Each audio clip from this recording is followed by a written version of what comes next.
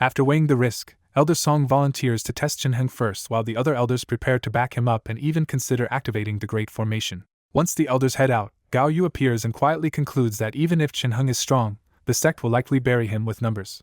She treats Ho Wan as a failed gamble and is ready to leave it at that, until another disciple runs in with fresh news. The new report is even worse for the sect. Elder Song has already fallen too. At that same moment, a terrifying burst of blood, chi and martial intent erupts into the sky outside, fierce enough to shake everyone who senses it. Realizing this is far beyond a normal clash, Gao Yu drops all pretense of calm and rushes toward the battlefield. At the mountain foot, Elder Song is already half kneeling with a bleeding chest wound, shocked that he was crushed just as badly as Lu He. The watching elders finally grasp the truth. Chin-hung is no longer just another profound understanding cultivator, but something beyond their level. Behind Chin-hung, Janya can barely contain her awe as she watches elders the kingdom reveres fall like nothing in front of him. The oldest elder tries to slow the disaster with words, asking what Chin-hung really came to the Flowing Cloud sect for after killing and injuring their people. Chin-hung reminds them they were the ones who invited him, and when he asks what of the deaths and injuries, his answer is simple and terrifying. So what if he did? That single answer snaps the standoff, and the elders finally order everyone to attack together. Chin-hung answers their charge with one overwhelming palm strike that smashes 5 elders back at once and seals their strength on the spot. With the elders sprawled helplessly in the dirt, Chin-hung simply steps over them and walks straight toward the Flowing Cloud sect itself. Only then do the elders realize his real target may be the sect behind them, but with their power sealed they can do nothing except shout after him. Each measured footstep makes Chin-hung's aura grow heavier, and Janya feels that he is building towards something even bigger than the fight they just watched. Watching through special means, Gao Yu also senses the change and realizes Chin-hung is still not finished. Seeing the elders sprawled on the ground, Gao Yu finally understands that Chin-hung has already crushed the Flowing Cloud sect's front line by himself. When Gao Yu feels the aura left behind by his attacks, her calm breaks because that power is clearly beyond the profound understanding realm. That terrifying discovery flips into excitement, and Gao Yu starts watching Chin-hung like she is about to witness something extraordinary. Chin-hung keeps walking toward the sect at an unhurried pace, but every step feels heavier than a mountain and presses down on everyone watching. As his presence keeps rising, even the sky and the surrounding space seem to strain under it, and a golden sword-like intent begins to take shape around him. Chin-hung raises a hand toward the silent sect and coldly demands to know whether anyone strong enough is still willing to come out. At last, the Flowing Cloud sect's barrier rises over the mountain, and a distant sighing voice tells him to stop there. Gao Yu recognizes that voice immediately, and realizes the hidden sect master has finally stepped in. The fallen elders instantly regain their confidence, convinced that their sect master and the Guardian formation together can finally crush Chin-hung. Janya has the opposite reaction, because she knows Chin-hung is now facing the strongest man in the sect backed by a formation that has never been broken head-on. While everyone else grows tense, Gao Yu becomes openly thrilled and wants to see the entire Flowing Cloud sect used to test Chin-hung's true limit. Chin-hung does not back down at all and answers the sect master with open contempt, asking why he should stop now after being lured all the way here. Gao Yu watches like a spectator at the start of a deadly performance, knowing this clash should be impossible for anyone below the absolute peak of the realm. Inside the sect, countless disciples pour their magic energy into the Guardian formation, and the entire mountain starts rumbling under the surge. Even when that power rises beyond profound understanding, Chin-hung only looks at it and dismisses it with a quiet, unimpressed question. He keeps moving forward anyway, forcing everyone to watch him walk straight into power that should have stopped any normal cultivator cold. The sect master tries one last negotiation and says Chin-hung can still leave if he spares the elders and turns back now. That offer shocks everyone, because the sect master would never bargain like this unless he was wary of Chin-hung too. Chin-hung cuts that down immediately and makes the power balance clear. The one on the defensive here is not him. He gives the sect master a brutal choice: come out and fight, or stay hidden and watch him break into the sect by force. Even Gao Yu is shaken by how overwhelming his martial intent feels, and she realizes the Flowing Cloud sect has provoked a truly terrifying enemy. After a heavy silence, the sect master finally drops the restraint in his voice and tells Chin-hung to try it if he dares. With that command, the Guardian formation fully transforms, its runes surging together like a silver dragon waking up over the sect.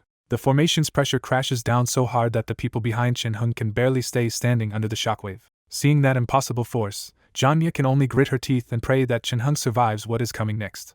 Chin-hung answers that crushing pressure with a quiet sigh, as if this overwhelming attack is exactly what he came here for. A divine figure rises behind Chin-hung, and his own aura erupts upward to meet the sect's awakened formation head-on. Then the two monstrous forces finally slam into each other, and the showdown between Chin-hung and the Flowing Cloud sect truly begins. Chin-hung's strike smashes into the Flowing Cloud sect's Guardian formation, and the whole mountain seems to shake under the impact. He barely even takes it seriously, judging the formation strong by ordinary standards but nowhere near enough to stop him. Right in front of Janya and the watching elders, a clean opening tears through the giant barrier as if a sword split the sky itself. Even with the sect master controlling it, and every disciple feeding it power, the guardian formation fails to survive a single blow. The elders drag themselves up in bitter silence, because once that formation fell, they already knew the sect had lost. Their old plan now feels absurd, and the elders can only bitterly regret ever trying to lure Chenheng here and swallow the Zhang clan. Off to the side, Gao Yu stares at Chenheng in open shock and realizes she had been standing next to a monster of talent the whole time. She instantly recalculates, deciding that once this is over, she has to find a chance to approach him properly. Chenheng ignores all of those reactions and walks into the flowing cloud sect like a man returning to a place he knows by heart. Along the way he spots pale, weakened disciples, all hit by backlash after the destroyed formation drained and injured them. The disciples do not even dare breathe normally until Chenheng has already walked past them. When he reaches a hall with stronger cultivators outside, one familiar face makes him stop cold. That woman is Hiro, the senior sister his old self once chased so obsessively that the whole sect knew about it. 30 years later the contrast is brutal. Chenheng still looks like a young man, while Hiro has clearly started to age. The disciples around her suddenly see an opening and hope Hiro can use their old connection to save everyone. But when Hiro faces the calm man Chenheng has become, she cannot force a single word out. The awkward stalemate breaks when a skinny middle-aged disciple pushes through the crowd and excitedly calls out to Chenheng as senior apprentice brother Zhang. Chenheng recognizes the excited middle-aged disciple as an old outer court friend who had kept in touch over the years. Instead of lingering on the reunion, Chenheng calmly tells the old disciple to take him to the sect master. Following the old disciple into the sect's core, Chenheng enters a far more secluded area where the spirit chi is visibly denser. Even before seeing the sect master, Chenheng catches a powerful stubborn aura in the depths of the core grounds, and knows exactly where to head. He walks on alone through the core grounds, quietly noting just how rich this place is in spirit chi compared with the lowly outer court he once knew. A high-grade spirit garden confirms it for him. The inner core of Flowing Cloud sect was always a completely different world. At the end of that path he reaches a large hall covered in intricate formations, but no trap or resistance meets him there. Inside, Chenheng finds the sect master already waiting before the memorial tablets of past sect masters. The sect master speaks first without even turning, coolly noting that Chenheng arrived later than he expected. Chenheng answers honestly that he took his time because walking these old grounds stirred some nostalgia.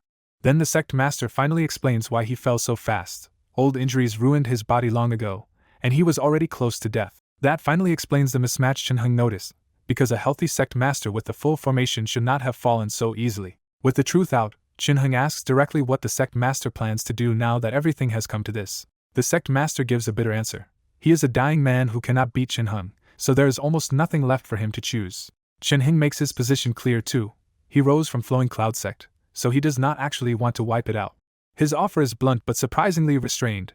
Make him an elder now and hand him the sect master position in the future. The sect master is caught off guard, because compared to total destruction, Chenheng's demand is far easier to accept. Chenheng presses the logic hard. Either the Flowing Cloud sect keeps its name under him, or he destroys it and builds a new sect from scratch. Asked about the elders, Chenheng says he will spare them and even leave them in place, as long as they lower their heads and submit. He makes the same point about the disciples too. Anyone may stay or leave, but the sect's old family-based power structure will be torn apart. The sect master sighs, understands there is no better outcome left, and finally agrees. When Chenheng walks out beside the sect master, the waiting disciples are so stunned they forget how to react. They expected one of those two to die inside, so seeing Chenheng and the sect master come out almost amicably leaves the disciples completely confused. The sect master cuts through the shock with a cold order to gather every disciple at once. Even then, Lu Wen instinctively looks to Chenheng first, and that tiny pause says everything about how power has already shifted. Chenheng casually tells them to follow the sect master's order, and only then do they rush off. Outside the sect, Shanya still has the defeated elders under guard, wary because even sealed, they are dangerous people. The elders sit there numbly, too shaken by the guardian formation's collapse to even think about resisting anymore. Then footsteps return from the sect interior, and everyone looks up at the same time. What they see leaves them dumbfounded. Chenheng and the sect master are walking out side by side as if no final battle ever happened. Janya hurries forward, confused and instantly on guard when she sees the sect master still alive beside her clan brother. Chenheng calmly tells her not to worry and drops the first piece of the deal. He has already decided to become an elder of the Flowing Cloud sect. That answer stuns both sides all over again, because after breaking through the guardian formation, Chenheng says he only came out to be just an elder. Right after the fighting, the others stare at Chenheng in disbelief because he only asked the Flowing Cloud sect for an elder's seat instead of taking everything at once. Chenheng quietly tells them this arrangement is only temporary, making it clear he has a much longer plan in mind. Before moving on, Chenheng asks about Ho Wan, and Janya tells him she is still unconscious in the carriage and may need several more days to wake up. Chenheng tells them to take good care of Ho Wan, then suddenly pauses as if he has sensed something hidden nearby. He says nothing more and simply leads Zhanya's group deeper into the flowing cloud sect, leaving the hidden watcher behind for now. After they leave, Gao Yu steps out from the thickets and admits Chen Heng's senses were so sharp that only her secret treasure kept her from being exposed. Her attendant panics over the sect's sudden collapse, but Gao Yu stays calm and says they can only adapt to the new situation. Instead of fearing him, Gao Yu decides Chen Heng may be easier to deal with than expected and chooses to stay and watch how the flowing cloud sect changes under him. Meanwhile, the flowing cloud sect leadership gathers every disciple and elder, forcing the shaken sect back into order before panic can spread any further. In the formal meeting that follows, Chen Heng sits at the side and bluntly announces that from today on he is the enforcement elder and the head of all elders. No one dares object, because they all know the man who smashed their formation and defeated 6 elders can crush any rebellion just as easily. Zhanya adds the real timetable. Sect Master Chiu keeps the title for 3 years, but after that the position must pass to Chen Heng.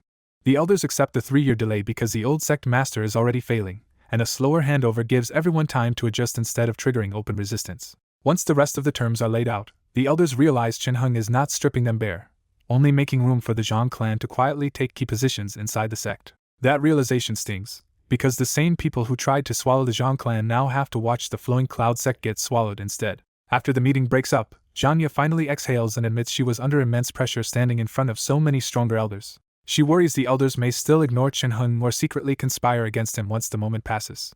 Chen Heng tells her this slow method is exactly the point, because the Zhang clan is still too weak to digest the entire flowing cloud sect in one violent bite. His plan is simple: take power gradually, keep the sect stable, and still end up with the same result once the Zhang clan is strong enough to hold it. That answer excites Zhanya, who can hardly believe the sect she once hoped to rise within is now being absorbed by her own clan instead. When Zhanya leaves, Chen Heng stays behind alone and quietly confirms to himself that devouring the flowing cloud sect was one of his real goals all along. He reminds himself that he did not come to this world just to cultivate, but to gather points by expanding his influence as far as possible. For him, the flowing cloud sect is only the first step toward unifying the Yu Kingdom's cultivation world and pushing outward after that. Then he suddenly speaks into the empty room and calls out the hidden guest who has been watching him from the dark. After a brief silence, the watcher finally reveals herself as Gao Yu, an extraordinarily beautiful woman whose hidden aura immediately puts Chen Heng on guard. Chen Heng quickly pieces together that she was also the one hiding outside earlier, and Gao Yu openly admits it. When she gives her name, Chen Heng immediately notes that no such person exists in the sect records he knows, which means she has been hiding her identity on purpose. Gao Yu explains that Gao Yu was not the name she used in the past, and that she has people inside the flowing cloud sect quietly covering for her. Chen Heng presses harder and asks the real question: is she tied to the demon sect, or to some other hidden force? Gao Yu denies any alliance with the demon sect and says her real connection to it is deep hatred. She explains that decades ago a terrifying demon sovereign rose above the profound understanding realm, led the demon sect in expansion, and caused the same catastrophe that devastated the Yu Kingdom 30 years earlier. Her own homeland, the Ro Kingdom, was destroyed in that disaster, and she fled to the flowing cloud sect as a survivor in hiding.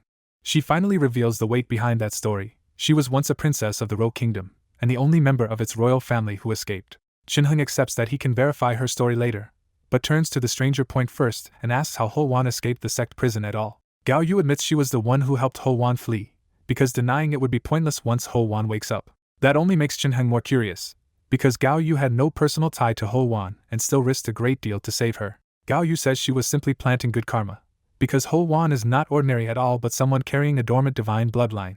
According to her, once that bloodline awakens, Ho Wan's talent could explode so far that she may even have a chance to reach the Sage Realm. That makes immediate sense to Chen Heng, because a future Sage Realm cultivator is exactly the kind of person worth investing in early. Still, he asks about the pill that made Ho Wan's escape possible, and Gao Yu says it was a rare high-grade one-chi pill from the fallen Ro Kingdom. To prove it, Gao Yu places a small wooden box on the table and reveals a golden pill inside, its surface marked with intricate inscriptions.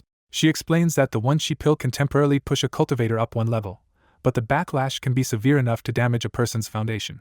Even with those risks, Chen Heng recognizes it as an exceptionally valuable medicine, and Gao Yu offers the remaining pill to him as a gift. She also warns him that at his current level it will not raise him by a whole realm, though it could still help a little, and Chen Heng calmly accepts that limit. After more careful talk, Gao Yu finally states her true request. When the time comes, she wants Chen Heng to accompany her back to the ruined Ro Kingdom.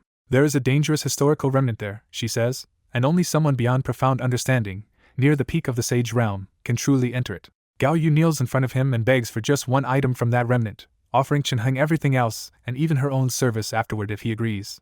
After getting his answer, Gao Yu leaves, and Chen Heng is left staring out into the light, thinking he has stumbled into another very interesting matter. A few quiet days pass, and under the sect master and elders, the flowing cloud sect settles down so smoothly that it almost looks like nothing happened. Chen Heng's new title as enforcement elder spreads through the sect, but because he does not lash out at ordinary disciples, they quickly stop fearing an immediate purge. Outside the sect, the rest of the Yu Kingdom is stunned, because every faction had been waiting for either Chen Heng or the flowing cloud sect to collapse so they could rush in and feed on the loser. What really spreads through Yu Kingdom is the shocking report. Chen Heng alone defeated 6 elders and smashed the flowing cloud sect's guardian formation, yet still chose not to wipe the sect out.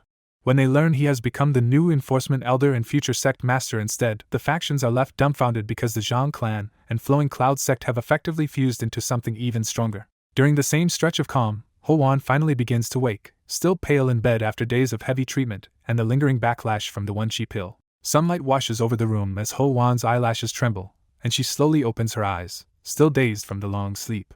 As her vision clears, she realizes she is no longer in the wilderness but in an unfamiliar luxurious room, with one familiar person standing beside her bed. Startled but relieved, Ho Wan recognizes Chen Heng at once and blurts out senior apprentice brother, while he greets her with a small smile and notes that she has slept a long time. Still weak and confused, Ho Wan looks around the room and asks the first thing that matters now, where exactly is she? Ho Wan wakes up in bed, looks around in alarm, and asks where she is. When Chen Heng calmly says they are in flowing cloud sect, Ho Wan is stunned because she knows that place should be hostile to both of them. Seeing that Chen Heng is unharmed and free, Ho Wan quickly realizes he was not captured, which can only mean the situation changed in a way she never expected. Chen Heng starts to explain, but footsteps interrupt them before he can answer her confusion.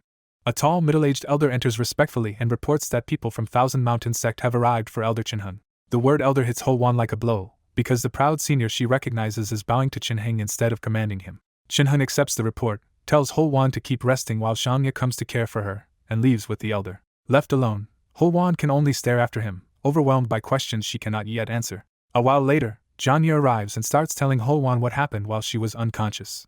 When Janya explains that Chen Heng broke through the flowing cloud sect by himself, Ho Wan is stunned all over again. Knowing how powerful the sect and its guardian formation were, Ho Wan finally understands why Chen Heng now holds the title of elder here. Ho Wan quietly guesses that Chen Heng's strength has already gone beyond profound understanding and entered the sage realm. Once the shock settles, Janya turns serious and asks about the demonic technique at the center of this whole mess. Janya reminds her that Chen Heng may let some things pass, but she cannot ignore a secret that could stain both Ho Wan and the Zhang clan. Pressed at last, Ho Wan gives a bitter smile and admits it is a long story before she begins to tell the truth. At noon, the scene shifts to Chen Heng's cultivation place, where Janya returns with the answers he wanted. Janya confirms that Ho Wan really did cultivate a demonic technique, and even saying it aloud leaves her visibly grim. She explains that Ho Wan got the demonic manual about 30 years ago, during the old demonic cultivator disaster, from one of the survivors who slipped through the purge around Nine Peaks City. At first Ho Wan only meant to study it, but years of poor talent and stalled cultivation eventually pushed her into actually practicing it. The technique advanced by devouring others' chi, blood, and souls, and that ugly shortcut was how Ho Wan reached her current foundation building realm. Janya can understand the despair that drove Ho Wan there, but she still feels heartsick that her old friend chose a demonic path. Chen Heng, however, is far less shaken, because to him power itself is not the issue as long as the user can control it, and does not become needlessly cruel. He also judges that Ho Wan has not gone on a massacre, because if she had, he would have sensed it already. Even so, he knows the rest of the Yu Kingdom would never see it that way, and someone like Zhang Chong would cause immediate trouble if the truth got out. So Chen Heng makes a clean decision. The sect will publicly say Ho Wan was framed, and the dead Elder Lu will take the blame. Janya accepts the order, even though she knows this cover story will protect Ho Wan from the hatred waiting outside. After Chen Heng leaves, Janya is left alone with a sting of jealousy, wondering what Ho Wan ever did to deserve such fierce protection. Her thoughts drift back over the years, remembering how Chen Heng noticed Ho Wan early, kept helping her, and never stopped feeding her precious resources despite her poor talent. That history makes the present even harder for Janya to swallow, because even after Ho Wan became a demonic cultivator, Chen Heng still stormed a whole sect for her. Elsewhere, Ho Wan struggles out of bed and walks slowly into a spirit garden, asking herself the exact same bitter question. Surrounded by calm spirit chi, she thinks back over everything Chen Heng has given her, and feels the weight of a debt she does not know how to repay. She remembers that she once thought Chen Heng desired her, but years of his steady kindness made that explanation feel too simple and too strange. Then she freezes, because Chen Heng is already standing ahead of her in the garden as if he had been waiting there for some time. Chen Heng simply asks if she has come out for a walk, and his calm tone eases the moment a little. Ho Wan says she was bored in bed and no longer afraid to walk around, now that the sect is effectively under Chen Heng's control. Chen Heng reminds her not to overdo it, because her injuries still have not fully healed. After a hesitant pause, Ho-won finally asks the question weighing on her heart. Does he really have nothing he wants to ask her? She forces herself to say it plainly, asking whether he does not care that she cultivated a demonic technique and may have killed people. Shin-heng tells her he already knows what matters, because Jang-ye explained everything.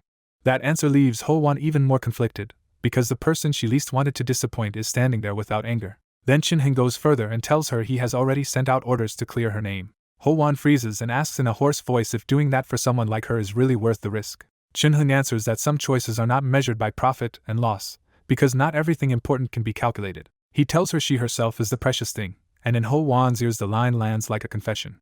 Flustered and blushing, Ho-won can only wonder if he just confessed his feelings to her. Shin-heng cuts off the awkward moment by telling her to go back and rest, while she leaves still dazed by what she heard. Shin-heng stays behind watching her go, and only after she is nearly gone does the real reason for his words begin to show. As Ho-won leaves, red motes of fortune rise from her and drift toward Shin-heng, revealing that her emotions have activated the fate power tied to him. Inside Shin-heng, the fortune mark stirs, and he calmly confirms that this is how another person's fate can be drawn onto himself. He reflects that the fortune mark has long let him see fate, and over the past 30 years he discovered a new trick. Staying close to people with fate can slowly transfer some of it to him, just as it did with Ho-won. Shin-heng realizes that simply staying in contact with people who carry fortune can slowly nudge their fate over time. He pins the first requirement on the fortune mark inside his body, because without a vessel like that, ordinary people cannot even touch fortune. He also confirms the second rule: to affect someone's fortune, he needs real influence over that person's life, whether that influence is kind or harmful. That is why he spent 30 years quietly guiding Ho-won, not because her fortune was precious, but because she was a useful test case. To Shin-heng, Ho-won's fortune is only ordinary, and after seeing countless geniuses across many worlds, he no longer gets excited by talent alone. Still, the result is enough for him to conclude that the experiment worked. He immediately sees the flaw: positive influence works, but it is painfully slow, like progress measured drop by drop. He suspects the process drags because his daily actions were too small, and that bigger interventions would move fortune much faster. That thought makes him remember the Azure Heaven realm, where he had met many fortune bearers without yet understanding how to exploit that connection. Then his thinking turns darker, and he wonders whether destroying a fortune bearer would let him seize more fortune in one stroke. Ho-won is the obvious target for that test, but after decades together, Shin-heng admits he has no intention of killing her just to satisfy a theory. So he shelves the cruel test for later and decides he will try it only when another suitable fortune bearer appears. After one last indifferent look at the heavenly-looking garden, Shin-heng returns to cultivation and lets time move on. As the years pass, news of the Flowing Cloud sect's upheaval spreads through the Yu Kingdom, because every major faction is watching the kingdom's strongest sect. People expected the Zhang clan and the Flowing Cloud sect to tear each other apart, so the real outcome shocks everyone. Instead of mutual destruction, Shin-heng smashed the sect's guardian formation, entered the Flowing Cloud sect, and emerged as one of its elders. In practical terms, the Zhang clan did not get swallowed by the Flowing Cloud sect at all. It was the Zhang clan side that began swallowing the sect. That makes the other factions uneasy, because a stronger Flowing Cloud sect will need more resources and may not stay satisfied for long. Visitors start arriving to test the situation, but none of them are important enough for Shin-heng to receive in person yet. Inside the sect, the real change is structural. Old rules are rewritten, resource-heavy cultivating families are suppressed, and Zhang clan cultivators steadily take their places. Some people resist, but their rebellion never grows into a real threat under Shin-heng's strength and the Zhang clan's backing. Shin-heng knows the elders are not truly united under him, but he does not need loyalty yet, only a stable situation he can keep using. To him, the Flowing Cloud sect is spoils of war worth preserving, because a living sect is more useful than a plundered ruin. The 3-year adjustment period is not for Shin-heng to fit in, but for the sect's disciples to grow used to his rule until swallowing the whole sect becomes natural. Even then, Shin-heng sees the Flowing Cloud sect as only his starting point, because his ambitions stretch far beyond one kingdom. The next 10 years pass quickly, and 3 years into that stretch, the old sect master formally hands the top position to Shin-heng. With Shin-heng now ruling the #1 sect in Yu Kingdom, the pressure on every remaining faction starts to build. The Flowing Cloud sect first moves against smaller factions, testing the field before turning its blade toward the 2 other major sects. Those 2 major sects strike back hard, and the whole kingdom is dragged into open, all-out conflict. In the end, Shin-heng personally crushes the opposition one force at a time until the Yu Kingdom is unified under the Flowing Cloud sect alone. That victory makes everyone brace for expansion, but Shin-heng shocks them by stopping at Yu Kingdom's borders and refusing to invade further. For 30 full years, he stays quiet inside Yu Kingdom, sending disciples out to train but making no larger move himself. Other powers finally relax, even as the disciples he sends out keep spreading the Flowing Cloud sect's name far beyond the kingdom. 30 years later, Shin-heng walks again through the Spirit Garden, where the formation-bound spirit she has turned the place into an artificial cultivation holy land. Janya comes to him with urgent news.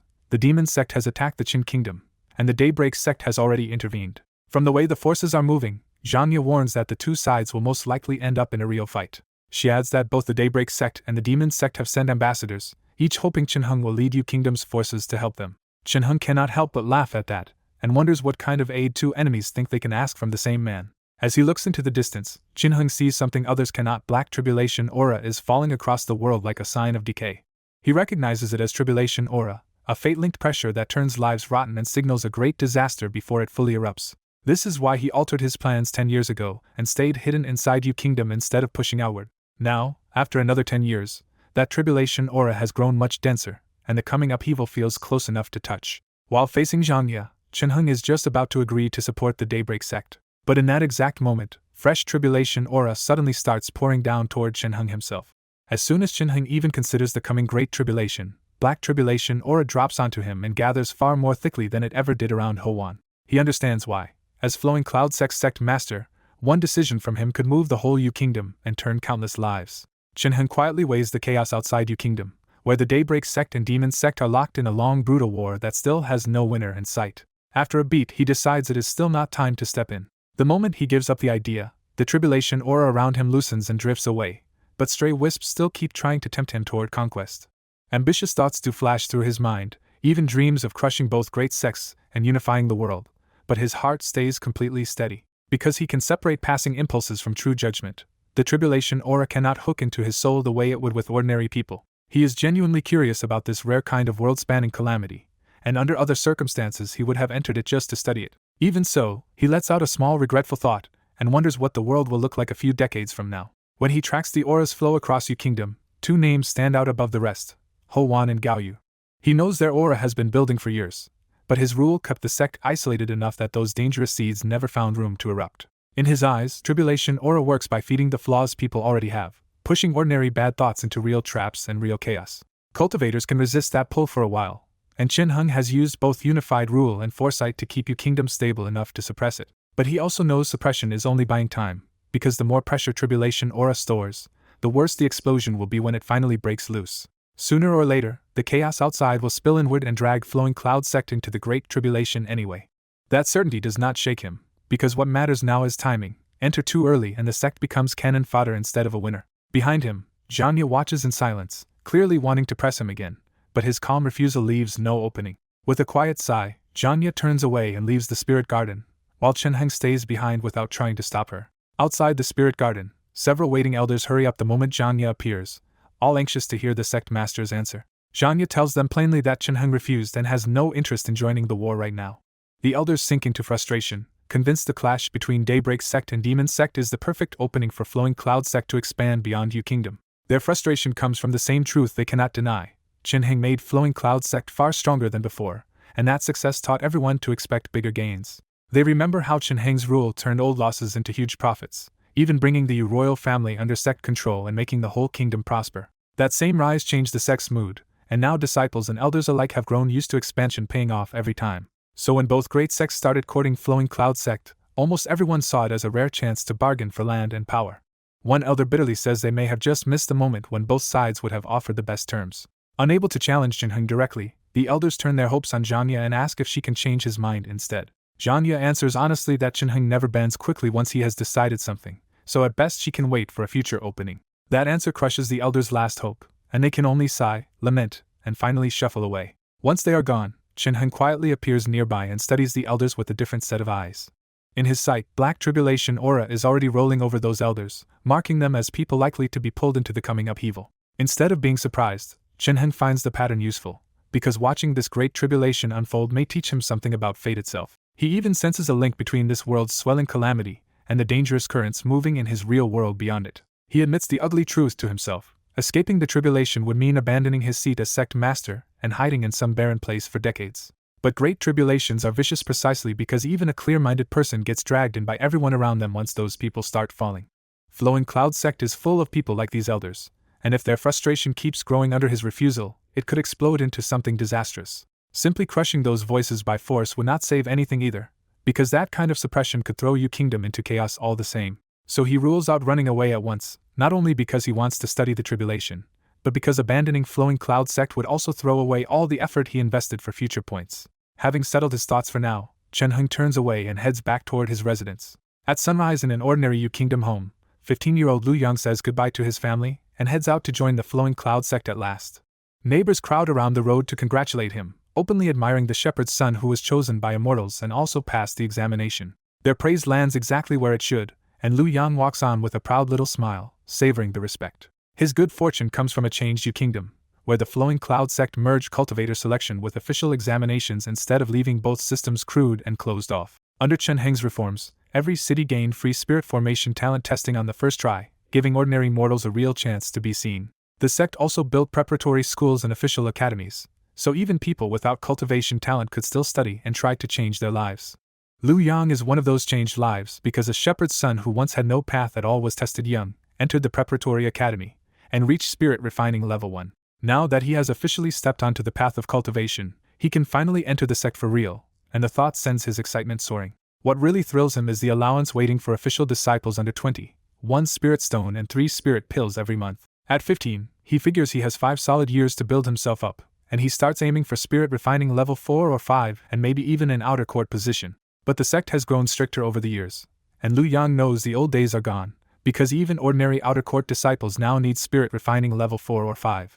Higher up, the ladder only gets steeper, with foundation building needed for the inner court and even greater strength required for core disciples. As Lu Yang keeps traveling, the road itself shows how much the Yu Kingdom has changed, because even a boy from a small city can reach the sect on safe, well-built routes. When he asks older merchants what travel used to be like, they laugh and tell him the real danger was never beasts but people. The merchants paint the old world as brutal and unequal, where mortals lived like grass and the demonic cultivator disaster crushed countless lives. Even the powerful were no comfort, because orthodox cultivators looked down on mortals and nobles or royals often oppressed them just the same. Lu Yang frowns and asks why the royal family or nearby sects never stopped the bandits. Their answer is blunt. Those old sects did not care about bandits, and some even backed them, so merchants were left to fend for themselves unless a rare righteous person stepped in. That is why the merchants openly value the present, because once the Flowing Cloud sect took control of the Yu Kingdom, most bandits were wiped out or driven away. One merchant can only sigh that this peace stops at the border, because the rest of the world is still as dangerous as ever. Lu Yang takes that in quietly, realizing the stable life he grew up with is something many places still cannot offer.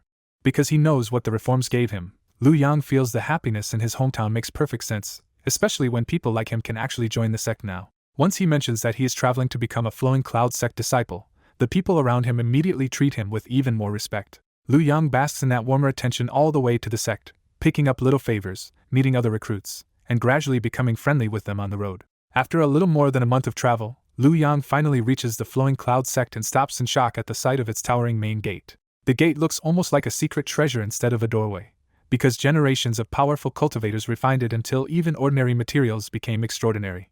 Inside the entrance area, sect disciples hustle through intake work while one speaker tells the newcomers the sect's history and the current sect master's great achievements. Listening to that speech, Lu Yang grips his fists and feels his blood heat up, completely swept away by the legend of the sect. By the end of the talk, Lu Yang is full of admiration for the sect master and almost wants to rush straight onto a battlefield for the Flowing Cloud sect. After that, the newcomers are led deeper inside, where their first real sect problem appears immediately. Every disciple has to choose practical work. Lu Yang slips toward a quieter corner to think, but a young girl beside him suddenly asks where he plans to go. Lu Yang answers after a moment that he is thinking about mining. The girl immediately rejects that option for herself, glancing down at her slight build and muttering that someone like her would be better off in a spirit garden. Her complaint sums up the sect's first lesson for ordinary recruits. Unless you have special skills, your choices narrow fast to hard labor, spirit fields, talismans, or grinding work at the bottom. So Lu Yang presses her for the real issue and quietly asks what she can actually do besides mining. A little girl admits she has no useful skills, and Lu Yang bluntly tells her that leaves only one path for an ordinary new disciple: hard labor in the mines. He tries to make mining sound hopeful by saying some senior disciples rose from there, and the pay includes spirit stones and pills, even if the work is brutal. The girl shoots back that if mining is so great, he should go himself, and Lu Yang instantly chokes on his own sales pitch. After the awkward exchange, they part ways, and Lu Yang continues alone through a sect so huge it feels more like a city than a mountain school. He nearly gets lost, but signposts and public maps scattered around the sect keep him moving in the right direction. Seeing all the other bewildered newcomers around him, Lu Yang finally feels how much the Flowing Cloud sect has changed. The sect used to recruit only a couple hundred disciples from cultivation families every few years, but after unifying the Yu Kingdom it started taking in thousands of mortals every single year. With spirit formations spread across the kingdom and mortal talent now easy to test, the sect has turned the entire Yu Kingdom into a massive source of fresh disciples. Lu Yang had been proud to be the only person from his tiny mountain village to enter the sect, but that pride melts away once he sees this overwhelming sea of talent. Just as he gathers himself and tries to move on, a soft voice calls out to him from the roadside. He turns and sees an astonishingly beautiful woman in a red dress, flanked by unusually distinguished followers, and the village boy in him is instantly stunned. A few irritated coughs from her entourage snap Lu Yang back to reality, and he hurriedly bows to apologize for staring. The woman only smiles and politely asks for directions, handling the whole moment with easy grace instead of offense. After thanking him and moving on, she leaves Lu Yang rooted in place, still wondering who such impressive outsiders could be. Away from Lu Yang, the red-dressed woman quietly admires the sect's sheer scale and admits that one day Flowing Cloud might rival even the Daybreak sect. Her middle-aged companion agrees and says what truly shocked him was the Yu Kingdom itself, where they saw no beggars, no bandits, and common families living in rare abundance. One young follower dismisses mortals as ants, and that arrogance finally draws a sharp response from the saintess. She reminds them that cultivators also rose from mortals, and if safe, prosperous common families keep multiplying, the number of children with cultivation talent will explode with them. She has already pieced together Flowing Cloud's real strategy. After unifying Yu, the sect reshaped farmland, boosted harvests with cultivation methods, and made sure ordinary people no longer starved. The Yu government even supports orphans and rewards large families, so in only a few decades the mortal population has already doubled and the sect's future disciple pool keeps swelling. The realization leaves her genuinely impressed, and she decides she should urge her own sect master to learn from this model if she gets the chance. That is why the Daybreak sect sent ambassadors in the first place, not just to win Flowing Cloud over to their side, but to uncover how the Yu Kingdom became so strong so quickly. As one of the Daybreak sect's highest-ranking figures, the saintess quietly takes in the scene and admits to herself that what Flowing Cloud has built is beautiful. Even so, she knows her own sect cannot simply copy all of this, because the Daybreak sect's tangled factions would resist any reform on this scale no matter what the sect master wanted. Instead of dreaming about copying everything outright, she resolves to study the principles carefully and keep them for a future chance to use them. That careful inspection leads the group into the pill hall, where the saintess is stopped cold by the sight of shelves packed with spirit grasses and materials. It is not the quality that shocks her, but the prices, because many of these materials are being sold for barely half what they cost outside. To visitors from a major sect, those prices make no sense, because spirit fields cost huge resources to build and spirit grasses take skill and experience to raise properly. The hidden answer is simple but powerful. Flowing Cloud treated spirit grasses like crops, breeding better strains over decades until they grew faster, stronger, and in far greater volume. The sect also kept developing spirit chi nodes that other cultivators considered too minor to bother with, steadily turning more and more land across Yu into usable spirit fields. With improved herbs, more fields, and cultivators directly supporting production, Flowing Cloud drove up supply so far that prices naturally dropped. Staring at those prices, the saintess immediately spots a tempting business angle. Buy here, sell elsewhere, and the profit would be enormous. But the idea cools almost as fast, because she knows Flowing Cloud would never tolerate a large long-term resale scheme siphoning away benefits meant for its own disciples. In the end, she understands the deeper point. These low prices are a controlled internal advantage that helps Flowing Cloud disciples cultivate faster, while the sect still earns a heavy profit overall. While touring Flowing Cloud sect, the Daybreak saintess is quietly shaken because this peaceful kingdom already looks like the ideal world she once wanted for her own sect. But she did not come here to admire scenery, and she quickly asks to meet the sect master on behalf of the Daybreak sect. Her mission is simple. With the war against the demon sect grinding both sides down, Daybreak wants to pull Flowing Cloud sect into its camp before the enemy can. She also knows the demon sect is likely coming too, so even keeping Flowing Cloud sect neutral would already count as a win. A few days later, her request is accepted, and she is led into a spirit garden so rich with vitality that even she is startled by how close it feels to Daybreak sect's core lands. At the end of the garden she finally sees Chinhung, and the moment he turns toward her, her nerves snap tight under a pressure that feels more like facing a hidden demon god than a normal young man. She bows at once and presents the Daybreak sect master's invitation to form an alliance. Chinhung only gives a faint smile at the offer, and that mild reaction makes her even more nervous.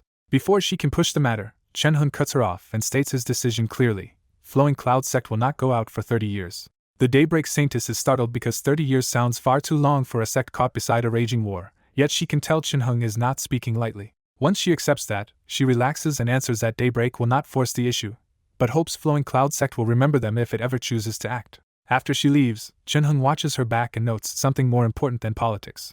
Her fate is blazing, but the tribulation aura over her is even heavier than Howan's. What catches Chen Heng's eye is that even strong fortune is being slowly eaten away by the tribulation, proving that fate itself is not untouchable. He calmly guesses the demon sect's envoy should arrive next, but he still has no intention of moving, because his divinations say the real peak of the Great Tribulation will come in 30 years. So Chen Heng simply smiles into the wind and waits for the future to come to him. 30 years pass, and outside Yu Kingdom the war between Daybreak Sect and Demon Sect tears apart one faction after another, turning the wider world into chaos. Yu Kingdom stays stable, but that stability now draws wave after wave of refugees fleeing the disaster outside. At the border, Lu Yang is now a middle-aged foundation-building cultivator, and months of managing this crisis have left him looking grave and worn. Looking at the endless arrivals, Lu Yang can only think about how badly the outside world has fallen, with cultivator wars, mortal wars, and disasters all crushing ordinary people at once. Even so, he still believes Flowing Cloud Sect will not abandon these people, because the sect has always been willing to spend real effort to settle refugees instead of driving them away. The relief work is still under strain, with shouts rising over the next food shipment as the border city struggles to keep up. Then Lu Yang notices ripples of spiritual power in the sky and looks up in surprise as flowing cloud cultivators streak overhead toward the frontier. Recognizing his sect's aura, he realizes the long-debated question may finally be answered. Flowing Cloud Sect might be moving out at last. That possibility has been building for years, because once Flowing Cloud Sect became powerful enough, more and more people inside it wanted expansion instead of hiding inside Yu Kingdom forever. Lu Yang has heard both sides argue, so when he sees the mobilization now, he immediately understands that even Yu Kingdom will not be able to stay outside the chaos any longer. The reason is simple: Chen Heng's 30-year limit is over, and the Great Tribulation has now swelled to the point where staying passive is no longer enough to protect Flowing Cloud Sect. So under Chen Heng's command, the entire sect begins to move, choosing to enter the storm actively rather than wait to be dragged under by it.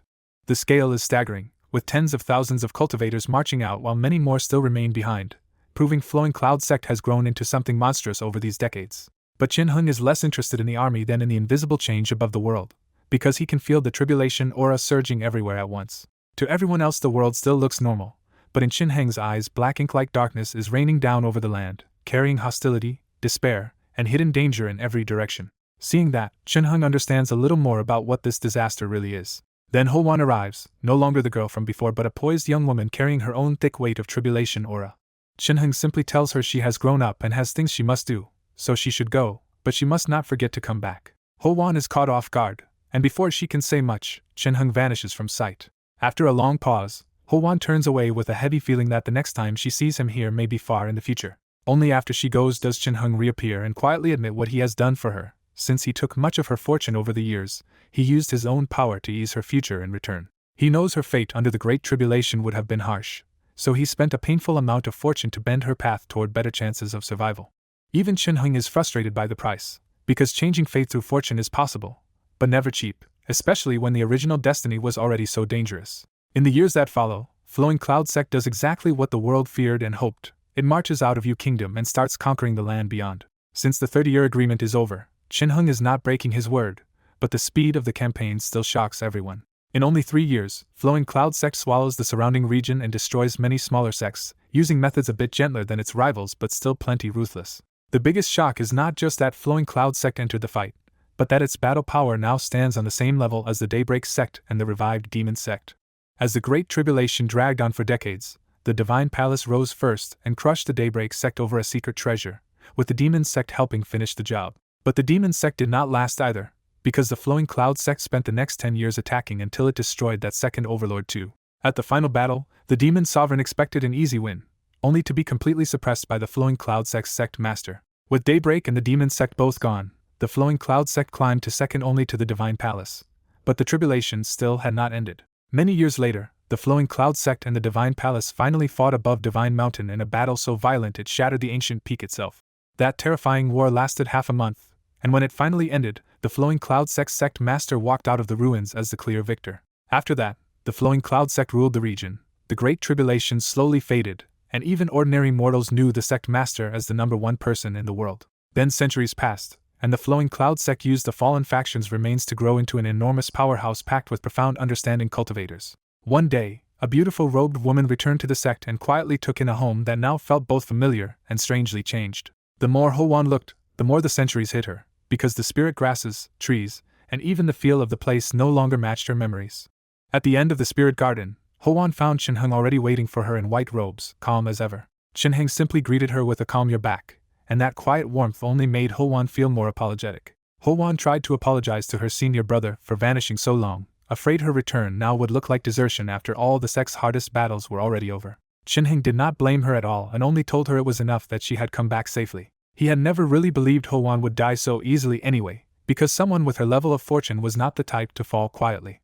Once they sat down together in the garden, Chin-heng asked her to tell him what had happened during the missing centuries. Ho-won explained that her departure had never been impulsive, because the one pill she swallowed during her imprisonment almost killed her but awakened a hidden bloodline instead. That near-death awakening revealed Ho-won's background, because she discovered she belonged to the divine bloodline clan even if her bloodline had once been weak. After learning that truth, she left for the extreme north to open an ancestral legacy land that only someone with the divine bloodline could enter. But once inside, a formation trapped her for centuries, and she only broke free after reaching her current cultivation.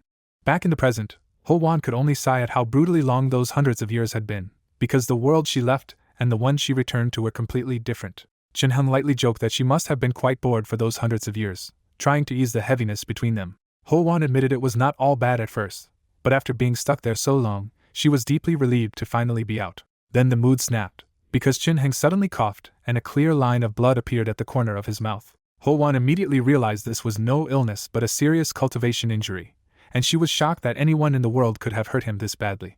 Chin-heng waved her concern down and called it an old after-effect, but Ho-won quickly guessed the truth. It was a Dao injury. When Chin-heng admitted it, the danger became clear, because a Dao injury meant damage to his foundation and slow, unavoidable death even for powerful cultivators. Ho-won asked if the wound came from the old wars, and Chin-heng confirmed it came from his fights against the Demon Sovereign and the Divine Palace's Palace Master. The enemies who left that wound were the two true centers of the tribulation, so bringing them down had cost Chin-heng far more than outsiders knew. For anyone else, that injury would have meant long death already, but Chin-heng spoke about it with almost unsettling calm. The more calmly Chin-heng explained it, the more guilty and heartsick Ho-won became, because the person who had always treated her best was quietly dying in front of her. Chin-heng even teased her not to mourn too early, telling her death was inevitable, and she could wait until he was actually gone. That only made it harder for Ho-won, because she had buried old friends before but could not accept losing Chin-heng the same way. Seeing her on the verge of tears, Chin-heng stood and gently redirected her attention to the spirit garden he had personally planted and tended for years.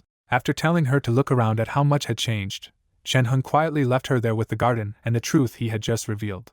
Outside the garden, Janya appeared holding an umbrella, no longer the young girl from before but one of the strongest cultivators in the sect. Centuries of talent, support, and Chin-heng's guidance had pushed Janya to the peak of profound understanding, close enough that he had already marked her as his ideal successor. Janya respectfully asked if Ho-won had really returned, clearly having hurried over as soon as she heard the news. Chin-heng told her Ho-won was still inside and lightly sent her in to catch up, then continued on alone. As the breeze hit him outside, Chin-heng quietly admitted to himself that this was the end, because he had finally reached the limit of what he could suppress. The truth was not that the Dao injury had suddenly worsened, but that he could no longer keep forcing it down or recover from it anymore. That meant he did not have much time left, though to Chin-heng himself, even death was not something worth fearing. A few months passed after Ho-won's return, and then another urgent piece of news spread through the sect. For the first time since defeating the Divine Palace's Palace Master, the long-secluded sect master was finally coming out again. Chin-heng was preparing to travel across the world and inspect the vast territory now ruled by the Flowing Cloud sect, and that single decision instantly drew everyone's attention. Now that Chin-heng rules the Flowing Cloud sect and the whole region, his inspection tour turns into a huge event that everyone watches closely. Old acquaintances, clan members, and even former enemies all seize the chance to travel with him, and Chin-heng simply lets the growing procession follow along. Chin-heng is not trying to show off power here. He just wants one last calm look at the empire he spent centuries building. A month into the journey, a tall veiled woman in red stops the convoy and greets the sect master, while Ho-won and Janya recognize her at once. Chin-heng welcomes her from the chariot, and the visitor is revealed as Gao Yu, the Rogue Kingdom's ruler and someone he helped long ago.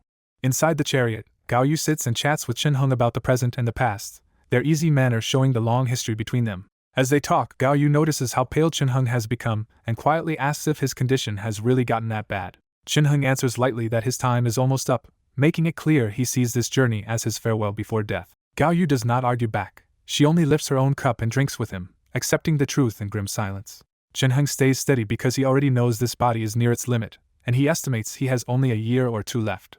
Another year passes on the road, and Gao Yu, Ho-won, and the others quietly keep walking beside him as if they want to stay until the very end. At last the group reaches the ruins of Divine Mountain, the shattered Holy Land where Chin-heng once fought the Divine Palace Master.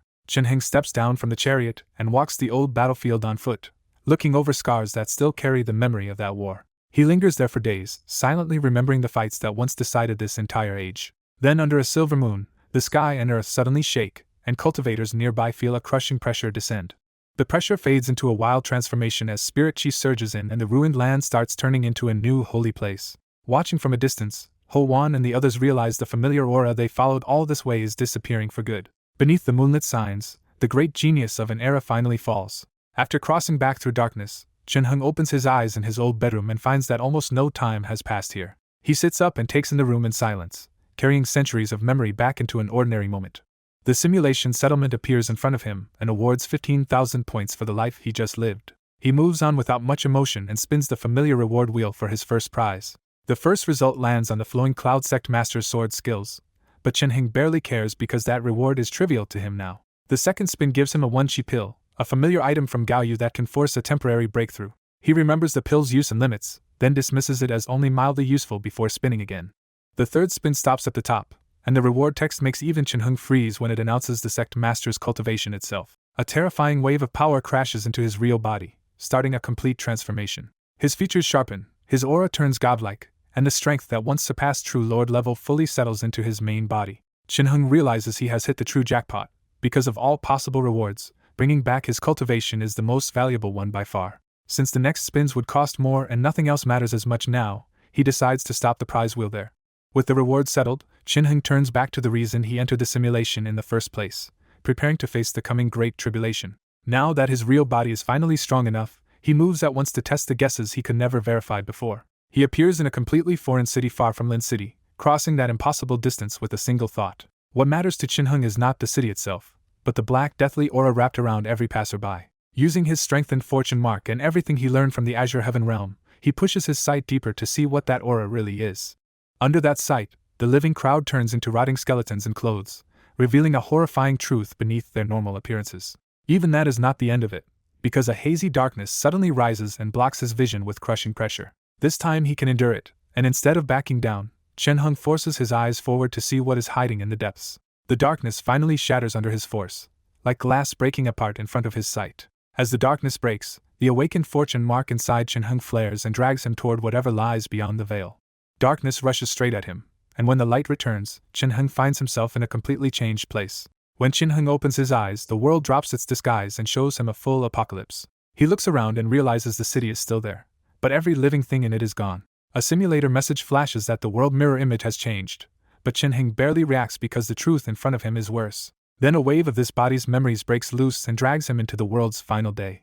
In those memories, a boundless hand of darkness slams down and steals all vitality from the world in an instant. Chen-Heng finally understands that his original self already died when this world fell. The answer hits him hard. Everything he lived through here was not the real world, but a dream left behind by a dead one. He pieces it together that the dead cities and alleys he saw before were cracks where the real ruined world was leaking through the dream. That also explains the deathly aura he kept sensing, because everyone here was already dead from the start. Overcome by the dead body's grief, Chen-Heng collapses to his knees and cries into the empty world. A moment later, dreamscape energy covers him again and the normal-looking street snaps back into place. On that foreign street, Chen-Heng half kneels in public and keeps crying while confused strangers stare at him. Nearby, a little girl asks why he is crying, and her mother quietly says something sad must have happened to him. The mother adds that everyone has times when they are sad, and the simple truth hits harder with Chen-Heng still in the background. Some strangers even try to help him up, but Chen-Heng stays numb and unresponsive until night falls. When he finally lifts his head, the light in his eyes is gone. The next moment he is back in Lin City, wandering without purpose through the place that still feels like home. He drifts into his school and watches students running around, but even their liveliness cannot reach him anymore. From there he goes home, where Wang Li is cooking and Qin Jing is still out living an ordinary day. Wang Li smiles and tells him lunch is almost ready, giving him the kind of welcome that should have felt normal. But when Chen-Heng looks at her, her living face flickers into a walking skeleton and the truth crushes the moment. Another simulator notice warns that this mirror image world is about to be destroyed for real. He realizes the true ending will arrive on the day of his university exams, when everyone remembers their death and the dream finally shatters. Then he turns the question on himself and wonders whether a transmigrator like him will die here or be thrown back out of this world. In the end, Chen-Heng gives up on fearing the answer and decides even death is just another ending he can accept. A few days pass at home, and Wang Li is simply happy that her son has stayed near her, even if he has become strangely withdrawn. She notices he no longer trains and keeps everything bottled up, but she chooses not to pry and just cooks what he likes. Meanwhile, Chin-heng stands on the balcony and watches the dreamscape rot faster with each passing day. To everyone else the sky is clear, but to him huge patches of darkness are spreading and a hole is opening wider overhead. Pieces of the real world even begin pushing through, like an old rundown building suddenly appearing where there was empty land. As the overlap worsens, the people around him flicker into withered corpses for an instant, proving the waking dream can no longer hold. Chin-heng realizes a few special souls can sense these cracks too, which is why the Guardians and Awakeners have been scrambling lately. They have already tried contacting him, but Chin-heng ignored them because no struggle can revive a world that is already dead. Then the simulator gives him a new warning that the dreamscape itself is collapsing. As his points steadily drain away, he senses the simulator is evolving along with the world's collapse. That leads him to a crucial insight. The simulator is not some outside tool, but an extension of his own essence. And if it can send his clones into other worlds, he starts hoping it might be able to carry his real body away from this dying one. Even so, he no longer clings to control and decides he will accept either destruction or a new life when the end arrives. Soon even ordinary sunlight starts feeling cold, and the first vague unease spreads through normal people. One teenage girl heads out to have fun, but halfway down the street she suddenly feels that she has forgotten something important. She checks herself and knows she did not leave anything behind, but the missing feeling only grows sharper. By the end, that same hollow unease is spreading across the whole world, as everyone starts feeling they forgot something they were never meant to remember. The whole world suddenly goes quiet as a huge black hole opens in the sky and exposes a dead, ruined world above everyone. Seeing that destroyed city, people are not panicked so much as overwhelmed by a deep grief they cannot explain. The girl from earlier finally remembers the truth and realizes she died a long time ago. All over the world, the dead stop resisting and quietly sink into their last precious memories as if they already understand the end has come. In an old alley room in Lin City, Chen-hung looks up too, and memories from several lifetimes wash through him at once. He knows he once crossed worlds and even founded an empire, but none of that power can stop this world's collapse. He had thought about using the simulator to find another world and save this one, but its violent transformation left it unusable. When Chen-hung turns to the mirror, he sees his true state at last. The body in this world should already be a shriveled corpse. Outside, the final disaster starts again exactly as people remembered, with the sky splitting open and a giant hand appearing. As more memories awaken, the dream world holding everyone together starts breaking apart. Chen-hung watches his own body turn transparent and understands that this dream-made vessel is disappearing with the world. Then the dreamscape finally shatters, light goes out, and everything drops into darkness. Even after losing his body, Chen-hung remains conscious and finds himself back in the real world at last. The real world is worse than he feared. The giant hand did not just kill life, it drained spirit chi, sunlight, and every source of energy clean away. Because there is nothing left here to sustain him, even Chen-hung knows he has only a few days before his soul burns out. So he fixes his eyes on the glowing simulator and decides this unfinished tool is his only path out. He cannot afford to wait for the simulator to finish evolving, so he forces it to activate now. The interface answers with a blunt question. This world is destroyed, so does he want to reincarnate? Chen-hung accepts immediately, but nothing happens, and he realizes the simulator still lacks enough energy to move him. He pieces it together fast. Simulation points are the high-grade fuel for world travel, and the simulator's own transformation already ate most of his reserve. Even the more than 10,000 points he once had have been cut down to about 5,000, and that still is not enough to cross worlds. Refusing to die here, Chen-hung decides to burn everything he still has to push the simulator through. His magic power, essence, soul, and even the Tao principles he mastered all ignite at once in a desperate final offering. The simulator brightens from the fuel, but Chen-hung can tell with sinking frustration that even this sacrifice still falls short. Burning himself this hard cuts his remaining time down to barely half a day, and for a moment, he sees no move left but waiting. Then Chen-hung senses something impossible in the dead world. Fresh energy is starting to gather and rush toward him. A weak human-shaped light appears in the black sky and dives straight into him like a final gift. The warm light restores a little strength and leaves unfamiliar memories behind, proving this energy came from the dead. All over the world, white lights begin rising from corpses everywhere as the dead answer the last living person still trapped here. Soon not just people but even animals join in, and the entire dead world turns into an ocean of blessing light around Chen-hung. Within that light, Chen-hung feels the world's own fading consciousness reaching out to help its child escape. The dead begin to break apart into light as if giving him their final blessing and urging him to leave before the world vanishes for good. Among those fading figures, Chen-hung recognizes familiar people from his life, including teachers, friends, his sister, and even his parents. With the world's last energy pouring in, the simulator finally reboots and offers Chen-hung transport. This time Chen-hung answers yes without a pause, and the strange power of transport engulfs him. Chen-hung vanishes from the dying world and reappears in a mysterious river flowing between worlds. Looking back, he sees his old world as a huge gray corpse of a world and silently mourns it.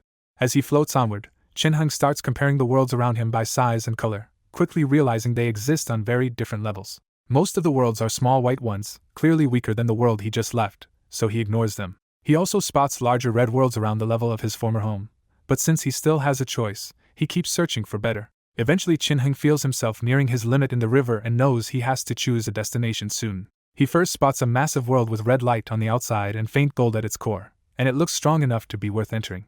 But just as he starts swimming toward it, an even stronger pull catches him from another direction. What appears next stuns him, an enormous azure world with violet chi at its core, far grander than any world he has seen before. Unlike every other world that pushed him away, this one actively drags Chin-hung in as if calling to him. Then he notices a second giant world beside it, darker, mottled, and chaotic, the two colossal worlds pressed tightly together. As Chin-hung is pulled closer, one world's force suddenly seizes his soul and drags him straight inside. The moment he enters, the new world's laws try to crush and absorb him, but the simulator spends half his remaining points to change him into a being this world will accept. Chin-hung surfaced from a haze of memories, seeing fragments of a young man named Actor, a girl, a divine mountain ritual, and a brutal war before his eyes finally opened. He woke in a small sunlit room, where one man checked his condition and told him to rest while another stood by. The two men quickly turned back to their own crisis, arguing in low urgent voices about Oro's pursuers catching up sooner or later. As his head cleared, Chin-hung realized he was now in Actor Haddam's body, one of Duke Haddam's sons from Melito's great Haddam family. Those memories also gave him the bad news fast. Melito had fallen to the Oro Empire, Duke Haddam had died in battle, and Actor's family had scattered while soldiers hunted the survivors. Their escape had already gone wrong once, because a bandit attack left Actor badly injured and most of his followers dead or scattered. Back in the room, Chin-hung checked himself and found this injured body still burning with fever. He grimly judged this as his worst start yet, a fallen kingdom, enemies hunting him, and a body too weak to rely on its own family power. The memories made one weakness clear. Despite noble training and resources, this body had never awakened the Haddam family's life power.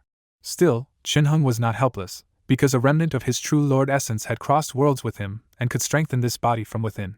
As the remnant power moved through him, Chin-hung felt the body's weakness start fading almost at once. He tried using his old Azure Heaven cultivation next, and the world itself pushed back so hard that Chin-hung stopped at once. That reaction told him this world's consciousness was unusually active and hostile to foreign systems. When he switched to sorcerer meditation instead, the rejection vanished, and Chin-hung successfully entered that familiar state. After the two men went out, Chin-hung followed and finally saw the rest of the refugee group gathered outside their hideout. The camp was mostly women and children now, and the whole group looked drained, frightened, and far too close to breaking. A small golden-haired girl prayed with trembling hands for the moonlight goddess to protect them, exposing how scared everyone really was. That prayer reminded Chin-hung that this world truly lived under gods, even if those gods had gone silent for a very long time. He did not see gods as all-powerful beings, only stronger existences, and that made him wonder how they compared to the terrifying hand that had destroyed his old world. He pushed the bigger questions aside and turned practical, weighing whether this noble identity could help him rebuild if he survived the pursuit first. From Actor's memories, he knew they were trying to reach Hamu Dukedom, where an uncle of the Haddam family might still shelter him. He coldly realized the simplest way to shake the hunters would be to abandon the group and run alone. But after more thought, he saw the other side too. These refugees were all noble descendants, and saving them together could become valuable political capital later. For the moment, Chin-hung held off on choosing and quietly studied everyone around him instead.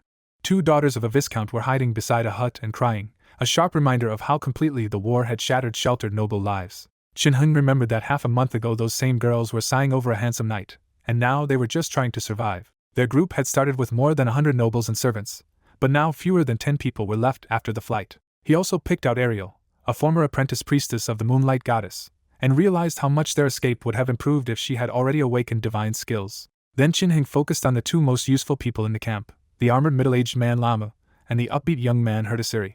Herdasiri spotted him awake, greeted him with an easy smile, and told him to eat because they still had a long road ahead. When Chin-hung questioned the fire, Herdasiri bluntly answered that hiding it no longer mattered because Oro's trackers would find them anyway. That warning came with a useful clue, because Oro followed the shadow god and sent people skilled in stealth and tracking after fugitives like them. Chin-hung said nothing else and quietly ate the dry bread, accepting that this was not a time to be picky. As he ate, Chin-hung felt the remaining true lord energy steadily refining Actor's injured body, and he judged it could eventually raise him to the level of a true sorcerer. That growing confidence was why he stayed calm and kept observing instead of panicking with everyone else. The more he watched, the clearer it became that Herdasiri and Lama were hiding important backgrounds, because their strength had carried the whole group this far. With the countryside staying quiet for now, the group started hoping the pursuers had been delayed by other fleeing nobles. Herdasiri tried to steady everyone's nerves by saying that if they kept this route, half a month more would get them out of the plains and into Yahello, where Oro would not dare follow. So they moved on again, trudging forward on foot because there were no carriages left to carry the weaker refugees. The noble girls struggled badly with the march, but Herdasiri never once suggested abandoning them. Shinhung noticed that mercy, even while privately admitting he would have made a colder choice himself. He also had to admit that Herdasiri and Lama had already shown that same decency to him, because they had carried Actor's injured body along when he was dead weight. A few more days passed without an attack, and the whole group finally started to believe they might really get out alive. That fragile relief lasted until nightfall, when they came upon a village that looked normal at first glance and wrong the moment Herdasiri saw it. The buildings were intact, but the whole place carried a heavy deathly aura, as if no one had lived there in a very long time. Lama quietly reminded him that night was already falling, and Herdasiri chose to take the risk and bring everyone inside. Inside, the houses turned out to be only old and dusty, so after checking the place himself, Herdasiri started wondering if his bad feeling had been a false alarm. He still did not trust the place enough to separate everyone, so he kept the girls together in one house while Shinhung was lodged nearby. At midnight the whole village falls into a dead hush while pale black shadows stand outside every house and silently watch the sleeping travelers.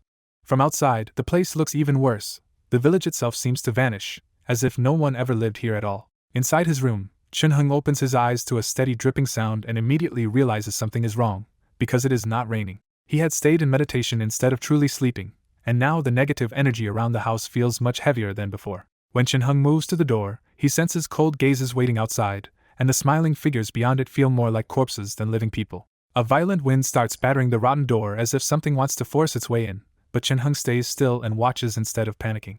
Then the wind cuts off all at once, and the sudden silence feels even more dangerous. A moment later, Herdasiri's voice appears outside the room, shouting that Oro's men have arrived and begging Actor to hurry out and run. Shinhung answers from inside with quiet suspicion, telling him the door is not locked if he really wants to come in. That answer throws Herdasiri off, but he quickly recovers and slams on the door even harder, insisting they will be too late if Actor does not come out now. Shinhung keeps ignoring him, and the longer the act goes on, the clearer it becomes that something is deeply off. The trick finally shows its cracks. An unlocked rotten door somehow still cannot be pushed open, no matter how hard Herdasiri pounds on it. His voice turns sharp and hysterical, and the false urgency drops into a savage demand for Shinhung to get out. When the shouting suddenly stops and no one else comes despite all the noise, Shinhung realizes this entire village scene has been warped by something unnatural. He weighs the possibilities and decides the most likely answer is that he has been dragged somewhere else without ever sensing the transfer. Staying sealed inside will only trap him until he starves, so Shinhung finally chooses to step out and meet whatever is waiting. Outside, the moon has turned faintly red, and the fake Herdasiri stays hidden by the doorway, waiting for Shinhung to take the bait. As footsteps approach from inside, the waiting figure grows visibly excited and bloodthirsty. The door opens at last, but the room behind it is completely empty. Before the fake Herdasiri can react, Shinhung appears behind him and drives a silver sword straight through his chest. The creature can only choke out a confused "why" before Shinhung finishes him with a burst of power. In a flash of silver energy, the false Herdasiri explodes into scattered meat and a rolling severed head.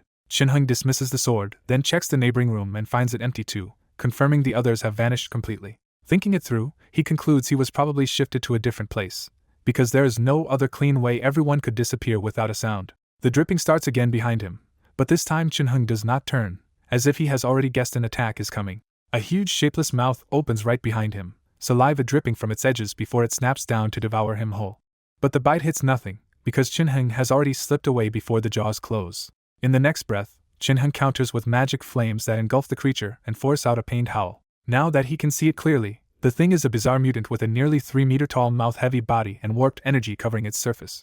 Its howl carries a mental corruption effect, but Shinhung is not shaken, and even the distant creatures lurking nearby seem too scared to approach. Amused that even monsters know fear, Shinhung crushes the creature completely with suffocating mental pressure. When the monster is gone, only gray powder and a strange black crystal remain on the ground. Shinhung picks up the crystal as future research material, still thinking like a sorcerer even in the middle of danger. The moment he touches it, warm energy flows into his body and the simulator announces that he gained an unknown high-level energy worth 1 point. Shinhung is genuinely stunned, because this is the first time he has ever directly gained simulation points from a real object. Then the crystal melts away in his hand as the simulator absorbs all of it, and his total jumps from 7 to 57 points. Realizing one crystal was worth 50 points, Shinhung sees a huge opening at last. In this world, he may finally have a direct way to stockpile the energy his simulator needs. Shinhung pieces together a huge clue. The monsters in this world can be turned into simulation points, which makes them far more dangerous than they first looked. Because the corpse is giving off that strange twisted presence, Chin-hung stops hesitating and burns it on the spot. A chilling death scream erupts from the burning body, but Chin-hung stays completely unmoved until it is reduced to dust. When the flames die down, Chin-hung finds another black crystal in the ashes and absorbs it for 30 more points. Pleased to finally gain something useful in this world, Chin-hung carefully gathers the leftover dust too, in case the monsters leave behind more valuable material. He checks the other rooms next, only to find them empty, and the silence makes it clear everyone else is missing.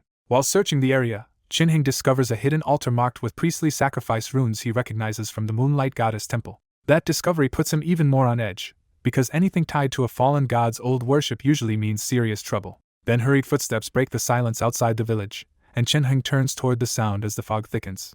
A figure comes sprinting in through the haze like someone desperate to escape whatever is behind him.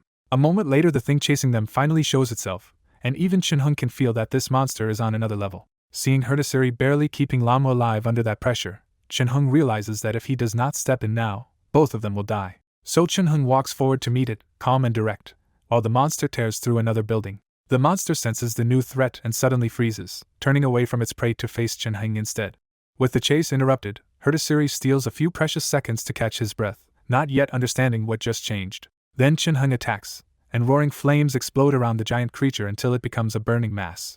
As black aura rises from the beast and its screams get wilder, the whole battlefield starts to feel like a furnace. Before it can recover, a massive golden sword slams down from above and drives straight through its chest. The pinned monster roars and struggles inside the flames, but this time there is no escape left. At last the creature burns away into dust, leaving only scattered fire and fading gold in the wrecked village. Herdasiri and Lama can only stare, stunned by how easily the impossible threat was erased. Then Chin-hung steps out of the flames himself, so calm and imposing that Herdasiri almost cannot connect him to the quiet traveling companion he knew. Without wasting a word, Chin-hung searches the ashes and pulls out the black crystal left by this stronger monster. The crystal melts into his body and pushes his total to 180 points, confirming that stronger monsters bring much bigger rewards. Only after pocketing that gain does Chin-hung turn back toward the others, ready to deal with the human side of the mess. Herdasiri finally blurts out actor's name, still trying to understand whether this terrifyingly strong man is really the same person. Chin-hung answers simply that it is him, which only makes the gap between old actor and this new reality feel stranger. Up close, Herdasiri is even more shaken, because the same face now carries an air so powerful that he briefly suspects a monster has taken actor's body. But after looking carefully, Herdasiri decides this really is actor, and Chin-hung moves the conversation straight to the situation at hand. Herdasiri admits he is still standing, but Lama collapsed trying to protect him and has not woken up. Chin-hung checks Lama and sees that he is not just exhausted but trapped in a deep sleep by some mysterious force. Still rattled, Herdasiri blurts out the obvious question and guesses from that overwhelming magic that Chin-hung must be at least a second-ring sorcerer. He also cannot help asking why someone that strong was traveling with their ordinary group in the first place. Chin-hung dodges the real answer with a dry question of his own, asking whether Herdasiri would believe there was no special reason at all. Herdasiri says yes with a bitter laugh, because with their strength gap this wide, pushing any harder would be asking for trouble. Instead of pressing that topic, Chin-hung openly admits he does not know what a second-ring sorcerer even means and asks Herdasiri to explain this world's power system. That answer stuns Herdasiri, because he never expected a man with this level of power to be ignorant of something so basic. Then Herdasiri hits on another possibility, and asks if Chin-hung is not a trained sorcerer at all, but a warlock who suddenly awakened his power. After a brief pause, Chin-hung decides that explanation is close enough and simply nods. That answer excites Herdasiri at once, because it seems to confirm the old legend that the Hatem family carries a divine bloodline. He explains that Chin-hung likely awakened that hidden bloodline, and that is why his strength appeared all at once. Chin-hung narrows in on the important words and asks directly what Herdasiri means by awakened bloodline and divine bloodline. Herdasiri finally lays it out. Warlocks are people who awaken noble, powerful bloodlines and draw out the terrifying potential buried inside them. Listening to Herdasiri, Chin-hung finally pieces it together. In this world, warlocks are people who awaken powerful ancestral bloodlines, and a divine one is prestigious enough to outweigh royalty. Chin-hung stays cautious and tells Herdasiri not to jump to conclusions, because gaining strange power does not prove he awakened any bloodline, let alone a divine one. Herdasiri only gets more excited, insisting that Chin-hung's overwhelming fire power must be the fire god's divine bloodline showing itself. Chin-hung gives up arguing, because in a world obsessed with bloodline status, Herdasiri was never going to believe that fire like that came from anything else. Since the bloodline talk is going nowhere, Chin-hung shifts the topic and asks Herdasiri to explain what a second-ring sorcerer actually is. Herdasiri explains that the sorcerer god founded sorcery here, the magic goddess inherited that legacy, and modern sorcerers cast spells through a world-spanning magic net. That system immediately bothers Chin-hung, And he presses the obvious question: if sorcerers can cast with their own power, why accept strict magic net limits at all? Herdasiri can only admit he does not know, which tells Chinheng that even noble families understand the system only in broad outlines. Herdasiri continues anyway, laying out the ladder from apprentice to first ring, second ring, and upward through all 9 rings. When Herdasiri says the strongest sorcerer he ever saw was a second ring caster who wiped out a 200-man elite army, Chinheng quietly recalculates how this world's sorcery matches his own standards. Just as Chinheng settles that comparison in his head, a cold eerie force rises nearby and makes him snap toward the source. The fog surges over all 3 of them in an instant, swallowing sight, sound, and even Chinheng's mental senses. When the haze settles just enough to see, Herdasiri and Lam are already gone, and Chinheng realizes the fog has isolated him again. With no path back and no one else to rely on, Chinheng hardens himself and starts walking forward through the oppressive mist. The deeper he goes, the more the strange energy presses on his mind, while footsteps and hidden figures circle him like predators waiting for a crack. At last the fog thins and reveals a black stone passageway, ancient and narrow, with murals covering the walls on both sides. Those carvings are not harmless decoration at all, because Chinheng's senses tell him the twisted monsters in the walls are real beings sealed inside the stone. For a terrifying moment, Chinheng's awareness slips into a formless mental world where those monsters loom over him with soul-devouring intent. He jerks himself back to clarity just in time, shaken by how close he came to losing his mind and becoming someone else entirely. Staring deeper into the black passage, Chinheng realizes this ruin is tied to a god, and with the stone slab evil already waking to his life force, his only choice now is to keep moving forward. He wants to retreat, but the walls are already waking around his living aura, so standing still would only get him killed faster. With the way back gone and the passage growing more hostile by the second, Chinheng chooses the only option left and pushes deeper in. The pressure ahead keeps climbing until even Chinheng struggles to breathe, and he cannot help worrying about how badly Herdasiri would fare somewhere in this place. After a long march, the walls change again, the monster carvings vanish, replaced by dense divine runes that confirm he has entered a true remnant of the gods. He recognizes the cruel truth of places like this. A god remnant is a treasure vault for the lucky, but for ordinary people it is a death trap just to stand inside. The remnant soon starts attacking him another way, feeding him dazzling visions of palaces, beautiful attendants, and imperial power meant to lure him into surrendering his mind. Chinheng tears himself out of the illusion before it can swallow him, but the suffocating force ahead keeps grinding down even his unusually strong will. Farther in, he finds a grey-robed corpse that must have once been powerful to make it this deep into the passage. The moment Chinheng touches the corpse, its robe falls to dust and 2 familiar black crystals are exposed beside bare white bones. He grabs the 2 black crystals, and the simulator quietly absorbs their energy, raising his points to 327 and giving him one more reason to keep going. Chinheng even regrets leaving the skeleton behind, because a body tough enough to reach this place would be excellent refining material if he had any way to carry it.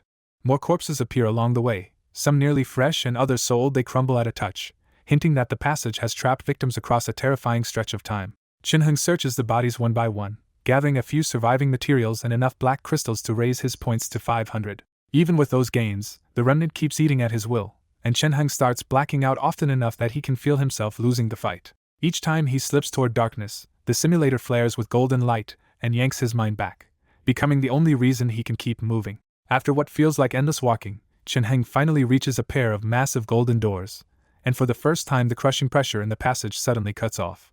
He does not stop to second-guess it, and pushes the doors open, stepping into whatever lies at the core of the remnant. Beyond the doors is not a chamber at all but a blank world of nothingness with a rune-covered altar standing alone at the center. On that altar rests a giant skull far too large to be human, and the divine pressure pouring off it is so brutal that Chinheng stumbles back pale and breathless. Seeing the sharp crack cut across the giant skull, Chinheng begins to suspect this relic may be something a god itself left behind. Then a fierce hunger rises from Chinheng's soul, and the simulator wakes on its own as if the skull is exactly what it has been waiting for. Trusting that instinct over fear, Chinheng steps toward the altar and reaches out for the skull despite the crushing pressure. The instant he gets close, the skull's power strips the flesh from his reaching arm, blasting it down to bare bone in one horrific flash of pain. Chinheng realizes that same force is spreading through the rest of him, so instead of retreating he makes a desperate final rush to touch the skull first. By the time he reaches it, all his blood and flesh are gone, and only a human skeleton driven by sheer will is still moving. His bony hand finally lands on the skull, and the simulator erupts with golden light as it begins extracting a terrifying power it identifies as law. That vast energy floods into him, and inside the golden flames Chinheng's ruined body starts being rebuilt from the brink of complete annihilation. In the altar's golden fire, Chinheng's dead body starts rebuilding itself from bare skeleton to living flesh. As his senses return, Chinheng realizes this rebirth did more than heal him. It quietly raised his body's potential. When he merely looks to one side, A wave of golden fire surges out on instinct, and Chen Heng immediately understands his body now carries a new inborn power. A mirror shows him a young sacred-looking face with a fire mark on his forehead, and that mark makes him think of the Hatem family's crest. Remembering Herdasiri's guess, Chen Heng grimly accepts that the Hatem divine bloodline may really have awakened inside this body. Then the drained skull on the altar turns transparent, its crack spreads, and the whole thing collapses into dust. From the shattered remains, 2 thin auras rise, one gold and one black, and their pressure is so overwhelming that Chen Heng nearly can't bear it. A flood of chaotic information hits his mind, so Chen Heng urgently calls on the simulator before those powers crush him. Once he agrees, the simulator drags both powers into his body, and Chen Heng is reforged yet again on a higher level. The knowledge settling into him reveals the truth.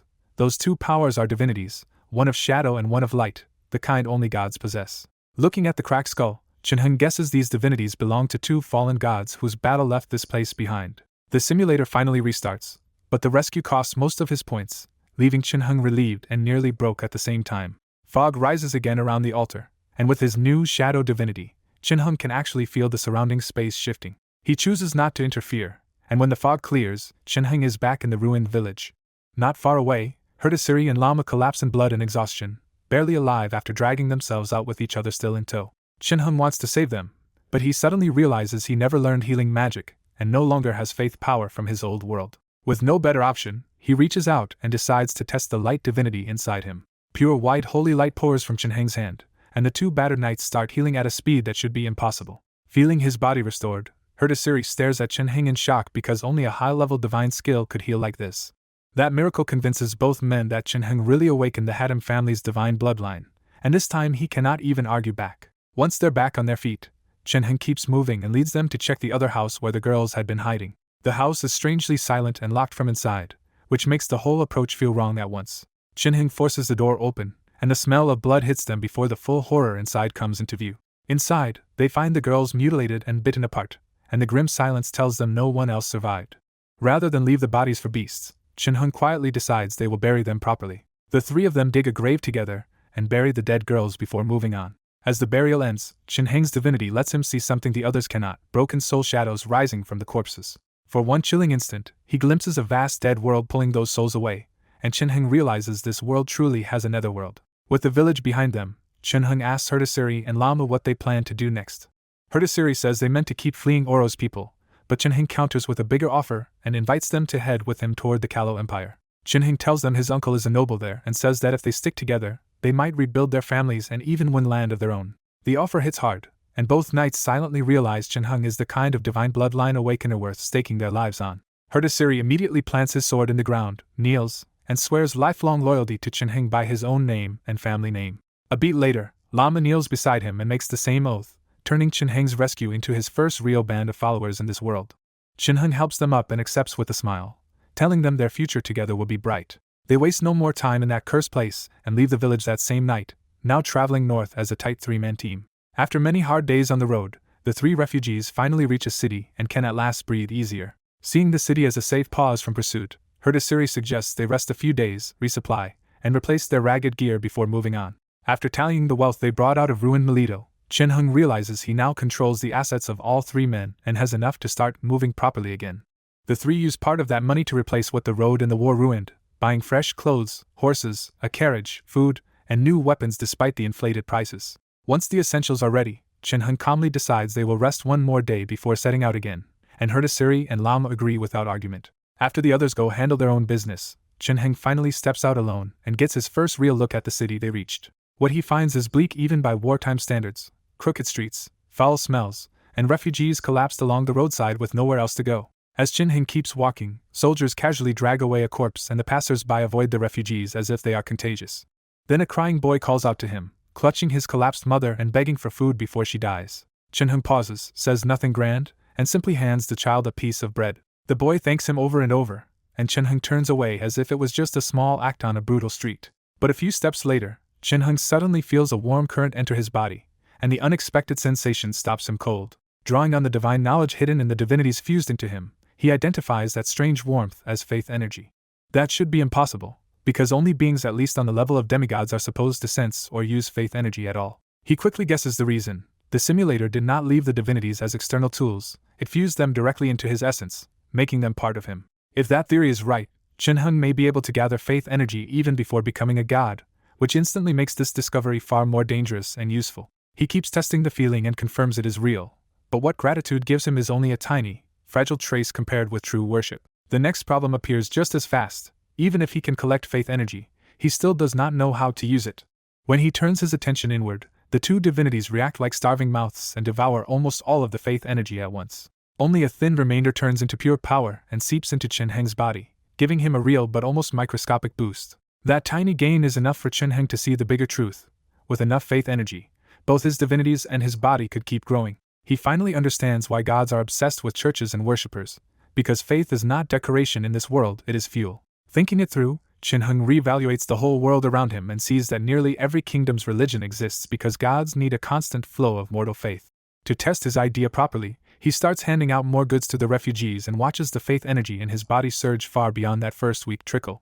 The divinities inside him respond with obvious hunger, but the flood fades quickly as that gratitude starts to cool almost immediately. That teaches him a harsh rule of faith energy. Gratitude can be harvested, but it burns out fast and is far less stable than true worship. He pushes the thought further and realizes fear may be even easier to maintain than gratitude, which suddenly explains the methods of several sinister gods. Even so, one detail catches him off guard.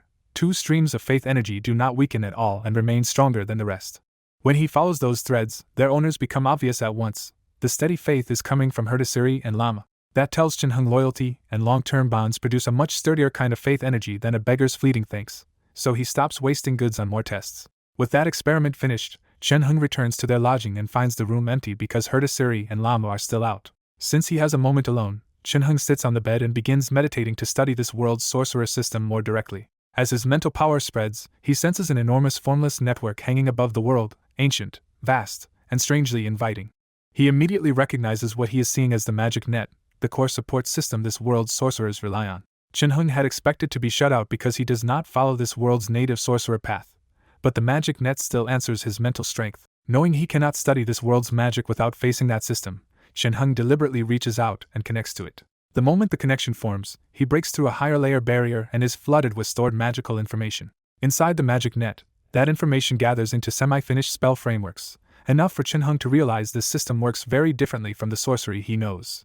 To confirm the mechanism, he pushes more mental power into the network and watches temporary spell structures harden into usable frameworks tied to him. That experiment reveals the price at once, because the magic net quietly devours the mental energy he feeds into it. Chen-heng pieces the whole thing together and sees the magic net for what it is, a service run by the magic goddess that lets sorcerers pre-build, store, and release spell frameworks in exchange for mental energy. He also sees why people submit to it so easily, because using the magic net removes much of the difficulty and danger of building spells by hand. But the convenience comes with a trap, and Chen-heng immediately warns himself that sorcerers who lean on the magic net too hard will lose their own ability to cast independently.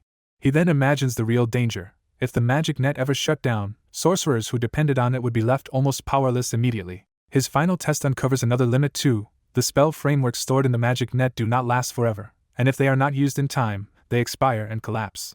Alone in his lodging, Chen-heng figures out a crucial weakness of the magic net. The spell frameworks it creates only last about a day before they vanish. That short lifespan explains the trap behind the system.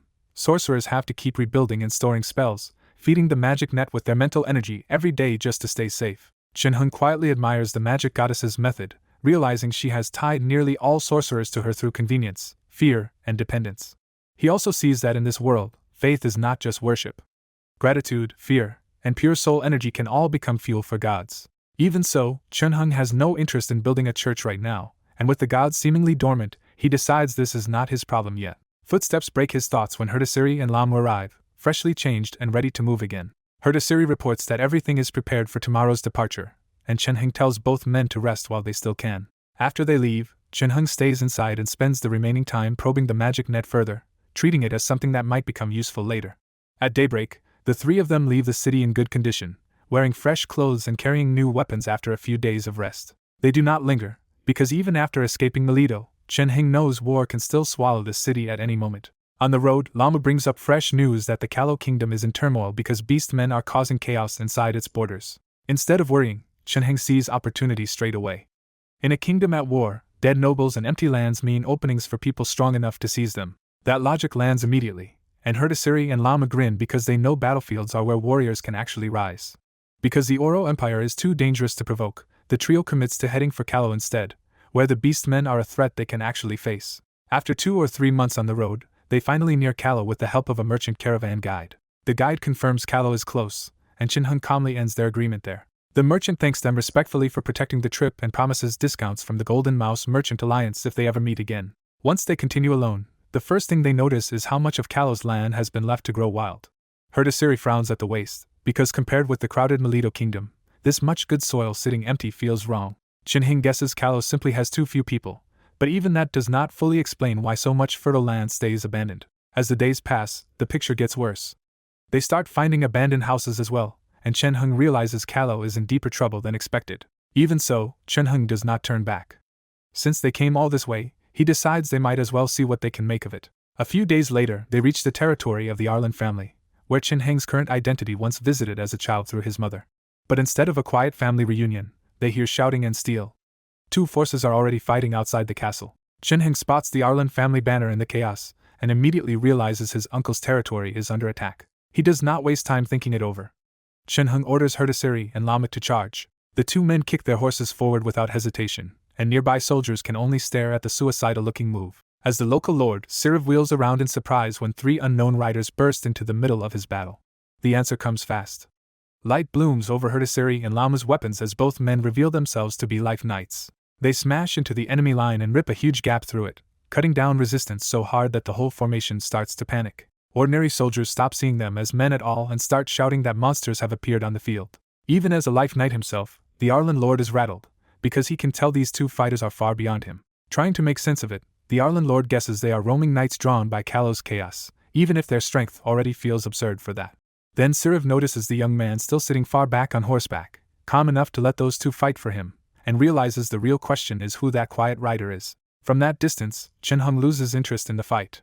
The local warriors are weaker than he hoped, so he decides to end it himself. Chen-hung releases mental intimidation, and the shockwave drops every soldier on the battlefield except Herdasiri, Lamu, and their horses. Seeing the whole field go down at once, the Arlan lord turns cold and judges the quiet young rider to be at least a second-ring sorcerer. Even Herdasiri and Lamu are shaken again, because they know Chen-hung deliberately spared them while knocking out hundreds of others in one sweep. Watching from the wrecked field, Herdasiri and Lamu are even more awed by Chen-hung's bloodline, which now seems to cover flames, healing, and mental attacks alike. Then Chen-hung adds a white healing spell over Herdasiri and Lamu, making the watching Arlan lord question his guess all over again. Now Siriv is completely off balance, because that kind of power looks less like a sorcerer and more like a priest or someone with a divine bloodline. With the field settled, Chen-hung casually asks Herdasiri and Lamu how they feel and brushes off Lama's boast that those soldiers could never have harmed them. Then Chen-hung says exactly what he intends to do next: go meet this uncle of his. Siriv gathers himself and rides forward to greet them, even with fear still thudding in his chest. Up close, Siriv finally sees the young rider clearly, a stunningly beautiful boy with an eye-catching mark on his forehead and a calm, almost holy presence. The face feels strangely familiar to Siriv, but between the years and Chen-hung's changed aura, he cannot place him. Chen-hung ends the suspense with a smile and greets him plainly. Long time no see, Uncle Siriv. That single sentence leaves Siriv dumbfounded, because the terrifying stranger is actually family. Soon after, the group moves inside the castle and sits down in a sparse room for explanations. Siriv carefully confirms the unbelievable story he has just heard. Chen-hung escaped while fleeing Melito and awakened a divine bloodline along the way. Chen-hung confirms it without flinching and frames the whole disaster as fate turning his life upside down. He adds a grim final note: if Melito had not fallen and his father had not died, he might never have become anything at all. In Siriv's castle, Chen-hung lets himself look genuinely grief-stricken as he says maybe this was just fate, leaning into actor's ruined past. Siriv quietly judges the tragedy through a noble's harsh logic and decides the awakening of a divine bloodline was worth a whole family dying for. To Siriv, a bloodline awakener is priceless, because even a diluted divine line can found a powerful family and change its future for generations. He realizes Chen-hung has only just awakened and is already terrifyingly strong enough that the current Arlan family could not stop him. That thought leaves Siriv with one consolation: even if Chen-hung carries the Hadim name, half his blood still ties him to the Arlan family. Once he settles his thoughts, Siriv asks the real question: what does Chen-hung plan to do next? Chen-hung answers plainly that he needs Siriv's help securing land, because without territory he cannot settle his followers or start rebuilding power. For Chen-hung, real territory means real authority, a base to build troops, and a place no one can casually push him out of. He explains why he chose the Kallo kingdom in the first place. It is chaotic, half-abandoned, close to his uncle, and full of land other people are too scared to hold. Chen-hung is not bothered by a poor, dangerous borderland, because his divine blood gives him time ordinary nobles do not have. When Sirav asks about conditions, Chen-hung keeps them simple. The land should be big and mostly free from other people's interference. Those easy terms catch Sirav off guard, because someone with Chen-hung's strength could have asked for far more. Sirav agrees at once, saying that if Chen-hung can accept rough land instead of a rich province, he can make this happen. He explains that around Yahello, war with the wastelands has left plenty of unwanted territory that nobles would gladly dump for money. The reason is ugly but simple. These lords spend more on soldiers than their farms and taxes ever bring back, so owning land here can feel like a loss. With his own standing in the kingdom, Sirav is confident he can buy and piece together a suitable domain for Chen-hung without too much trouble. Even so, Sirav turns serious again and warns Chen-hung that buying land is the easy part, but surviving on that border is another matter entirely. He does not think a divine bloodline awakener should be wasting himself in a battered frontier when richer lands would welcome him anywhere. Chen-hung answers that he understands, making it clear this is not an impulsive choice but a path he already thought through with his people. What Chen-hung actually wants is this region's chaos, because prosperous lands are full of powerful churches, and he has no desire to test how they would treat a fire god's bloodline awakener. He would rather start slow and build from scratch than walk straight into the political grip of the churches. Seeing Chen-hung's resolve, Sirav promises to start looking immediately, and tells him and his followers to stay in the castle until good news arrives. Chen-hung accepts the offer and immediately gives something back, promising that he and his men will help Sirav however they can, especially in battle. That offer genuinely delights Sirav, because recent orc raids have been wearing down his frontier forces and Chen-hung's group would erase a huge part of that pressure. Before leaving, Chen-hung adds one more request. He wants the captured rebel soldiers from the earlier clash as his own men. Sirav hesitates for a beat, because in a place starved for people, even 200 ordinary captives are still valuable labor and soldiers. But by the rules of war they belong to Chen-hung, so Sirav agrees and only warns that the northern rebels may try to run if handled badly. To smooth things over, Sirav even offers to feed and house those captives for now in exchange for Chen-hung's help. After the talk ends, Chen-hung steps out and finds Herdasiri and Lamu already waiting for his answer. Herdasiri asks immediately how it went, and both men are visibly keyed up for Chen-hung's verdict. Chen-hung tells them the first piece of good news. Sirav agreed to help secure a territory for them. That alone lifts both knights' spirits, because it means they may finally have a domain to stand on again. Chen-hung follows with the second reward. The captured soldiers are now theirs to take in and train. He also explains that Sirav will cover their food for now, removing the one problem that could have made those new men a burden instead of an asset. Herdasiri grins at the thought that they finally have soldiers of their own, even if the batch is still raw and rough. The three move inside and sit down together, turning the good news into a proper discussion about what comes next. Lamu is the first to weigh in, saying the deal is clearly worth it if Sirav feeds the men, and they repay him with temporary military help. Herdasiri agrees and adds that this quiet period is also a chance to scout the surrounding region before they commit to their future base. Chen-hung listens to both of them and treats the decision as shared business, not an order handed down from above. That habit matters, because unlike the men who ruled in Melito, Chen-hung keeps his followers involved so resentment and misunderstandings do not grow later. By now both knights have grown used to that respect, and it only makes them more willing to follow him. With their common understanding set, the meeting ends and all three rise to start handling their separate tasks. After Herdasiri and Lama leave to absorb the captives into their force, Chen-hung stays alone in the sparse room and studies the strange changes in his own body. He realizes the awakened divinities and divine bloodline have quietly rebuilt this body, giving someone who once had no talent a real chance to cultivate this world's life power. Because he wants more than one way to survive in this world, Chen-hung decides to test that possibility instead of relying only on sorcery and divine power. Half a day later, Chen-hung is already on the training ground, drenched in sweat as he practices the Hatem family's life cultivation technique under real physical strain. In that exhausted state, he finally feels a distinct current moving through him and confirms that life power really can be awakened in this body. Herdasiri and Lamu are stunned by how fast he progresses, judging that he could sense life power in only half a month. Chen-hung quickly connects the dots for himself. This world's life power works much like the night life energy he mastered before, which means experience can slash the time he needs. With that advantage in mind, he keeps drilling the technique hard, confident he can do in days what others expect to take weeks. People passing the field stop in surprise, because the young warlock in front of them also moves like someone deeply trained in warrior methods. Half a month passes, and while Herdasiri and Lama win over many captives into joining them, their next problem becomes obvious once those new soldiers need real training. Watching the messy results for a while, Chen-hung finally steps in and takes over the drilling himself. In just a few days, the old rabble are sorted into a clean structure and daily training starts running with real order. Even Sirav, secretly watching, is shaken by how naturally Chen-hung handles hundreds of men like a veteran general instead of a young nobleman.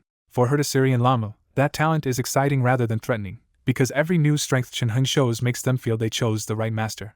To Chen-hung though, this work is almost dull, since he has commanded armies far larger than this in previous lives and simulations. He snaps her to Siri and Lamu out of spectating and orders them to stop standing around and start helping as real officers. Chinheng makes the 2 Life Knights captains over smaller groups, using this army to train them too because strength alone is not enough to lead soldiers. Siriv keeps his promise and sends food and supplies, which lets Chinheng build this force steadily instead of raiding just to keep everyone fed. With that support in place, the next stretch passes in hard but peaceful routine as Chinheng keeps training both himself and the army.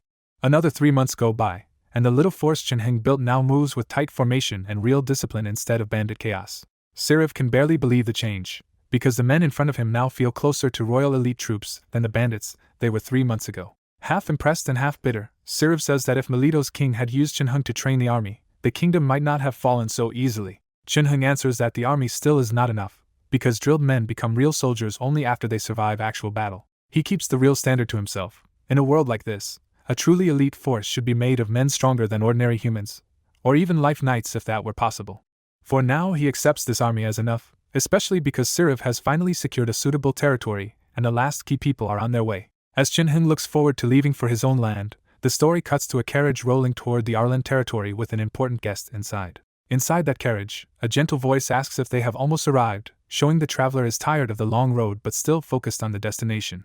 Outside, the middle-aged court official Oromo respectfully answers that they should reach the Arlan family's territory within a day. When the caravan later stops by a river, the passenger finally steps out and is revealed as Mary, a young woman with golden hair, blue eyes, and unmistakable royal elegance.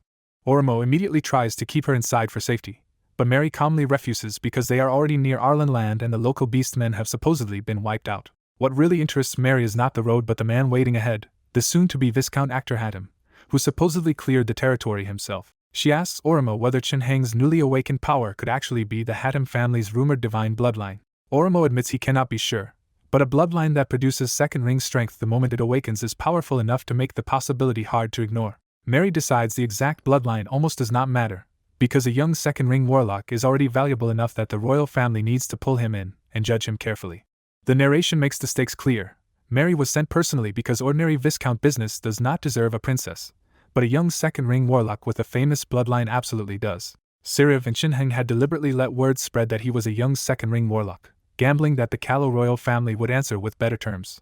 That gamble worked, and now Mary's real mission is to inspect Chinheng's personality and danger level before the crown decides how much land and favor to grant him. When Mary asks what kind of man he might be, Oromo can only guess that Chinheng seems decisive and loyal enough to help Siriv in a crisis. Mary accepts that guesses are not enough, and says that is exactly why they came, to meet him directly, and see whether he could one day threaten the kingdom. Before Oromo can answer, the sound of horses and disciplined footsteps interrupts them, and a receiving party comes into view.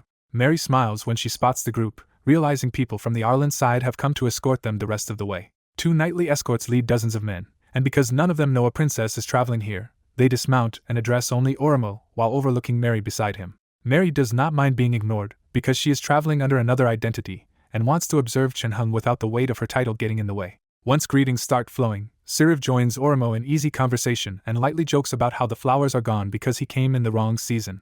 The talk quickly turns to Chinheng, and Oromo assumes the warlock is probably out hunting beastmen again because the Arlan territory is unusually clean and peaceful. The peaceful road convinces Oromo even more, because even royal land still hides beastmen while the Arlan territory looks almost completely cleared. Siriv explains that Chinheng is not out fighting at all and is still at the manor, which finally gives Oromo the chance to meet the man he came to inspect. They are led to a sparse training ground, where rows of sweating men are drilling under the eye of one young man standing clearly apart from everyone else. When Oromo and Mary finally see actor, Chinheng turns under the light looking calm and flawless, but the flame mark on his forehead makes the whole meeting instantly tense. One glance from Chinheng crushes Oromo with suffocating pressure, and the veteran Life Knight goes pale because he knows a weaker man would have died before he could even react. Siriv notices Oromo's sudden shock, but Oromo forces a smile and hides it from both Siriv and the worried Mary. Inwardly, Oromo drops all doubt and realizes Chinheng is not just a real second-ring warlock, but one with terrifying mental power. Instead of acting proud, Chinheng walks over first and apologizes, saying he only reacted on instinct because he did not know who Oromo was. Mary studies him in the sunlight, and is caught off guard when this dangerous warlock feels more like a gentle noble than the unstable monster she expected. When Chinheng notices Mary's stare and answers it with a friendly smile, her suspicion eases a little more. Once the mood settles, Oromo asks what Chinheng is doing here, and Chinheng says he is training soldiers on the field behind him. Oromo is genuinely baffled that a man of Qin Heng's bloodline and status would bother training common soldiers himself, but Qin Heng says he enjoys turning them into a disciplined army. Then Oromo reveals the real reason for his visit. The Callow King has granted Qin Heng the title of Viscount, and the official territory news will follow in a few days. Qin Heng accepts the news with open delight and thanks Oromo for bringing it personally. Even after stepping away, Oromo keeps watching from afar, and he and Mary see Qin Heng pick up a sword and train alongside the soldiers instead of standing apart from them. That sight leaves both Oromo and Mary stunned, because nobles with divine blood simply do not train shoulder to shoulder with commoners in their world. While they watch, it becomes clear why Qin Heng can do this so easily. After only a few months, his awakened divine bloodline has already pushed him to the level of a knight apprentice. For everyone else, that progress would take years or even decades, but Qin Heng's body is still naturally growing stronger after the bloodline awakening. Qin Heng himself treats that knight power as a useful extra, not his real foundation, and keeps training with the same serious focus.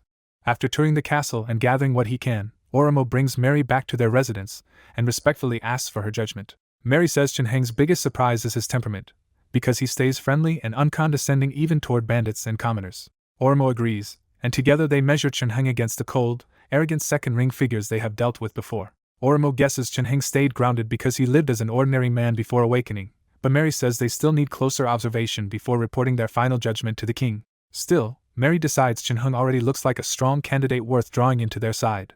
That immediately pushes Oromo's thoughts toward a marriage alliance, because marrying a princess to Qin Heng would bind a reliable second-ring warlock directly to the royal family. In his eyes, the real prize is Qin Heng's first-generation warlock bloodline, which could strengthen the royal family for centuries if they secure it. After several more days of watching and discussing, Oromo and Mary finally leave. Back in a sparse private room, Sirif tells Qin Heng that from this day on he truly stands as a viscount, though the news leaves Sirif quietly conflicted. Qin Heng openly thanks Sirif, because without Sirif acting as his bridge to the court, this rise would have taken much longer. Sirif then explains the next step. Since the kingdom granted both title and land, Qin Heng must travel to the capital, Kaki, to meet the king before taking over his territory. Because Kaki is full of competing families and old loyalties, Sirif starts briefing Qin Heng on who matters, who helps the Arlans, and who stands against them. Qin Heng takes the lesson seriously, because even with his own experience, local power lines inside Callow still matter. Finally, Sirif offers a deeper investment by sending Genri and other Arlan relatives with Qin Heng, giving him trusted people to build his new base around. Qin Heng agrees at once, fully aware that Sirif is not just helping family now, but placing a long-term bet on his future rise. Sirif lays out the Arlan family's problem. They have too many relatives and only one viscount seat, so even careful support cannot give everyone a future. He says Qin Heng's new territory changes everything, because those sidelined Arlan relatives could finally find work and status under him instead. For Sirif, sending people to follow Qin Heng is a risky investment, but if it works, his children and kin might win titles of their own. When Qin Heng agrees, Sirif visibly relaxes, satisfied that the arrangement is set. Back at his room, Qin Heng finds Sirif's son Genri already waiting outside for orders. Genri formally says his father sent him to serve, and Qin Heng tells him to come along. Qin Heng brings Genri to the training ground, where Herdasiri is drilling the growing force under Qin Heng's command. The sight catches Genri off guard, because Qin Heng now commands around 400 men, even more than Sirif himself. Qin Heng's first order is blunt: Genri will train here with the ordinary soldiers. Genri is startled for a beat, then swallows it and accepts without complaint. Qin Heng explains the real reason. He will soon leave for Kaki and then his territory, and he needs about 10 capable helpers around him. The moment Genri realizes this is a real chance to follow Qin Heng, his whole mood flips into excitement. Around the castle, Qin Heng's strength has already become common knowledge, so serving him looks less like a burden and more like a path upward. That is why Sirif pushed so hard, and why even rough soldiers and former captives were glad to throw their lot in with Qin Heng. Qin Heng finally leans into the idea and decides it is smarter to gather people now than scramble for help after he reaches his land. Genri moves fast, and within just a few days he gathers the 10 men Qin Heng asked for. As Qin Heng expected, they are all younger sons with no inheritance, which makes this opportunity far more valuable to them. Qin Heng approves them, because even if they are not strong, they are educated enough to become the low-level officials he will need later. Half a month later, Qin Heng leaves matters behind with Lama and sets out for Kaki with Herdasiri. On the way to Kaki, Qin Heng notices how much Callow land sits unused, and the empty countryside immediately makes him think about population and food. That emptiness points to the first hard limit on his future territory. Without enough people, even a large domain cannot really be developed. Then the bigger problem lands on him. Before his land can feed itself, he will have to buy food from outside. In wartime Callow, that is ugly math, because shortages, hoarding, and rising prices will make buying grain painfully hard even if he has money. That line of thought leads him to the obvious answer: The nobles are the ones still holding serious grain reserves. Sirif feeding hundreds of Chen-Heng soldiers without much strain proves the point, but Chen-Heng still needs a way to make other nobles part with their stores. After many days, Chen-Heng and Herdasiri finally arrive at Kaki and find a capital that looks steadier than the battered towns outside. Even here the faces are tense, but unlike other places, the city has not sunk into open ruin or mass slavery. The royal family houses him in an old sparse manner, good enough for use but far from impressive. To Chen-Heng, Kaki is an ordinary city in looks, but its defenses are another matter entirely. The capital is built like a fortress, with huge walls and outer forts clearly meant to resist attacks from the wastelands. While the royal family drags out its internal debate over his territory and treatment, Chen-Heng stays patient and starts visiting nobles tied to the Arlan family. Only after a few days does the palace finally summon him. Inside the royal palace, a female attendant leads Chen-Heng through broad but surprisingly plain halls toward a private audience. By now his Viscount procedures are already settled, so this summons is not about paperwork but about the royal family sizing him up in person. As he walks, sharp gazes from hidden guards and life knights sweep over him from every direction. Among them, Chen-Heng spots Oromo again and quietly notes that the palace has fewer than 10 life knights on hand, with only 2 at the first ring level. Then Chen-Heng senses something more dangerous, a carefully hidden mind strong enough to belong to a second ring expert. That hidden aura feels less like a knight and more like a sorcerer, which immediately catches Chen-Heng's interest. The massive doors open, and Chen-Heng enters a sparse hall where an ordinary-looking middle-aged man is already speaking with someone else. The plain man turns out to be King Karim Kallo, and he greets Chen-Heng warmly enough to test both his manners and his composure. Karim starts with sympathy for fallen Melito, but he is really fishing for first-hand intelligence on what the war-torn kingdom looks like now. Chen-Heng answers plainly that Melito has fallen into chaos, with abandoned fields and displaced people reduced to begging. Karim presses further and asks how strong the Oro Empire's army really is. Chen-Heng tells him the empire is genuinely formidable, especially because so many life knights serve as commanders. After enough questions, Karim switches from testing to hospitality and invites Chen-Heng to dine with him.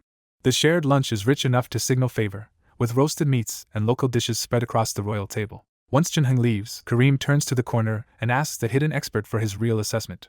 An elderly grey-robed sorcerer steps out and confirms Chen-Heng is indeed second ring, with mental strength strong enough to catch his probing. Karim is shaken enough to ask the blunt question: if they fought, could the old sorcerer beat him? The sorcerer answers carefully that a blind fight would likely get him killed, but with the right information and preparation he could bring Chen-Heng down. He explains why information matters so much for sorcerers here. They preload spell frameworks through the magic net, so knowing an enemy's specialty changes everything. Karim pieces together what little they know and guesses Chen-Heng may have mental attacks and fire-based bloodline power from the Haddam family. So they settle on the counterplan, prepare mental defenses and anti-fire magic before trusting Chen-Heng too far. Karim's confidence comes from more than one hidden trump card, because the royal family already has several second-ring figures serving it in the open and likely more in secret. Outside the palace, Chen-Heng leaves already knowing what land he has been assigned. The territory is in northern Kallo, large and well placed near both the kingdom's heartland and the wastelands, but it is still being raided hard enough that many residents have fled. Chen-Heng quickly sees the royal family's real aim. They did not just reward him, they planted him where he will have to absorb orc pressure for them. His new land sits in front of one of the key northern routes, so if the orcs push south, they will hit Chen-Heng first. That makes the deal ruthless but efficient, because if Chen-Heng wants to protect his own land, he will end up guarding the kingdom too. Chen-Heng does not bristle at that logic, because he believes his own strength is enough to hold the line.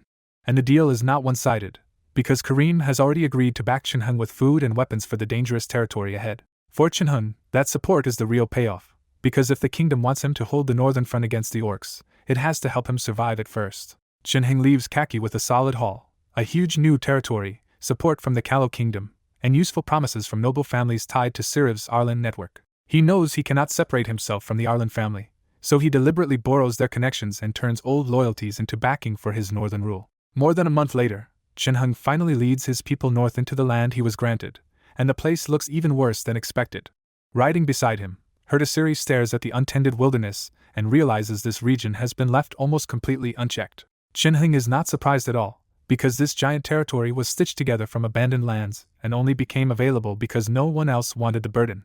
As they travel deeper, they see the real reason the land stayed empty. Savage beastmen roam everywhere, and the road is scattered with stripped human and beastmen bones. These beastmen are not a tribe Chen-Heng can bargain with, but near-mindless man-eaters that breed fast and will flood the whole region if they are not cleared out early. Chen-Heng immediately decides their first job is not expansion but cleanup, because leaving those creatures alone would turn the territory into a disaster zone within a few years.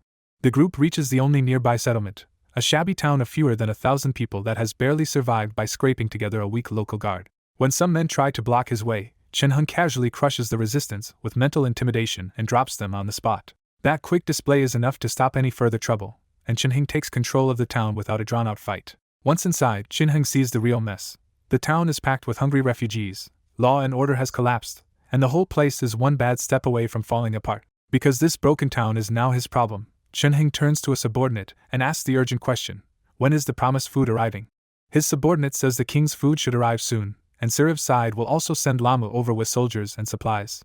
With that in mind, Chen-hung gives his first practical order, use food to hire the refugees and put them to work fixing the town. He uses cleanup work to tackle two problems at once, clearing away filth and waste while also giving starving people a reason to accept his rule. As food finally reaches empty hands, the town's panic starts to ease and the people stop treating Chen-hung like another threat.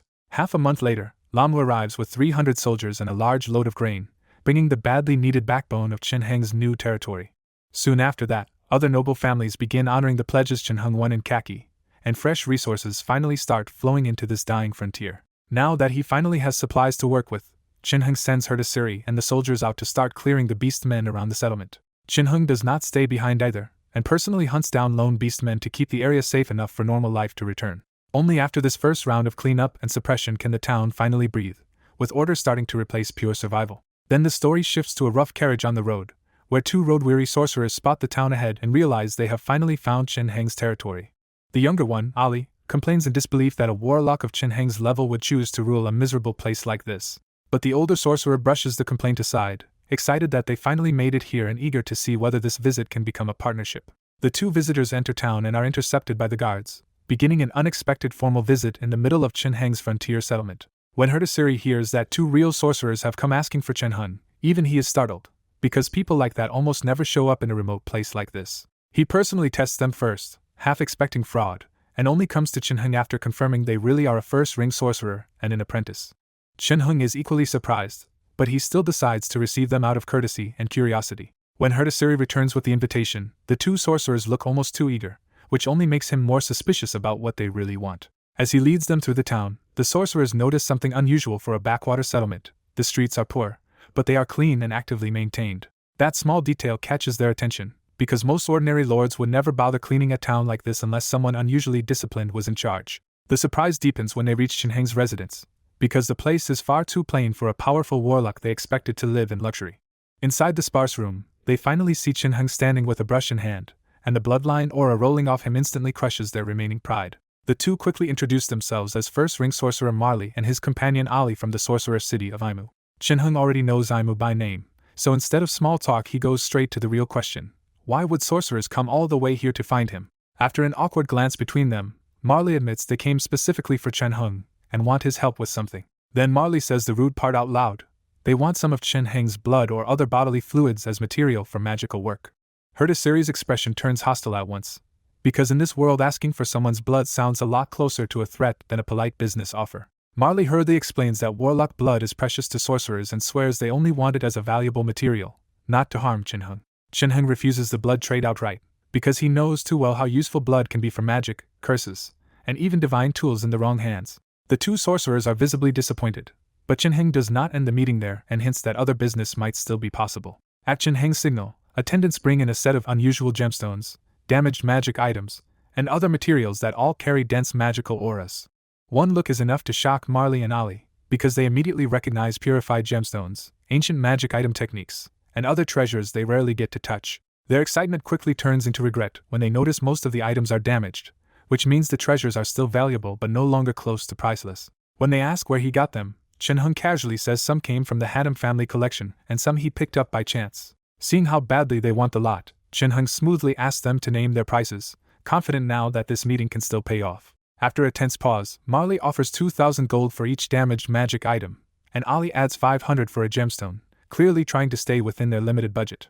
They brace for Chen-hung to reject the numbers, but he can already tell these two are surprisingly honest and not trying to rob him blind. Chen-hung accepts the prices in principle, then immediately adds one condition that turns the deal toward his real problem. Pointing to the hungry frontier around him, he says this territory needs food and weapons more than coin, so he wants part of the payment delivered in supplies instead of pure gold. Chen-hung lays out the hard truth of his frontier. Money means almost nothing here because war scared off merchants, and what he really needs is food and weapons.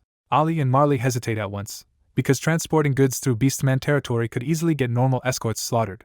Chin-hung gently tightens the pressure and reminds them that if they pass, other sorcerers will gladly take this business instead. To seal it, Chin-hung promises that within half a month he will cut down the beastmen around his land enough to open a safe trade path. That assurance is enough, and the two sorcerers finally agree to deliver the food and weapons on schedule. Chin-hung sweetens the future by hinting that if this first trade goes well, he has many more valuable items ready to sell. When they step outside, Ali can barely contain himself, because this deal looks like the break they have been waiting for.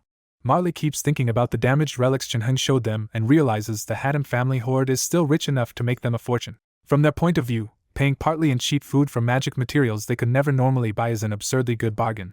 What excites them most is that Chin-hung even refined powerful corpses from the remnant into bone powder, turning dead experts into rare materials sorcerers would pay dearly for. The two quickly decide to keep Chin-hung's stockpile secret, because once other sorcerers hear about it, their easy profits are gone. After they leave, Chin-hung notices Herdasiri's concern and invites him to speak. Herdasiri worries that Chin-hung sold too cheaply, especially if Ali and Marley resell everything in Aimu's city for huge profit. Chin-hung agrees they will profit, but he makes it clear that this is exactly why the deal works. He explains that a long-term deal needs room for the other side to breathe, or nobody will keep working with him. Then Chin-hung walks Herdasiri through the real issue. If they sold the items themselves, they would have to handle the trip, the buyers, the pricing, and the dangerous return cargo alone.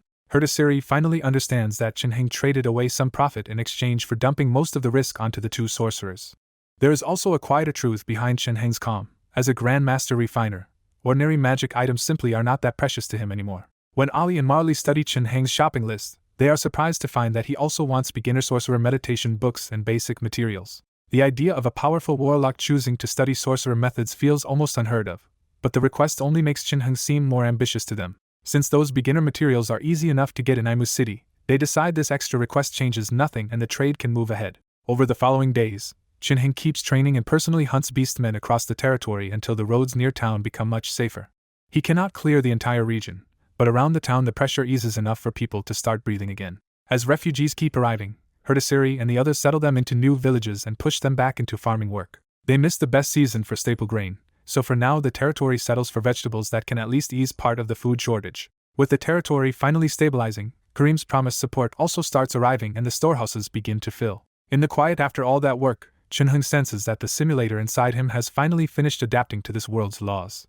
That matters to him more than anything, because the simulator has always been his strongest support, and now it might work again in this new world. Since the town is peaceful and Herdasiri and Lama can hold things together, Chin-hung decides the timing is finally right to test it. He heads into a hidden underground chamber protected by a spirit formation, the safest place he has for something this risky. After sitting down to meditate, Chin-hung lets the darkness close in and feels the simulator's power rise inside him. The first big change becomes clear right away. The old menu of selectable worlds is gone, and now the simulator throws him into a random world instead. Even the entry cost has turned unpredictable, limited only by however many simulation points he still has left. Then he discovers an even bigger change. The simulator might now be able to send his actual body into another world, not just his consciousness. The upgrade is tempting, but Chin-hung immediately rejects that option for now, because a random dead world could kill him the instant he arrives. After checking his remaining 470 simulation points, Chin-hung decides to proceed anyway and starts the new simulation. The simulator immediately gouges away more than 300 points just for entry, and even Chin-hung is caught off guard by how expensive the new version has become. At least one old expense is gone, because with the world chosen at random, he no longer spends extra points on customizing his starting identity. As the process locks in, Chin-hung's consciousness drops away and a golden spirit light flashes out from his body toward an unseen destination. A new world opens in front of him through a burst of noise and light, and then his awareness plunges into it. The simulation begins in a world of ruined cities swallowed by nature, where abandoned structures stand beneath a sky still watched by satellites. But humanity is not gone at all, just driven underground, where hidden facilities still preserve a surviving civilization. In one underground complex, people erupt with emotion because after 5 silent years they are finally seeing fresh images of the world above. The broadcast shows familiar cities now buried under grass and decay, and people start recognizing old homes, jobs, and landmarks on the screen. The world this broadcast remembers was once thriving, until 20 years earlier when meteors fell and brought monstrous creatures down with them. Humanity fought back hard at first, but the creatures evolved outrageously fast and adapted to every countermeasure that failed to kill them outright. Even nuclear strikes failed because the monsters could regenerate from scraps and eventually turned radiation itself into fuel. By year 15 after the apocalypse, the remaining nations gave up the surface and carried out a global move underground to survive. Now, 5 years later, reconnecting to the satellites matters to everyone because the entire underground world needs to know what kind of enemy is waiting above. The audience surges to nearly 2.4 billion terminals, a staggering sign that the survivors still have not given up on one day returning to the surface. Then the joint report formally begins, and a confident young host named Irene steps onto the screen to speak to the underground world. With the ruined surface footage changing behind her, Irene opens the report by telling everyone that the outside world has changed drastically in these 5 years. An underground broadcast warns that the surface has changed beyond recognition, and even ordinary-looking trees can hide deadly mutations. To prove it, the program zooms in on a harmless-looking maple tree just as a large rabbit wanders close. The moment the rabbit enters range, wooden spikes shoot from the tree and skewer it before the audience can even process what happened. Seconds later, the rabbit's flesh melts away, the tree drinks in the blood, and the whole killing spot looks clean again, leaving the viewers horrified. The host says monsters like that tree may need heavy firepower, then grimly moves the broadcast on to what now lives inside the ruined cities. The new view reveals a once busy city swallowed by weeds and cratered streets, with humanoid figures wandering through the ruins. The host names them corpse people and explains that they are dead humans twisted into a stronger species that still wanders cities and feeds on corpses. When the camera zooms in, the audience gets a full look at rotten flesh, insect eyes, and shell-like bodies, and the room goes cold. To make sense of the threat, the host brings in Professor Lu Xiong, the broadcast's mutated creature expert. Lu Xiong explains that corpse people are a race born from corpses, still carrying some human habits but now willing to eat humans, each other, and even reproduce. When the host asks why one of them is wandering instead of lying still to conserve energy, Lu Xiong says it must have found something to eat. Instead of cutting away, the broadcast keeps tracking the wandering corpse person because humanity needs real knowledge of surface threats. The wandering corpse person enters an abandoned building and suddenly starts smashing a reinforced security door like it smells prey inside.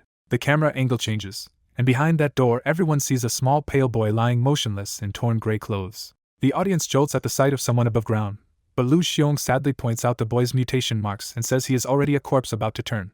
Lu Xiong concludes that the wandering corpse person smelled a fresh human corpse and came to feed on it. The reinforced door gives way under brute force, and the entire broadcast braces for a censored feeding scene. Inside the room, the corpse person looms over the still body and reaches down with a claw while viewers force themselves to keep watching. Then a slender white arm shoots up and blocks the monster's claw cold, stopping the kill in one impossible instant. The corpse-like boy rises, grabs the corpse person, and hoarsely asks what it is, turning the entire underground world upside down. Because he speaks their language, the viewers erupt with excitement and realize the boy on screen is a living human. Lu Xiong is shaken to the core, because the mutation mark said corpse, but the voice and intelligence on screen say human. Before anyone can explain it, Chen Heng rises in the ruined room and steps forward with a presence so heavy it unsettles even through the screen. The corpse person slashes at him, and Chen Heng casually stops the huge arm with one hand like the monster's strength means nothing. As Chen Heng coldly mutters that this thing is strange, a violent shock blows the building apart around them. When the dust settles, Chen Heng is standing on the ruins with the corpse person dangling from his hand like prey. On the ruins, the corpse person hangs mangled in Chen Heng's grip, and flesh tendrils start crawling from its severed shoulder as Lu Xiong explains its regeneration to the audience. Lu Xiong starts explaining that regeneration to the audience, then cuts himself off when the trapped monster suddenly counterattacks. Chen Heng catches the strike, but the bony spike drives straight through his hand and blood drips down onto the rubble. Even with his hand skewered, Chen Heng does not loosen his grip, and the corpse person suddenly starts screaming like it just realized it cannot win. Then Chen Heng overwhelms it completely, ripping off the corpse person's remaining arm and tearing its body open in full view of the broadcast. To finish it, he steps forward and stomps the ruined corpse person into bloody pieces. Back underground, the host, Lu Xiong, and the staff can only stare as the screen shows Chen Heng standing over the corpse person's remains after beating it to death with raw physical force. As the control room scrambles for answers, the researchers admit they do not have enough data, but they are now convinced the terrifying figure on screen is still most likely human. The final decision is immediate: keep the cameras on Chen Heng, because whatever he is, he may be the key to understanding the surface and humanity's future above ground. In the underground control room, Lu Xiong gets new analysis and tells everyone the strange boy on the surface may be a more complete human evolution, not just another mindless mutant. He explains that earlier victims became corpse people and lost their minds. But this case is different because the boy kept his intelligence and still showed terrifying strength. Even while calling the boy a possible future for humanity, Lu Xiong privately regrets that such a perfect research subject is trapped outside the sealed underground world. So he tempers the excitement and warns that nobody can confirm yet whether the boy is truly still human or only acting clear-headed for the moment. Back on the surface, Chen Heng turns from the corpse person he just destroyed and finally takes in the dead city around him, all dust, broken structures, and vines swallowing the streets. As memories flood in, Chen Heng learns this is the era of catastrophe, a world where civilization collapsed and the survivors fled underground. He also pieces together this body's past. The original boy missed the underground evacuation as a child, lost his family over 5 brutal years, and had already died before Chen-hung arrived. That explains why the body felt like a corpse itself. Without Chen-hung taking it over, it would only have become food for the monster or another corpse person. Checking himself more carefully, Chen-hung realizes this simulation is different because he actually carried part of his main body's power into this world. He senses the reason at once. The divinities inside him came through with him, carrying months of stored power from the world of gods. That borrowed power is the only reason this weak dead body could kill the corpse person so easily, which means if the divinities run dry, Chen-hung will collapse right back to helplessness. When he gauges the remaining energy, the answer is ugly. One quick fight already burned away a full third of the power he had stored for months. To test what the divinities can still do, Chen-hung raises a hand and lets a faint white glow spread over his battered body. The warmth works instantly, sealing the injury from the corpse person as if it had never happened. But the healing costs even more divine energy, and Chen-hung can only sigh that this reserve will not last long at all.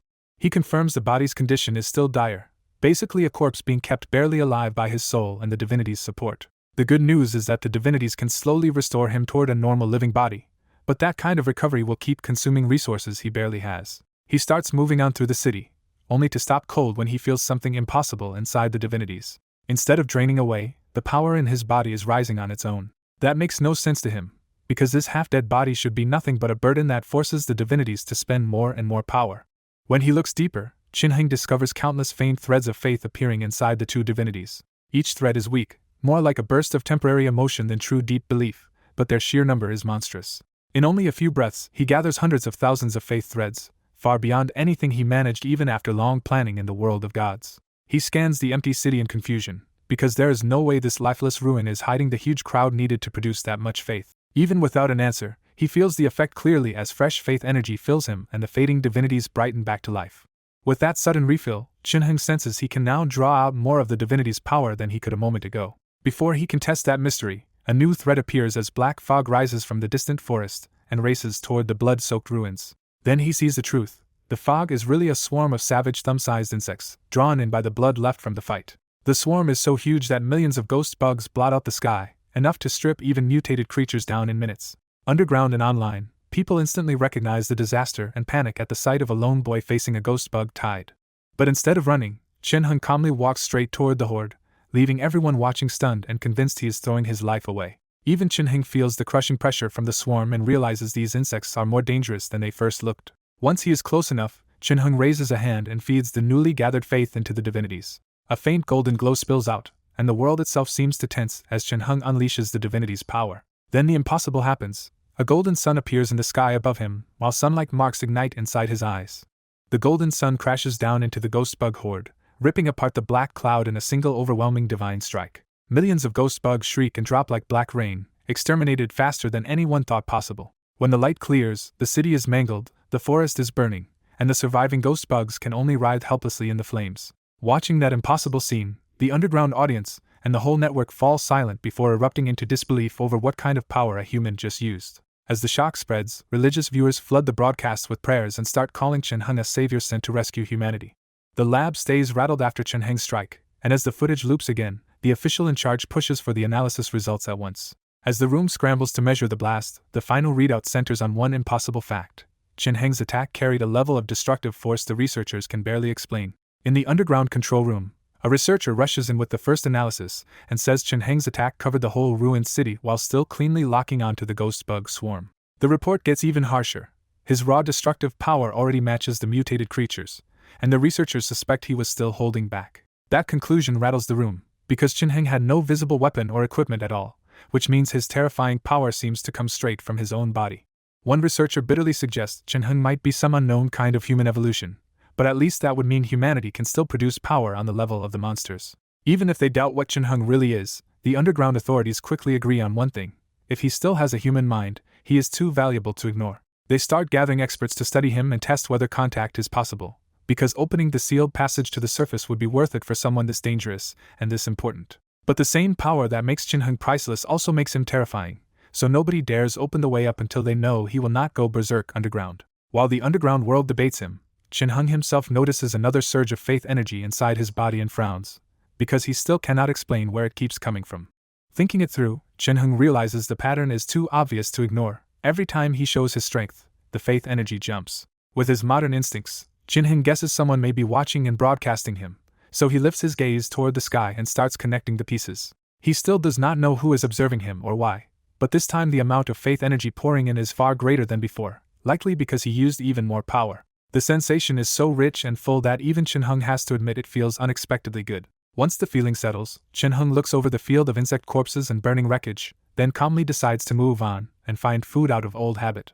He knows he technically does not need to eat anymore because faith energy can sustain him, but this body's old habits still pull him toward the places it once survived in. As he walks, Jinheng reflects on the city's history. Humans left the surface in an organized relocation 5 years ago, but some people, including this body's family, were still left behind. That memory hits harder when Jinheng remembers this body was only 11 during the relocation, and only survived these 5 brutal years because its parents were still alive then. Those fragmented memories also tell him there may be other survivors somewhere on the surface, and the thought stays with him as he keeps going. Following those old memories, Jinheng finally arrives at a massive abandoned base that once kept a small number of people alive after humanity fled underground. The place feels deeply familiar because this body's past self really did live here for years, surviving in the scraps of an abandoned human outpost. As Jinheng advances through the familiar ruins, hidden creatures in the brush quietly begin stalking him from the sides. Underground, the live audience notices the ambush first and reacts almost like they are watching a show, more curious about which mutant is about to die than worried for Jinheng. The middle-aged commentator begins explaining that the creatures are mutant rats, enlarged evolved vermin with brutal vitality, terrifying adaptability, and colony-level numbers. The feed cuts to hidden clusters of mutant rats all around the area, proving there are far more of them than a normal person could ever spot in time. By now nobody in the room is really scared for Jinheng anymore, and some of them almost seem to pity the rats instead. The commentator keeps earnestly hyping how dangerous mutant rats are and insists even a lion would fall to a few of them, getting more carried away with every sentence. Then he is abruptly interrupted and turns back to the screen, because the fight is already over. On the surface, Jinheng is still standing there as calmly as ever, and behind him the entire pack of mutant rats already lies dead in a spreading mess of blood. A swarm of mutant rats charges Jinheng from behind, but his invisible divine force stops them cold before a single one can touch him. He only flicks a glance back, and divine light ignites the piled rat corpses until the whole swarm burns around him. Back in the underground broadcast, the middle-aged host dryly admits that monsters ordinary people fear are basically helpless in front of Jinheng now. The host explains that the government calls Jinheng the protagonist, while many desperate people have gone further and started treating him like a savior or even a god. However people name him, Jinheng's overwhelming strength has become humanity's biggest source of hope against the ruined surface world. After wiping out the rats, Jinheng walks on through the plant-choked ruins as if he already knows exactly where he is going. He stops at a massive sealed building, the old base that used to be this body's real home before the boy left to search for his missing father. He takes out a key to open the door, expecting the place to still be sealed just as he left it. Then he notices the lock is already open, and that small detail instantly tells him someone else may have come here first. The broadcast host catches the same clue and tells the audience that Jinheng may be about to meet other survivors for the first time. That possibility sparks a bigger fear underground, because everyone wants to know whether a human who evolved like Jinheng still thinks and feels like a human at all. With the world watching, Jinheng finally steps through the open door and enters the old base. Inside, the layout matches his memories and some machines are still running, but Jinheng immediately senses a fresh human presence that was never here in the past. He follows the trail and finds clear footprints smeared with blood, proof that whoever entered this place was badly injured and came through recently. The blood trail leads Jinheng to a dark corner where the smell of blood grows thick enough to make him stop. The moment he hits the lights, something humanoid suddenly darts out of the darkness. When the figure comes into view, it is a young girl crouched in agony, her whole body trembling and soaked in blood. Jinheng cautiously asks if she is alright, but when she lifts her head, the answer is written all over her corpse-like face. She suddenly roars and lunges for his throat, driven more by mutation than by reason. Jinheng catches her arm with one hand and slams her to the floor before she can hurt him. Once restrained, the girl stops struggling and hoarsely begs him for only one thing: kill me.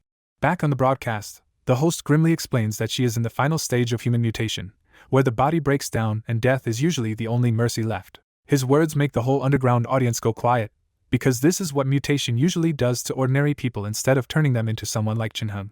Jinheng looks down at the writhing girl, falls silent for a moment, and decides he will try to save her instead of ending her life. The light divinity inside Jinheng answers that decision, and he gathers a healing divine skill in his hand. White holy light spreads over the girl, and the violent corrupt aura inside her starts to break apart.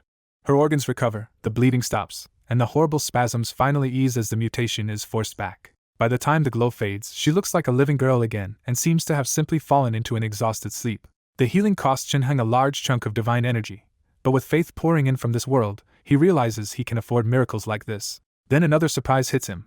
Saving the girl causes a huge new surge of faith energy to rush straight into his body. Watching from the control room, the researchers are left staring in disbelief, because Chen Heng has just done the impossible and saved a terminally mutated human. In the underground control room, everyone is still reeling because Chen Heng just did the impossible and reversed the terminal mutation. The man in charge suddenly realizes that if Chen Heng can restore a human body this completely, his power might also be the key to destroying mutated creatures. The researchers push hard for contact, arguing that Chen Heng's healing could give humanity a future and maybe even break the deadlock against the plague outside. Faced with the whole room pressing him, the man in charge agrees to apply to the higher-ups and says he will personally lead the team to bring Chen Heng in if permission is granted. At the same time, ordinary viewers are just as stunned, and the miracle rapidly turns Chen Heng into something people whisper about like a savior. As the awe spreads, Chen Heng quietly feels the change too as faith flowing into him surges and nearly doubles in a short time. The rescued girl is back to normal, but after the healing ends she collapses into an ordinary exhausted sleep.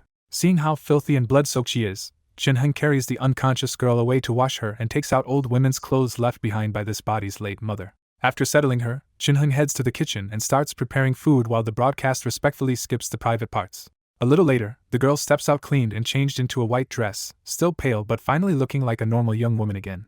Chen Heng keeps things direct, invites her to eat first, and makes it clear he has questions once she has the strength to answer. Hungry and obedient after everything she has seen, the girl lowers her guard and starts eating. Once she has started eating, Chen Heng asks who she is, and the girl says she is a survivor and Professor Chiju's student. That name hits hard because Chiju is this body's father, the man who once kept his son alive in the base, and never came back from his last trip outside. When Chen Heng presses her, the girl hurriedly produces a necklace that clearly belonged to his father.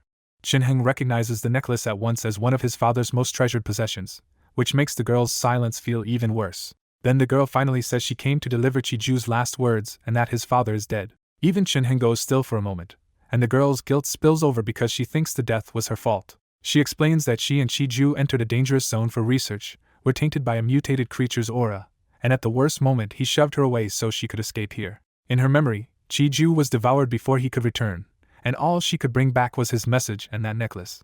Chen Heng does not dwell on the grief and instead zeroes in on the real clue in her story, the mutated creature they had been studying. The girl says they were trying to uncover the origin of the mutated creatures, and they had nearly reached an answer before everything collapsed. That is enough for Chen Heng, and he immediately decides to go see the site himself. The girl agrees because after being saved by his strange holy light, she cannot help trusting Chen Heng's strength. Half a month later, the two of them reach a cliff overlooking a vast black forest where the mutation aura is far denser than anywhere outside. She warns that the unknown energy here is so concentrated that they should really be in protective gear, because staying too long can trigger mutation fast. The warning clearly comes from personal terror, because she knows exactly how unbearable the mutation process feels. Chen Heng answers by simply raising a hand and spreading a faint barrier of light around both of them. When his light touches the black aura in the air, the corruption melts away as if it cannot withstand him at all. The girl scrambles to test it with her instruments, and can barely believe the readings, because his energy completely disperses the unknown force. Even the underground observers are shaken again, because Chen Heng's power now looks absurdly versatile in healing, defense, and direct suppression of the plague itself. The girl says it outright: if someone like Chen Heng had appeared 5 years earlier, many fewer people might have died. Chen Heng cuts through the awe and tells her to stop staring, because they still need to move. They enter the black forest, and even under broad daylight the place feels unnaturally dim, cold, and wrong. Before she notices anything, Chen Heng quietly says there are many things hiding all around them in the trees. She tenses immediately, but Chen Heng tells her the creatures here are not truly dangerous to him, only troublesome. That calm confidence works, because after traveling with him and watching him wipe out attackers on the road, she has started trusting his strength almost completely. After a long trek through the forest, they finally reach the abandoned buildings of Kelong Mountain Industrial Park. The girl explains this industrial park was one of the first 5 outbreak points when the catastrophe began, which is why it matters so much. She adds that the original mutated creatures are probably gone by now, or researchers like them would never have dared come back here at all. When Chen Heng asks what their team was really investigating, she reveals it started with an unexpected discovery in old recorded videos of intelligent corpse-like lifeforms. Those videos showed corpse-like beings that were different from ordinary corpse people because they seemed to have intelligence. Because those intelligent lifeforms seemed linked to the unknown energy itself, their team came here hoping to finally understand where the disaster came from. Chen Heng understands the importance immediately, because even after all these years humanity still has no real explanation for why the mutated creatures appeared. Then the girl admits their mission had already found something real inside these buildings, including unusual objects and traces left by intelligent life. She explains that their team really had found clues here, but mutated creatures attacked before they could finish, and Chi-Ju died in that disaster while protecting her escape. Chin-Heng accepts that and leads the way forward into the ruin instead of wasting more words. At first glance the place only looks old and abandoned, but Chin-Heng quickly senses something much stranger hiding beneath the surface. He can feel many invisible gazes secretly watching him, yet every source vanishes the instant he tries to pin it down. The deeper they go, the denser the unknown energy becomes, and the girl's instruments finally show just how extreme this place really is. Her reading comes back at 1,000 times the outside world's level, confirming that an ordinary person would mutate terrifyingly fast in this zone. The girl finally realizes how monstrous this place is, because the energy density here is so extreme she should have died the instant she stepped inside. That makes her feel even luckier and even more stunned, because Chin-Heng is holding the barrier, as if this thousandfold pressure means nothing to him. When she keeps staring, Chin-Heng cuts it short with a quiet order to stop staring and move. Far underground in the control room, the researchers watch the live feed with tight faces, because this is the closest anyone has gotten to seeing inside one of the catastrophe's original zones. When the signal starts stuttering from the unknown energy, the official orders them to fix it at any cost so they do not lose this one chance. The reason for their desperation is simple. Every past expedition into places like Kelong Mountain vanished, and even satellites could only return static. Now Chin-Heng's presence is somehow suppressing the surrounding energy, so for the first time they can actually see what is inside. The official can only regret that his request to meet Chin-Heng on the surface was too slow, because if Chin-Heng dies in there, humanity may lose its best hope. Because from everything they have seen, Chin-Heng is still fully human in mind and emotion, which makes them believe his power could become the key to human evolution. Back inside Kelong Mountain, Chin-Heng keeps walking down a deserted old street lined with junk and dried corpses, while the girl stays visibly tense beside him. Her old trauma keeps clawing back, and the closer they go, the more she feels some invisible danger creeping toward them. When they turn a corner, Chin-Heng suddenly stops after spotting a figure flash away at the edge of his vision. Thinking it might be a person, Chin-Heng heads after it to see what is really hiding here. Instead of answers, a huge fist suddenly crashes at Chin-Heng from the side. The ambush fails instantly, and the attacker is smashed into the ground hard enough to leave a human-shaped crater beside them. Up close, the fallen attacker looks like a middle-aged man with blue-green stiff skin and scarlet eyes, and the girl blurts out that he looks like a mutant. The girl hesitates because he looks like a mutant but not quite, especially since his body is stable instead of melting apart like hers once did. That thought hits her hard, because she starts wondering if a human who fully survives mutation ends up like this. After examining him, Chin-Heng decides there is no saving this man and tells the girl they are moving on. For Chin-Heng, the proof is simple. The body is still moving, but he cannot sense any mental ripple at all, so it is only a soulless shell. That makes this thing worse than the corpse people he knew before, because even they still had faint minds left, while this one has none. So Chin-Heng ends it cleanly, freezing the struggling body and splitting its head open with a casual wave. A little farther ahead, Chin-Heng stops again when a whole group of men and women appears in the street, all with the same scarlet eyes and corpse-like numbness. As they move in, Chin-Heng steps in front of the girl and sweeps them down all at once. Their bodies slam into the ground and bleed bright red, which makes the scene feel even more wrong. They are not even dead yet, just unable to move, and they keep staring at Chin-Heng with those empty red eyes. Chin-Heng shows no hesitation and decapitates them before walking on. The girl blurts out that he should have left one alive to question, frustrated by how fast he kills everything. But she does not dare stay behind alone, so she rushes back to Chin-Heng's side and anxiously asks whether pushing deeper in like this will cause trouble. Chin-Heng calmly says yes, and adds that the trouble has already arrived. He does not explain further, because he has already sensed the real source ahead and starts heading straight toward it. The deeper they go, the denser the unknown energy becomes, and to Chin-Heng it is no longer formless at all but something almost solid pressing from ahead. Chin-Heng can even feel unseen gazes coming from the structures ahead, watching him as he approaches. He picks up his pace and leads the girl onto a long commercial street full of locked shops, with a few doors clearly forced open by survivors from the early disaster. By the time they reach the street, the pressure is so intense that even inside Chin-Heng's protection, the girl cannot stop trembling. As they move deeper into the ruined city, the girl is shaking so hard her teeth chatter, because the air here is packed with terrifying energy that would have mutated her instantly without Chin-Heng shielding her. The girl can only stare at Chin-Heng in disbelief, because he looks completely unaffected by the same deadly pressure that is freezing her in place. Even on a lit open road, the place feels like a hidden nest of monsters, and the girl hurriedly follows when she realizes Chin-Heng has already kept walking ahead. As the street opens up, Chin-Heng feels a change inside himself. His usually active light divinity quiets, and his shadow divinity starts waking in response to the darkness all around them.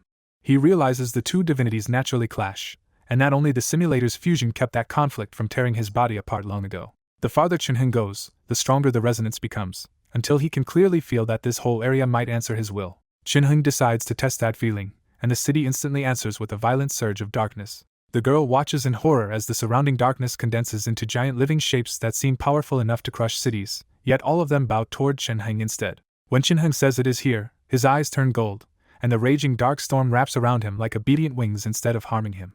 A hoarse voice finally breaks from hiding, stunned by what it is seeing and asking Chen-Heng what kind of existence he really is. The hidden figure steps out fully as a scaled, scarlet-eyed creature and bluntly says no ordinary human should be able to wield nothingness power like this. Chen-Heng answers that he is just human, but the creature is already excited, because it sees his flesh as perfect material for breeding even stronger nothingness beasts. Chen-Heng quickly links that plan to the monsters outside, and the creature confirms that everything beyond this place is the result of his research. The girl demands to know why he destroyed their world, and the answer is worse than she expected. His people are not masterminds at all, just exiles from another ruined world.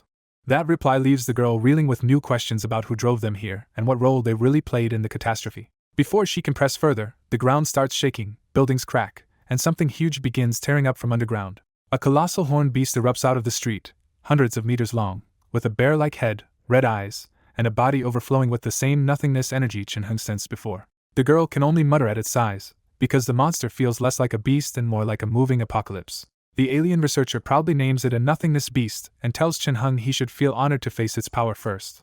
The nothingness beast roars and charges, flames and dark energy rolling off its body as it rushes straight at Chen-Heng and the girl. Chen-Heng stays completely steady, because this is only a simulation body to him, and he has no reason to panic even in front of a monster like this. As he walks forward step by step, the surrounding nothingness energy pours into him and his aura starts climbing with every breath. To the girl, Chen-Heng now looks terrifyingly different, wrapped in evil darkness and holy nobility at the same time, like a god stepping into battle. Even the nothingness beast senses the difference, because its roar turns shaky, and it starts backing away in fear.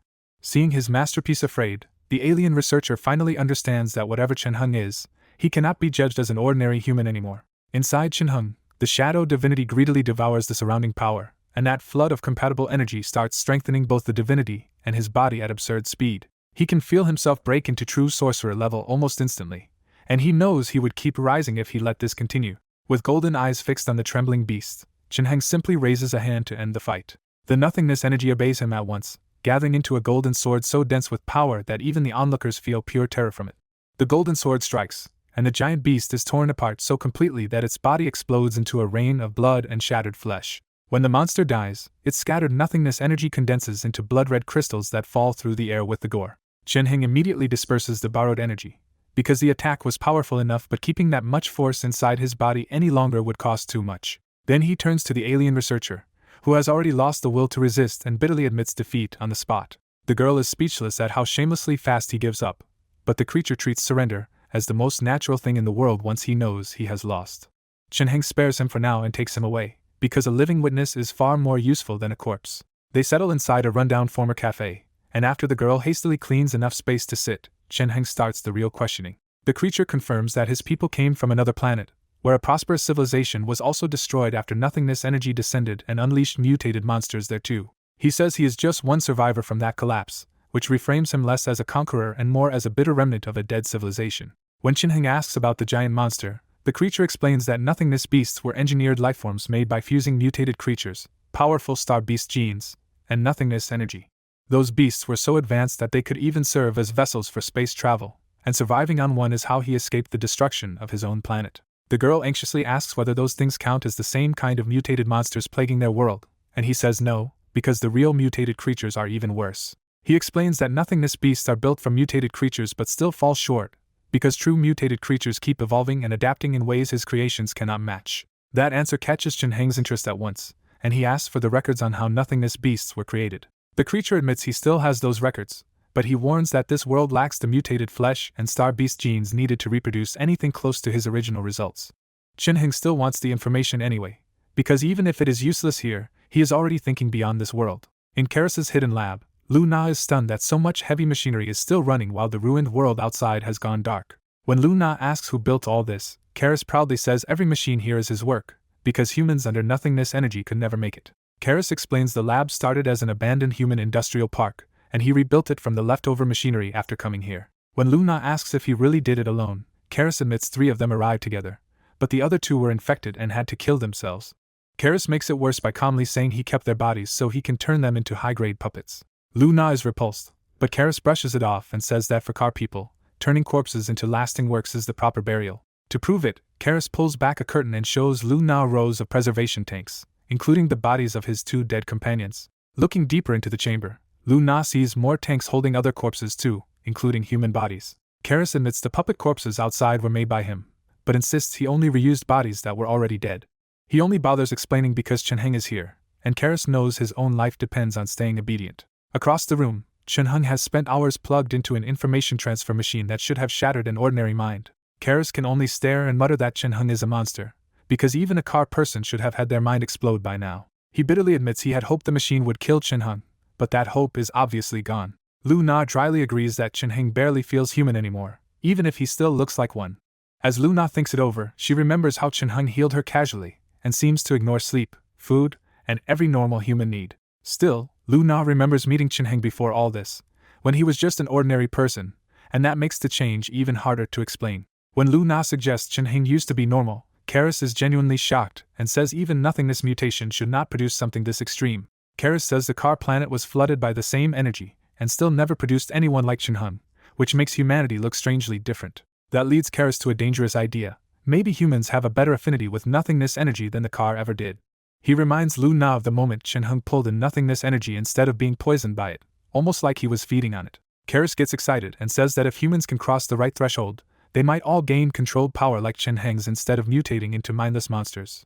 Lu Na imagines what even a fraction of Chen Heng's mountain-flattening strength would mean for humanity, and the thought hits her hard. Seeing her reaction, Karis immediately asks if she wants to try the process herself and offers to use her as a test subject. Lu Na snaps back and stares him down, instantly realizing he is talking about experimenting on her body. Karis seems almost puzzled by her refusal and bluntly says living humans are too rare on the surface for him to waste this chance. That comment makes Lu Na suddenly ask whether Karis also created the deadly black forest outside. Karis denies it at once and says the forest was just a natural result of nothingness energy, not something he built. Lu Na remembers the disaster that killed Chen Heng's father in that forest, and Karis's answer finally eases part of her anger. With the tension easing, Lu Na changes direction and asks the question hanging over everything: how exactly was the car planet destroyed? Karis says it began the same way as Earth's nightmare, with mutated creatures appearing everywhere and pushing his civilization to the brink. Lu Na is startled that a civilization more advanced than humanity could still be cornered by the same monsters. Karis explains the problem was evolution. Every time the car failed to kill a mutated creature quickly, it adapted and became even harder to stop. Then Karis reveals the most horrifying part. The car once completely annihilated a mutated creature, only for an identical one to appear again days later. Lu Na freezes at the word revive, because humanity never even knew the mutated creatures could return from death. Karis confirms that under nothingness energy, killing a mutated creature does not end it, and each return only makes it stronger. He says that endless cycle of revival and growth was the real reason the car planet fell. Lu Na feels the same old grief rising, because Earth had also gone from a thriving civilization to a world where many people chose death over the pressure. Trying to understand the enemy at all, Lu Na asks what mutated creatures and nothingness energy really are. Karis admits even the car never truly understood them, despite having better technology and learning to make nothingness beasts. But Karis does have one chilling theory: the mutated creatures are not a natural disaster at all, and something is directing them. Lu Na is shaken by the idea that some civilization or being could be controlling monsters on this scale. Karis says the creatures are too absurd to be random, and whatever stands behind nothingness energy must be either a terrifying civilization or a terrifying individual. Lu Na pushes on and asks the obvious question: if that mastermind exists, why send mutated creatures to planets like this at all? Karis answers with brutal logic: they are using whole civilizations as training grounds to make those creatures evolve faster. He points out that the mutated creatures on Earth were much weaker at the beginning, and it was constant human resistance that sharpened them into what they are now. Karis says the car reached a horrifying hypothesis. Their world had been watched for a long time, and once it matured enough, the monsters were sent in to use it as a whetstone. After one civilization is broken, Karis believes the evolved creatures are simply moved on to the next world to continue climbing. Lu Na stumbles back in shock, because as awful as the theory is, it explains too much to ignore. Still trying to find a flaw, she asks why a civilization that powerful would need to rely on weaker planets instead of evolving the creatures by itself. Karis answers by turning her back to the creatures' biggest trait of all: their near-limitless ability to evolve under pressure. Lu Na immediately understands that these planets are chosen because they are weak enough to provide constant danger, but not strong enough to wipe the creatures out too early. Karis confirms it. Worlds like theirs are just the first stepping stones, used to forge monsters that will later challenge higher-grade civilizations. That leaves Lu Na with one more question. If the creatures vanished after Kar fell, why did Karis and the others abandon their own planet instead of rebuilding there? Karis says they did want to rebuild after the mutated creatures disappeared, but then something even more unexpected happened. With clear despair, Karis reveals the next blow. Not long after the monsters were gone, huge meteorites started falling toward the Car planet. Karis shakily recalls the day everything ended, saying meteorites rained down and wiped out the Car planet within days. He guesses the Car planet was caught in a war between higher civilizations, with enemy forces bombarding the world to stop the mutated creatures and their nothingness energy from spreading. Lu Na is left both sympathetic and uneasy, because if Car planet suffered like this, Earth could be heading for the same fate. While still absorbing the machine's data, Chen-hung keeps part of his mind on the room around him, staying alert in case Karis tries anything. Thanks to a sorcerer's powerful mental strength, he handles the flood of information without losing awareness and quietly listens to everything Karis says. From the machine, Chen-hung learns this device was built to preserve the Car people's science, history, and language so a fragment of their civilization could survive somewhere else. The records also opened Chen-hung's eyes to a much larger cosmos filled with many planets, terrifying star beasts, and civilizations trying to create weapons strong enough to match them. He pieces together that the mutated creatures were probably experimental weapons meant to grow until they could rival star beasts, and Car planet was destroyed before that project could mature. Another detail catches him too. Car legends describe a god of destruction that repeatedly appears when civilization advances too far, and it sounds disturbingly similar to the mutated creatures. That pattern reminds Chen-hung of similar stories in human civilization, making him suspect Earth may have gone through this cycle before as well. Instead of shrinking from that idea, he becomes quietly eager, because he feels the truth may be close now. Chen-hung rises and asks Karis in the Car language whether he still has any star beast genes left. Karis is openly stunned that a human could absorb everything in under an hour and already speak and use the Car language so smoothly. The more Karis thinks about Chen-hung, the less human he seems. He can fight nothingness beasts, absorb their energy, and use a mind strong enough to make Karis afraid to lie. Karis admits the star beast genes are incredibly rare, and after using most of them to build the earlier nothingness beast, he only has a small amount left. Chen-hung simply tells him to lead the way, and Karis obediently brings him and Lu Na deeper into the base. They arrive at the most secure chamber, a spotless sealed room built to store the star beast genes under extreme protection. Inside, Lu Na and Karis put on heavy protective gear, but Chen-hung walks in as he is without the slightest hesitation. At the center of the chamber, they find a bottle of flame-like red essence sealed inside ice-like containment, radiating heat and powerful vitality. Karis explains that this star beast essence can be used to create nothingness beasts or strengthen ordinary people, and his civilization once made powerful soldiers from it. Chen-hung steps closer and reaches toward the icy seal, immediately sensing an extraordinary force and a trace of remnant mind hidden inside the essence.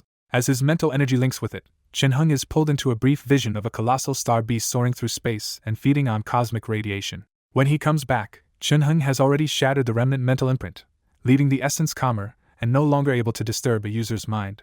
Karis realizes Chen-hung just wiped out the star beast's remnant mental energy, the flaw that kept his nothingness beast unstable, and the ease of it leaves him stunned. Seeing the opportunity, Chen-hung asks to borrow the room, smiling politely in a way that makes it obvious Karis cannot really refuse. Karis immediately agrees, knowing full well that saying no would only get him hurt. Once he and Lu Na step outside and the door closes, Karis can only ache over handing away the last precious star beast genes he had left. Lu Na does not let him brood for long and immediately asks about the formula he still owes her, forcing Karis to answer with an annoyed smile. Elsewhere, the mood turns grim in a massive control room as a middle-aged official demands confirmation that the newest emergency reports are accurate. The researchers report that a berserk mutated creature smashed through District 3's isolation gate and likely wiped out everyone inside. Worse still, more reports pour in saying Districts 2, 4, and 5 are also under threat, and mutated creatures near other gathering zones are stirring too. The staff are baffled that the once dormant mutants have suddenly launched a full assault, and the official falls silent as if a troubling possibility has just clicked into place. The mutated creature's sudden attack explodes across the underground network, and panic spreads so fast that no one can hide the news. Facing a crisis already out of control, the middle-aged official makes the call upward for instructions. Elsewhere, an elderly human leader opens an emergency call with the world's top authorities and warns that after District 3's destruction, every remaining district could be next. Then the Car advisor Hito appears on the conference screen, and the room turns to him for the recommendation humanity cannot give itself. Hito gives them no comforting strategy at all. He says their strength is too weak to stop even one mutated creature. Pressed for real advice, Hito bluntly tells them to prepare to abandon the planet before the true disaster arrives and turns this world into rubble like his own. The human side reveals they already prepared ships and a destination, so leaving the planet is no longer a theory but a desperate backup plan. Hito adds one more recommendation: bring back Chen-hung, because the man who tore apart a nothingness beast with his own power is valuable even to the Car people. The leaders barely need convincing, because the replay of Chen-hung destroying the nothingness beast already proved how dangerously important he is. With the underground defenses likely to fail anyway, humanity finally sends an elite surface team to find Chin-hung and persuade him to come below. On the surface, another city is already burning as a giant mutated creature tramples through ruins and spreads black mutating energy with every step. Far away, Chin-hung opens his eyes because he can hear desperate prayers calling for their savior to come. As fear grips his believers, their faith turns unusually sincere, and solid faith threads begin forming inside Chin-hung's body. He clears the flood of voices from his mind, realizes something terrible is happening outside, and steps out to check. Karis meets him with grim news. Mutated creatures are waking all over the world and attacking human bases. The screens show the worst of it.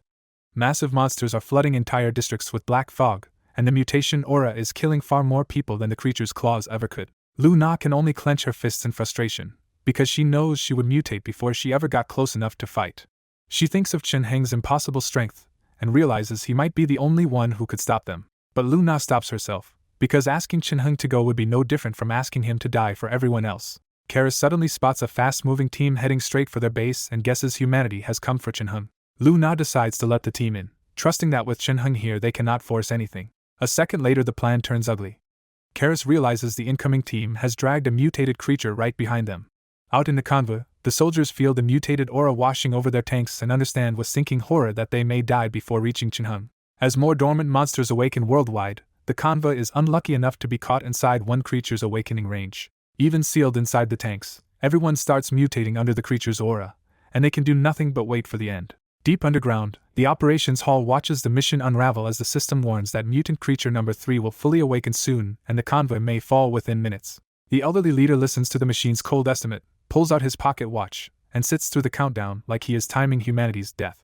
Then brilliant light suddenly bursts across the screen and blows back the black fog around the awakening creature. The system identifies the unknown power at once, and the whole world realizes Chin-hung has finally moved. Hope and dread spread together, because everyone knows this fight could become either another miracle or the start of something even worse. One car observer even smiles at the coming clash, eager to see whether a human who can tear apart a nothingness beast can really beat a creature that evolves without limit. Back in the convoy, the dying soldiers wake to warm light and realize their mutations are being pushed back. When they cautiously step outside, they find the entire ruined city bathed in holy gold instead of black corruption. Inside the base, Lu Na and Karis watch the white energy spread across the whole city and turn into a barrier against the darkness. Karis is stunned that one person's power can cover an entire city, while Lu Na finally lets herself feel relieved because Chin-hung has gone to face it. They switch the view and find Chin-hung at last, walking alone through the wasteland in white robes under falling golden light. Countless prayers are still pouring into Chin-hung, turning into divine energy so fast that even his body is rising to a new level in the middle of this crisis. With that swelling power behind him, Chin-hung calmly advances toward the abyss ahead and waits for the dormant thing there to finish waking up. His arrival only provokes the monster further, and the black fog erupts harder as the awakening speeds up. Then a deafening roar tears through the field, and the enormous mutated creature finally begins to emerge. Under the eyes of the whole world, the most watched mutated creature yet finally awakens in front of Chin-hung. As fear and hope flood in from countless onlookers, Chin-hung feels even more faith threads linking to him and feeding his power. The monster reveals its full horror, a seven-headed giant pouring suffocating nothingness fog across the land. Chin-hung answers with a raised hand, casting a divine barrier that seals the area and shreds away the black fog. The beast roars like thunder, but Chin-hung casually starts the fight by wrenching whole mountains out of the earth and hurling them at it. The mountains smash apart on impact, and the mutated creature still comes through basically unharmed. Watching the live feed, Lu Na is stunned that a human can move mountains at all. Karis keeps quiet, but inwardly he thinks ripping apart a nothingness beast was even more absurd than this. Then Chin-hung goes even further and tears an entire city section from the ground to slam into the monster. Even Karis nearly curses at the screen, because uprooting a city intact is far crazier than simply blowing one apart. When the city strike still fails to kill it, Chin-hung calmly judges that ordinary methods will never finish this creature. So he builds a magic framework and condenses his divine energy into an enormous golden sword. The golden sword drops, slicing through all 7 heads and carving the creature apart in an instant. The mutated creature explodes into mangled flesh, and a rain of blood pours over the battlefield. Seeing that bloody finish, Karis suddenly feels an ugly sense of déjà vu from when Chin-hung destroyed his nothingness beast. Lu Na hopes it is over, but Karis grimly warns that mutated creatures do not stay dead. Right on cue, dense black fog swells again and the same mutated creature crawls back out of nothingness. Chin-hung realizes the records were true. This thing really has an undying body and remembers being killed. The revived beast charges with city-killing nothingness energy, but Chin-hung's barrier still keeps every bit of it off him. Chin-hung answers with the same golden sword again and blows the creature apart a second time just as easily. Lu Na is thrilled by the clean kill, But Karis turns even more serious because repeated victories still mean nothing against endless revival. Like the rest of the world, Karis believes Chinheng will eventually lose to exhaustion if the creature can keep reviving forever. But instead of backing off, Chinheng smiles faintly and starts walking toward the revived monster. Then the flow of power changes completely, because the surrounding nothingness energy starts gathering around Chinheng instead of the mutated creature. Karis goes rigid, because he recognizes this as the same terrifying state Chinheng used before to erase the nothingness beast. Inside the storm of darkness, Chinheng bears crushing pressure as his shadow divinity resonates with the nothingness energy and draws it in. His light divinity answers from within, helping him endure the strain and even tempering his body stronger under the pressure.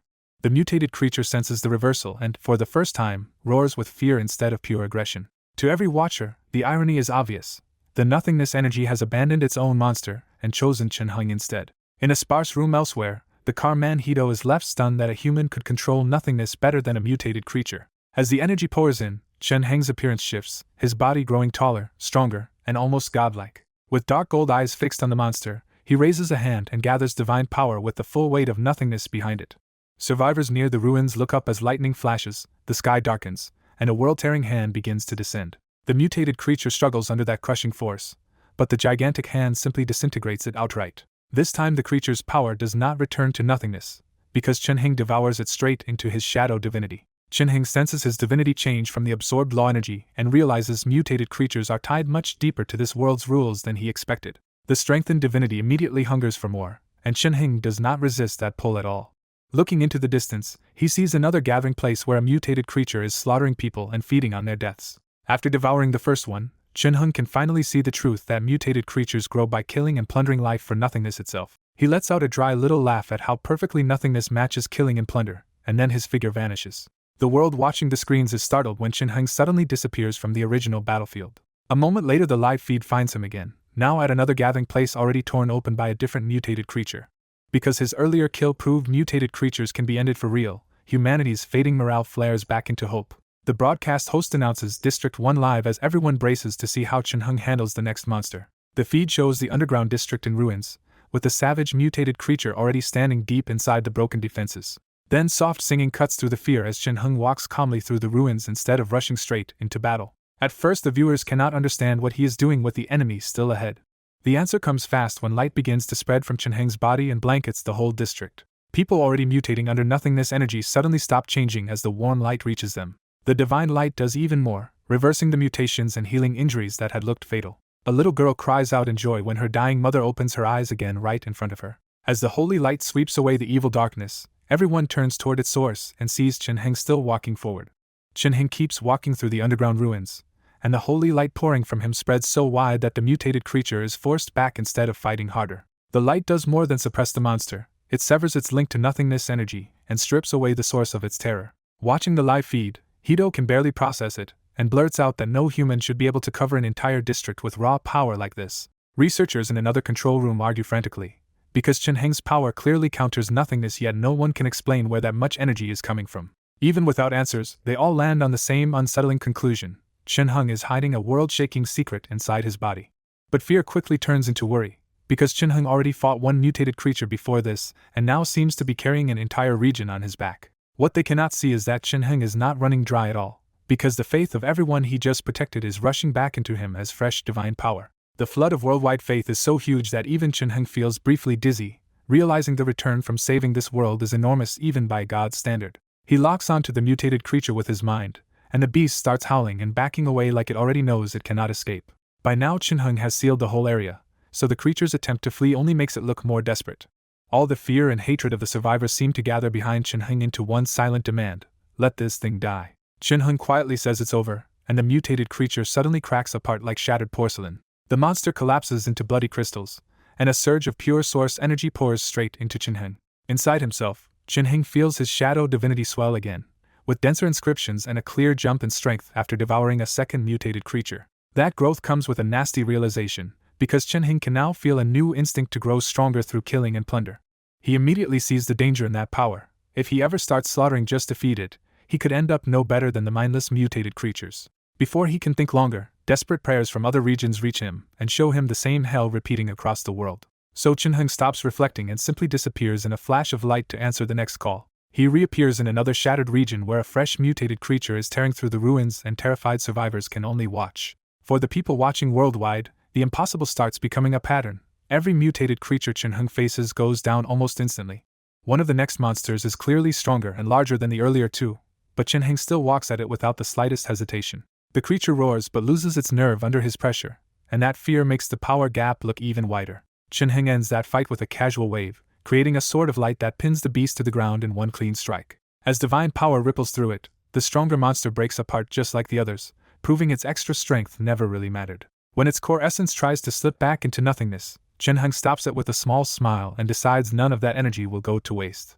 After absorbing this essence, Chin-hung feels his divinity shift again and realizes the first stage of its transformation is nearly complete. That is enough for him to make a decision. It is time to finish this disaster completely. From there, Chin-hung keeps appearing across the world, hunting mutated creatures one after another with no sign of fatigue. As Chin-hung keeps winning without slowing down, people watching the broadcast stop fearing the next monster and start wondering what kind of existence can fight like this without end. Then the final mutated creature falls, and after 20 years of blood and despair the world finally realizes the nightmare is actually ending. As the last traces of nothingness retreat, survivors celebrate in disbelief because the source of humanity's suffering has really been erased. Karis stares at the screen in a daze and admits to himself that anyone who can wipe out those monsters alone no longer feels like an ordinary human at all. Lu Na's reaction is much simpler, because all she sees is that humanity survived. Even in victory, some officials grow wary, because anyone who can erase the mutated creatures this easily could devastate humanity if he ever chose destruction. What eases that fear is the same record everyone just watched. Chin-hung used his strength to protect humanity, not threaten it.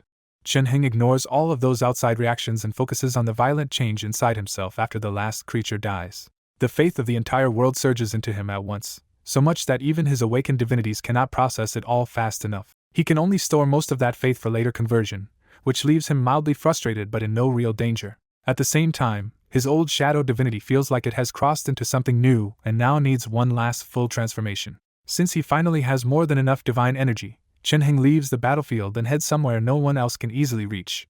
The confused viewers follow him to the top of the world's highest mountain, where he stands alone above the clouds in the thin air. After one last look over the world, Chin-hung closes his eyes on the summit and seals his aura away until even his life signs seem to vanish. A pure white aura freezes around his body until he becomes a silent ice sculpture with no life signs left to detect.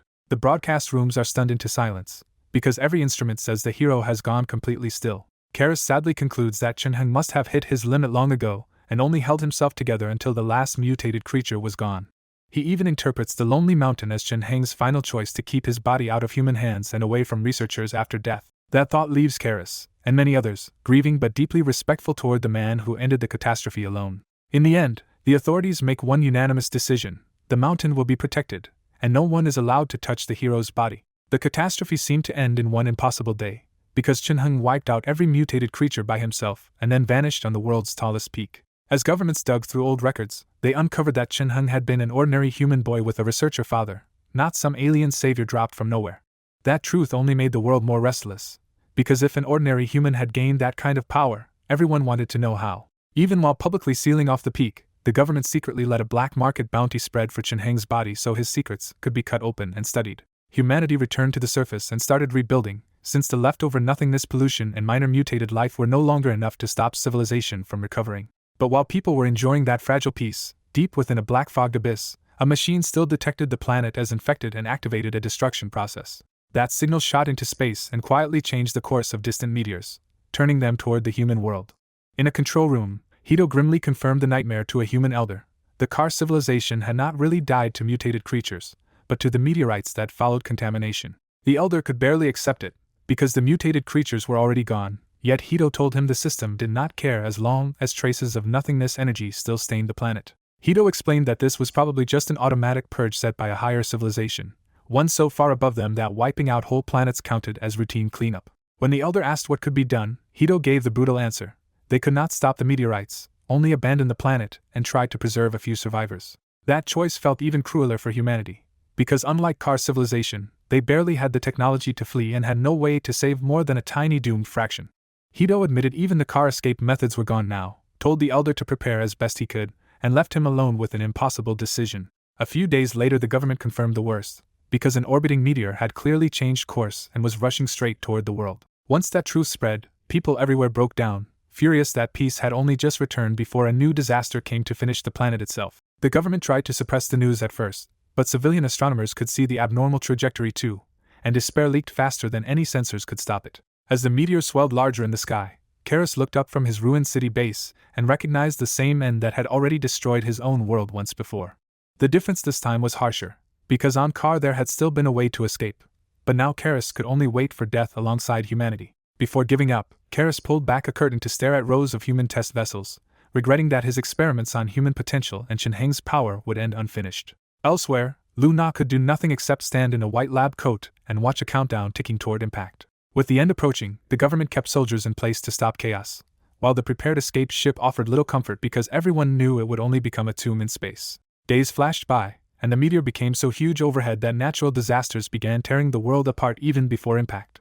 People raised their heads to the sky knowing this might be the last thing they would ever see. On the final broadcast, the host calmly announced that impact was only 2 hours away, even though the satellites had already failed and no live image of the sky remained. Instead of panic, the broadcast began walking through humanity's long history, from ancient ancestors to tools, kingdoms, and industry, as if giving civilization one last dignified farewell. The timeline reached the catastrophe era, the retreat underground, and finally Chen Heng's rise and burial on the tallest peak, placing him among the heroes who carried humanity this far. The host urged everyone to remember the names of those heroes, insisting that even if bodies vanished, history and human will did not have to disappear with them.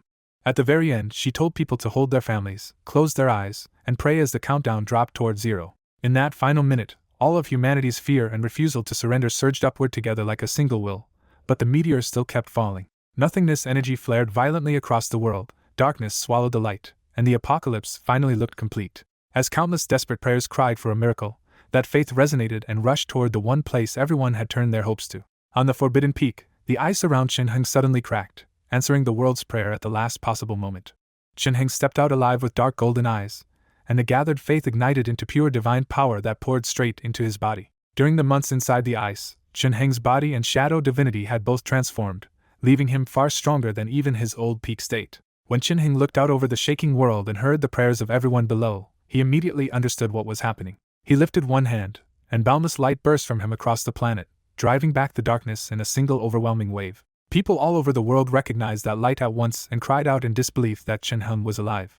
Under that divine radiance, the world's chaos eased as the shaking ground, collapsing mountains, and twisted gravity all began to settle down. Karis walked out and stared in open shock, because even he had believed Chen Heng was dead and never imagined his power could rise this much higher. From the summit, Chen Heng's aura looked almost godlike as he launched straight into the sky toward the descending meteor. Watching him rise, people finally understood his target, and could only cling to one desperate question: could a human really stop something that massive? Chen Heng himself was not certain either, but with the planet tied to his own fate and divine power surging through him, he chose to try anyway. He gathered that immense divine force and slammed it against the meteor, forcing its unstoppable descent to suddenly stall. Then, in full view of the world, the meteor actually began to move back under Chen Heng's push. Facing the falling meteorite, Chen Heng steadied himself and accepted that there was no way around this crisis except straight through it. As divine energy flooded every part of his body, Chen Heng felt his flesh being transformed and realized this power could do something absurdly huge. He raised both arms toward the meteorite, and the divine light spread over it like a shield protecting the world beneath. Then the miracle hit. The meteorite actually shook under his hands. Cracks began to spread across the meteorite, turning one impossible act into something the whole world could finally see. Watching through an instrument on the ground, Karis went numb as he realized Chen Heng might actually destroy the star itself. But even as the meteorite started breaking apart, everyone knew it was still dangerously close and its fragments could wipe them out anyway. All over the world, people looked up and poured their prayers into Chen Heng, begging him to finish it. The faith pouring into him was immense, but Chen Heng hit a hard limit because he could only refine that ocean of faith into divine energy so fast. As his power surged, Chen Heng felt something in the world itself wake up and turn its attention on him. He quickly understood the problem. This world was rejecting his divine power now that he had fully unleashed it. With the fortune mark helping him see what was hidden, Chen Heng finally noticed black tribulation aura settling onto his body like a curse. Recognizing that deadly aura, Chen Heng only gave a dry smile and decided to test this world head-on anyway. Then Chen Heng unleashed the stolen essence of mutated creatures, and a colossal 9-headed beast erupted into the sky. Karis stared in shock as he understood what Chen Heng had done. He had not only beaten those monsters before, he had taken their power for himself. The summoned beast smashed into the meteorite, and the whole sky vanished in a blinding explosion. On the ground, nobody could see anything anymore, so all they could do was keep praying while faith energy surged upward. At the same time, A hidden device reported that an unknown energy had ruined its destruction process before it failed and shattered. When the golden light finally faded, people realized the impossible truth. They were alive and the meteorite was gone. In the control room, the researchers confirmed that Shinhan had destroyed the meteorite outright in a way neither humanity nor the Car civilization could have managed. What shocked the researchers even more was that the explosion should have wiped out all life, yet Shinhan's golden light had somehow protected the whole world. The crisis was over, but when people searched for Shinhan afterward, they found nothing at all. Some believed he had burned himself out saving humanity, while his most devout followers insisted he was still alive somewhere, still watching over them. In the end, the government honored Shinhan as a martyr and allowed churches devoted to him to spread across the world. But Shinhan himself knew none of that, because he had already left that world behind. He woke in his own familiar room to the simulator's conclusion screen and saw that this run had earned him 17,300 points. Before he could dwell on the reward, a new prompt appeared and the simulator began returning essence from his dead simulation body. Memories of that entire life flashed through his mind and stopped on the image of his own corpse drifting in space after the final battle. Shinhan took that death in stride, but then the corpse in his vision dissolved into pure essence and rushed into his real body. The transfer remade him from the inside out, and Shinhan felt his weak real body rapidly grow far stronger than before. When it ended, a casual swing of his arm kicked up a violent gust and confirmed just how much his power had jumped. What pleased him most was not the raw strength, but the fact that his very essence, talent, and potential had all improved. Then the simulator offered him a bigger reward still. It had found that world's coordinates and asked whether he wanted to anchor a connection. As the simulator explained the rule, Shinhan learned that saved coordinates would let him return to a visited world reliably instead of gambling on random simulations. Seeing no downside, he agreed to record the world even after the simulator demanded a steep price of 10,000 points. The memories of that world condensed into a complicated mark, and his points dropped sharply as the connection was successfully recorded. Just as he was about to leave, Shinhan suddenly froze because he felt faith energy pouring into him again. Tracing the source, he discovered that the connection to the mutated creature world had opened hundreds of thousands of powerful faith threads to his most fanatic believers there. He realized only the strongest believers could send faith across worlds, but even that left him with an enormous new supply of divine power. With that pleasant surprise settled, Shinhan stepped outside into the sunlight and let the peace of the real world wash the battle memories away. After standing there for a long time, Shinhan finally turned away from the quiet view and went back to ordinary matters. Soon after, Herdasiri met him respectfully and handed over documents summarizing everything that had happened in recent days. This was exactly what Shinhan had ordered, because he wanted every important event recorded instead of lost in rumor and scattered memory. Back in his territory, Shinhan carefully reads the reports Herdasiri prepared and confirms one big change after the simulator's evolution. Real time now passes outside while he simulates. 2 real months have passed, but thanks to Shinhan's earlier preparations, the territory stayed stable instead of falling into chaos. The good news is concrete. More refugees have arrived, his population has grown to around 2,000, and the settlement is finally starting to look viable. The nobles who promised support, including King Kareem, have also delivered supplies, giving Shinhan enough stored resources to stop worrying about food for now. Herdasiri has also put people into the fields, planting crops that can survive the season while Lama leads troops to clear nearby beastmen and make the land safer. After hearing the territory report, Shinhan asks about Ali and Marley and then presses for news from Genri's trip to Imu City. Herdasiri tells him Genri already sent word that the task is almost finished and he is on his way back, which immediately brightens Shinhan's mood. Shinhan says he hopes Genri returns with a pleasant surprise, and Herdasiri answers with quiet confidence that he will. With the territory running smoothly, Shinhan spends the next peaceful stretch either meditating or training his body as hard as he can. The results are obvious to him and to the people around him. After inheriting the essence of his simulation body, Shinhan's life night training suddenly becomes much smoother. By Herdasiri's judgment, Shinhan is already close to becoming a true life knight, and even before that, his raw body might already let him fight one head-on. His meditation has changed too, because his stronger mind can now touch a higher layer of the magic net. That new reach puts him at the equivalent of a third-ring sorcerer in this world, a level he finds powerful but still flawed compared with true sorcerers from the sorcerer world. Even so, he knows a third-ring sorcerer is terrifying here, because if enemies cannot close the distance, that kind of caster is almost untouchable. After confirming his gains, Shinhan turns to experiments of his own, testing what the mutated creature essence left behind inside him. A savage beastman charges him in a frenzy, trying to tear off his head with one clawed strike. Shinhan kills it in one clean blow, sending the beastman's head flying and dropping the body in a spray of blood. Instead of savoring the kill, Shinhan closes his eyes and studies the reaction inside himself. Inside his body, a scarlet trace of divinity stirs with eager hunger, and begins feeding him a new kind of berserk divine energy. He realizes this power comes from slaughter itself, making the body stronger fast and hitting harder than normal divine energy, even if it lacks the same healing and support traits. The best part is also the most dangerous. This energy does not need faith, because as long as Chin Hung keeps killing, he can keep taking more essence for himself. He names the new gift the slaughtering ability, and immediately understands why he must keep it hidden, since a god who grows stronger by killing would draw hatred from everyone. Now his divinities cover healing, guarding, concealment, and this brand new slaughtering power, but only the last one feels truly unique to him. People nearby remove the beastman's corpse, while Chin Hung quietly weighs whether this new path is even worth using. He quickly decides mass-killing beastmen himself would be too slow and too time-consuming for a ruler who already has better ways to grow stronger.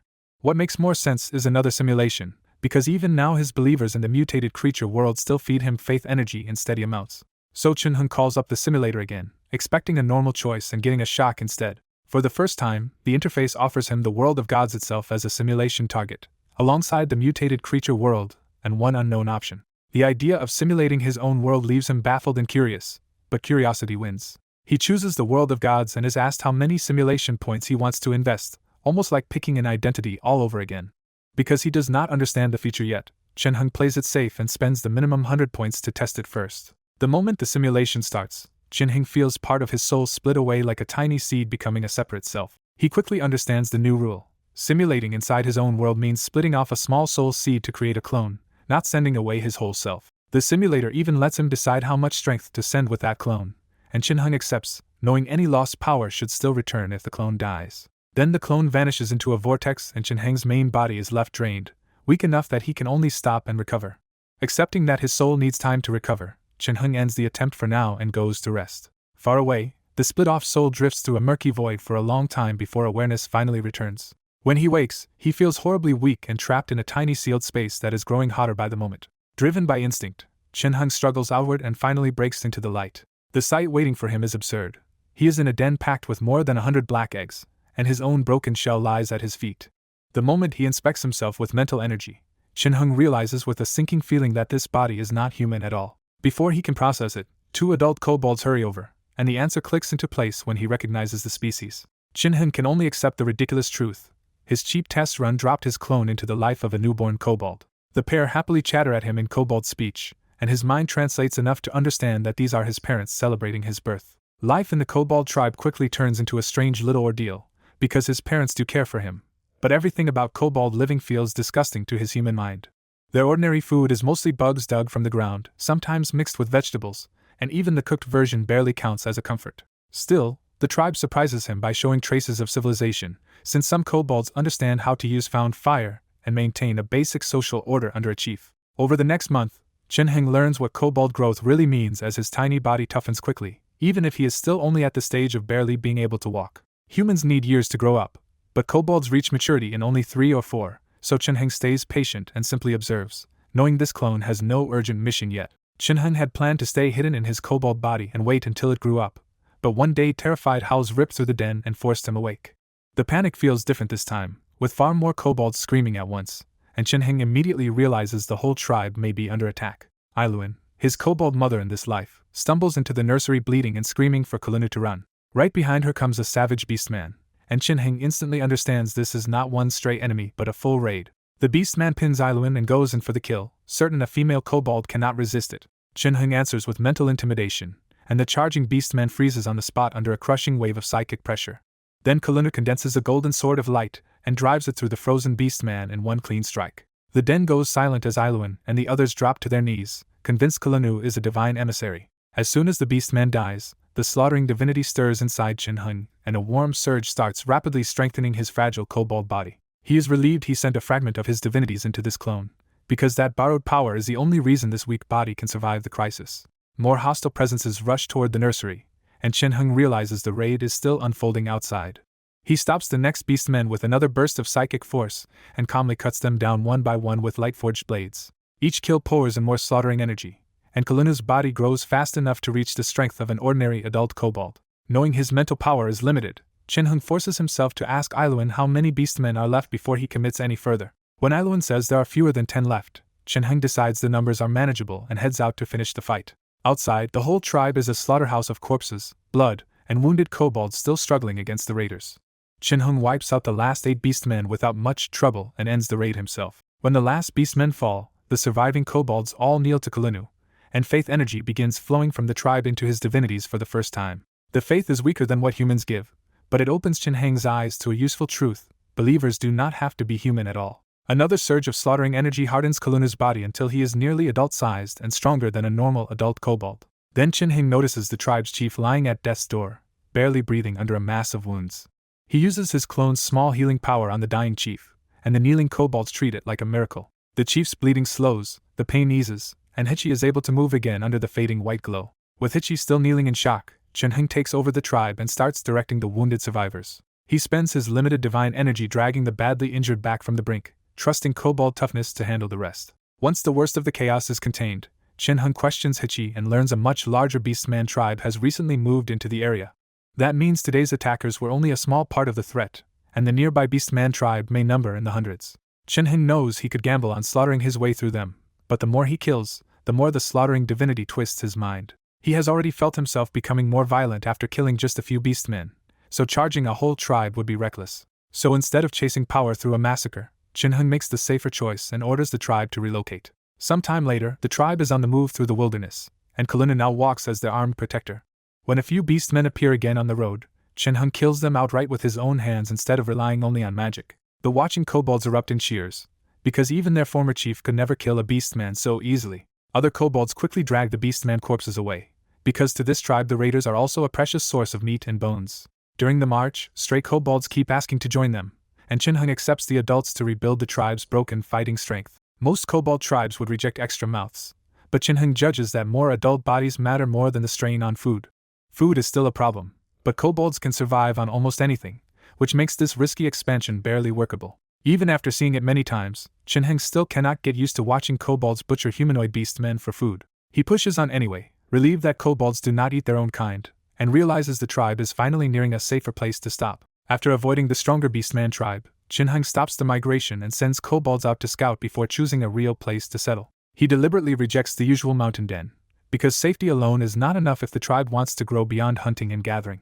Chin Heng decides the tribe needs farmland, water, and room to feed a larger population, so he picks a plain with streams instead. The good land already belongs to a small beastman tribe, but Chin Heng sees that this enemy is far weaker than the one they fled from.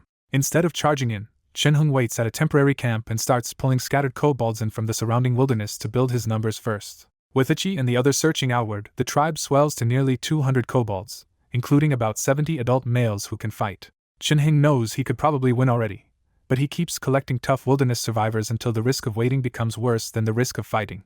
Once the beastmen are likely to grow suspicious and the food strain starts biting, Chin Heng finally decides to strike. Nearly 100 kobolds rush the beastman camp in a sudden attack, and Chin Heng opens with mental intimidation to smash the defenders' momentum. Only about half the beastmen are home, so under Chin Heng's support the kobolds cut through the camp fast. When the last beastman falls and the blood settles, the whole tribe erupts and chants Chin Heng's kobold name, Kalunu. Hichi basks in his own hard-won kill, proud that he managed to bring down a beastman by himself. As the tribe sorts the spoils, Chin Heng finds weapons, equipment, and gold coins clearly taken from humans who pass through this region. The moment he recognizes the Oro Empire's coinage, Chin Heng realizes his clone may have spawned much closer to his main body than he expected. That discovery excites him, because a nearby main body could one day feed this clone resources, and this clone might become useful in return. Back with the main body, Chin Heng quietly senses the clone's memories and confirms that the two selves can vaguely share information while living in the same world. He cannot get the clone's full memories yet, but the hazy link is enough to make him grin at the absurd fact that one of his clones is a kobold. Then the amusement turns practical, because Chin Heng sees how powerful this feature could be if a clone builds its own faction or supports his real body. Still, he immediately runs into the cost. Creating a clone drained his soul so badly that making another one now could cause permanent damage. He gives up on making another clone for now and quietly turns back to strengthening himself in his current life instead. Months later, news finally arrives from Ali and Marley, who have escorted the first batch of food and supplies back from Imu's city themselves. Chin Heng welcomes them warmly, and Marley pushes through his fatigue to remind him of the deal they made. Chin Heng immediately honors the agreement and has attendants bring out the damaged but precious magic items he promised them. The sight wipes away the sorcerer's exhaustion, because even broken magic items are treasure to men at their level. Chin Heng shows that he has even more magic items in reserve and calmly asks whether they want to keep working for him. Marley folds instantly and eagerly agrees, and Ali can only stare because he remembers Marley swore on the road he was done with this exhausting job. Ali is still left speechless by Marley's instant surrender, but Chin Heng accepts the answer and the new arrangement is settled. After they leave, Chen-hung turns to the real prize for himself, the meditation basics and rune books he asked them to bring. As he reads, Chen-hung realizes this world's sorcerers resemble the ones he already knows, but their whole system leans far more heavily on medicines and outside support. He spots the biggest weakness quickly. Most sorcerers here rely on one meditation rune set, where the sorcerer world built whole layers of complex interchangeable runes. That shortcut makes sorcery here costly and physically frail, which is why the profession stays in noble hands and still feels underdeveloped to Chen-hung. He also sees the larger reason. In a world ruled by gods, sorcerers have been constrained for so long that their path never had room to fully develop. After memorizing the material with ease, Chen-hung closes the books and goes back to his daily training. By now half a year has passed since he settled here, and he has been steadily clearing beastmen, opening fields, and taking in refugees. He keeps watching the south and learns the Oro Empire kept advancing after crushing Melito, a sign that the wider war is still grinding on. With Callo unstable and the Oro Empire uncomfortably close, Chen-hung decides to stay low-key and strengthen himself before trouble reaches him. Another 4 months pass, and the once desolate plain where the clones settled is now home to a rough but real kobold city. The change is obvious everywhere, because armed kobold patrols now move through the settlement carrying simple spears and bows instead of wandering like wild scavengers. Under organized leadership, the tribe has also learned to weave rope nets for hunting and fishing, turning survival into a system. Outside the walls, kobolds are farming too, planting the edible species they know from the wild and already seeing promising sprouts. To anyone who knew ordinary kobolds, this whole place would look impossible, and 2 human adventurers can barely believe what they are seeing. Kumar tries to tell himself this has to be a dream, while Yahello bitterly admits the truth. They were actually captured by kobolds.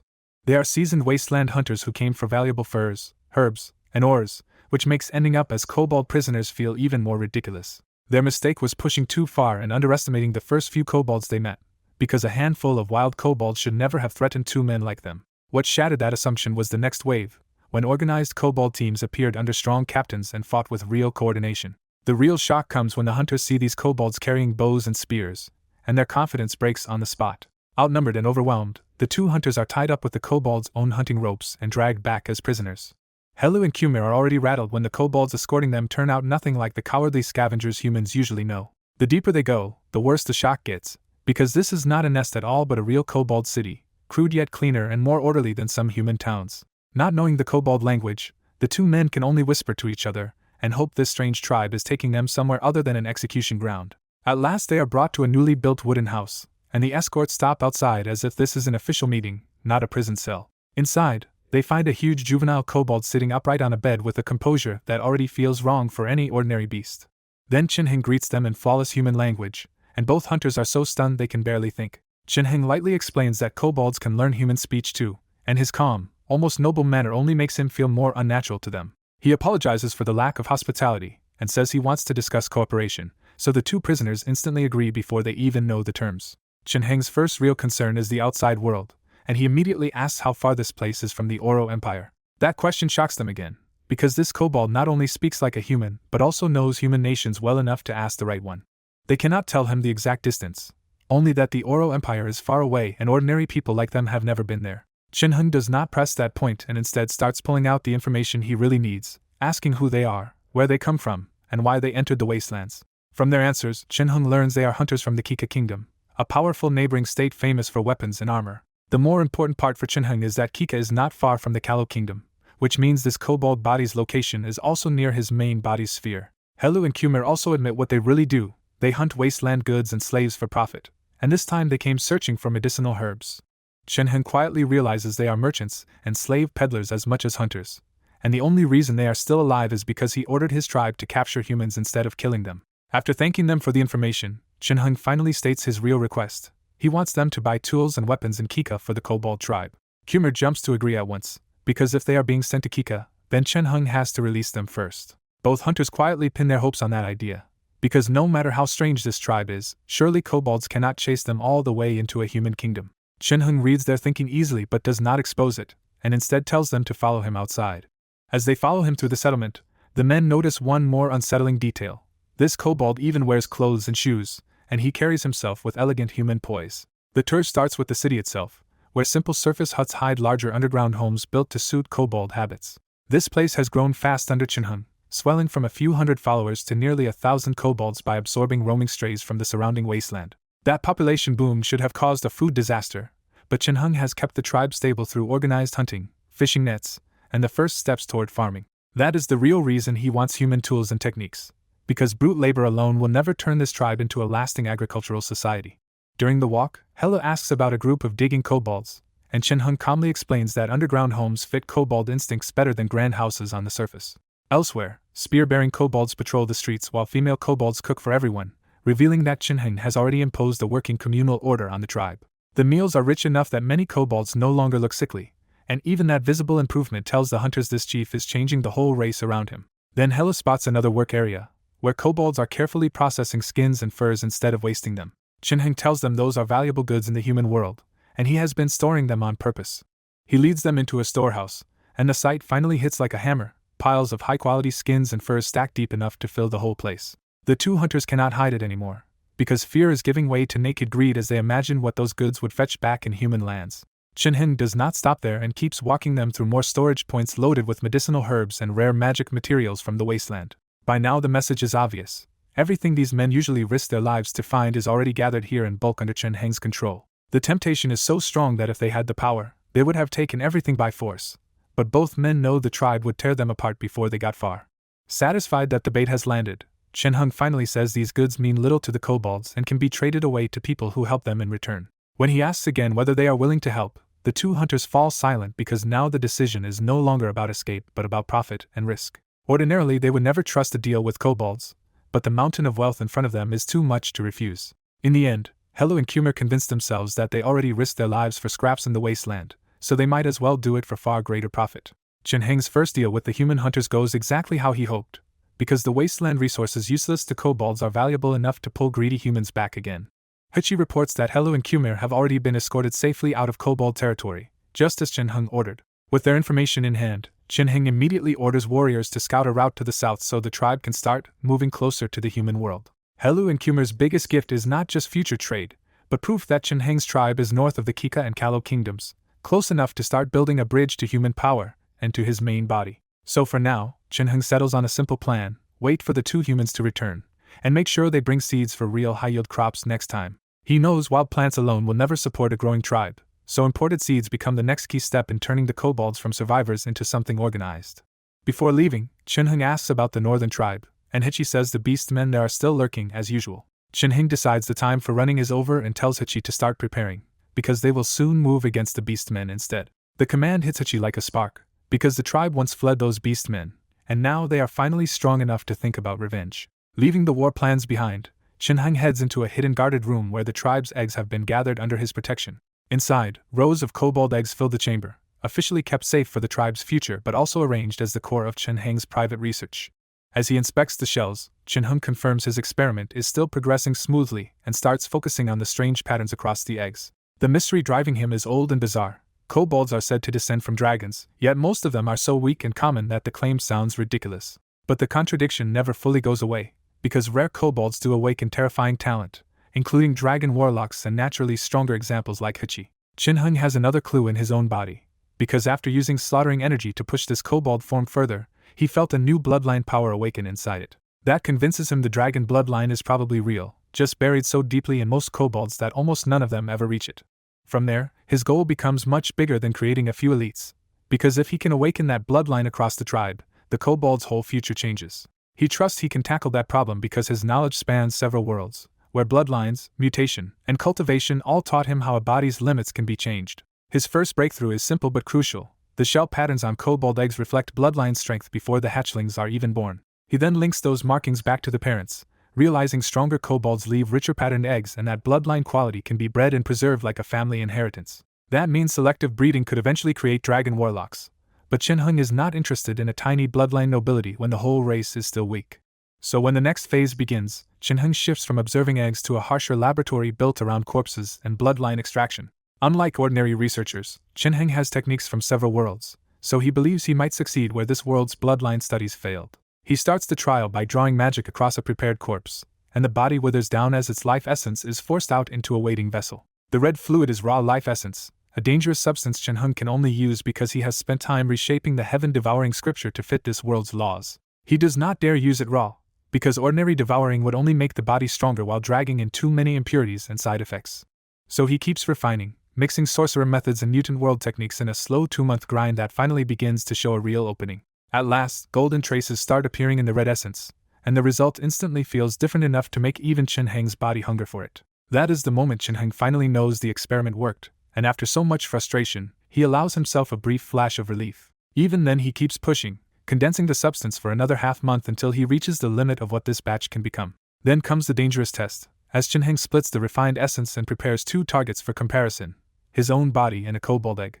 The moment he absorbs his portion, heat surges through his body so violently that an ordinary kobold would have blacked out on the spot. He endures it on purpose, because his stronger will and divine support let him stay conscious and study every change from the inside. The first stage happens inside his body, as his organs begin growing and transforming under the pressure of the awakened bloodline. When the changes finally reach the surface, Chen Heng's kobold body swells larger and metallic red scales spread across him. His pupils turn a faint gold, and even though he is still technically a juvenile kobold, his presence now crushes ordinary adults on sight.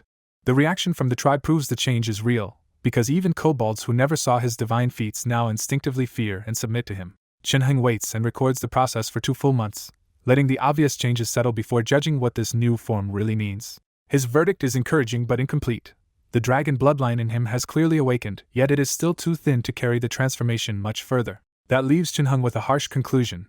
If this transformation was dangerous even for him, ordinary kobolds have little chance of surviving it. The egg trial fails even more brutally, because kobold eggs have no formed will to endure the transformation and die no matter what he tries.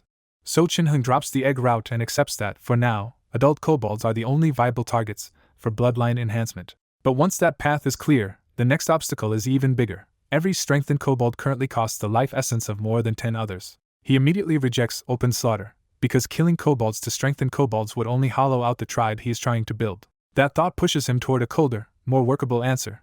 Instead of murder, he may have to build his method around the tribe's natural dead and those lost in battle. Chen Heng seriously weighs a cold long-term problem. Kobolds die too slowly for natural bloodline replacement to ever improve the whole race quickly. He calms down once he realizes time will eventually solve part of it, because in the very long run the dead will outnumber the living. But a new issue follows right away. Stronger bloodlines would almost certainly weaken the kobold's biggest advantage, their explosive reproduction. Chen Heng lands on a practical compromise. Create an examination system and only upgrade elite kobolds, while ordinary kobolds keep the tribe growing. With the core plan set, he shelves the rest of the future problems for later and moves on to governing the tribe. After leaving the lab, Chen Heng announces a simplified set of basic laws built for kobold intelligence and absolute obedience. One law shocks the tribe most. Every dead kobold body now belongs to the tribe and cannot be buried, burned, or destroyed. Even with that strange order, no one dares object, because the whole tribe now treats Chen Heng with complete reverence. The tribe keeps swelling past 1,000 kobolds, but unlike old kobold tribes, this one does not collapse under its own numbers. That stability comes from Chen Heng's changes. Nets, bows, and spears have turned desperate scavengers into a tribe that can reliably hunt fish and larger prey. Their first farming attempts also start paying off, and even low yields feel like a glimpse of a completely new future for the tribe.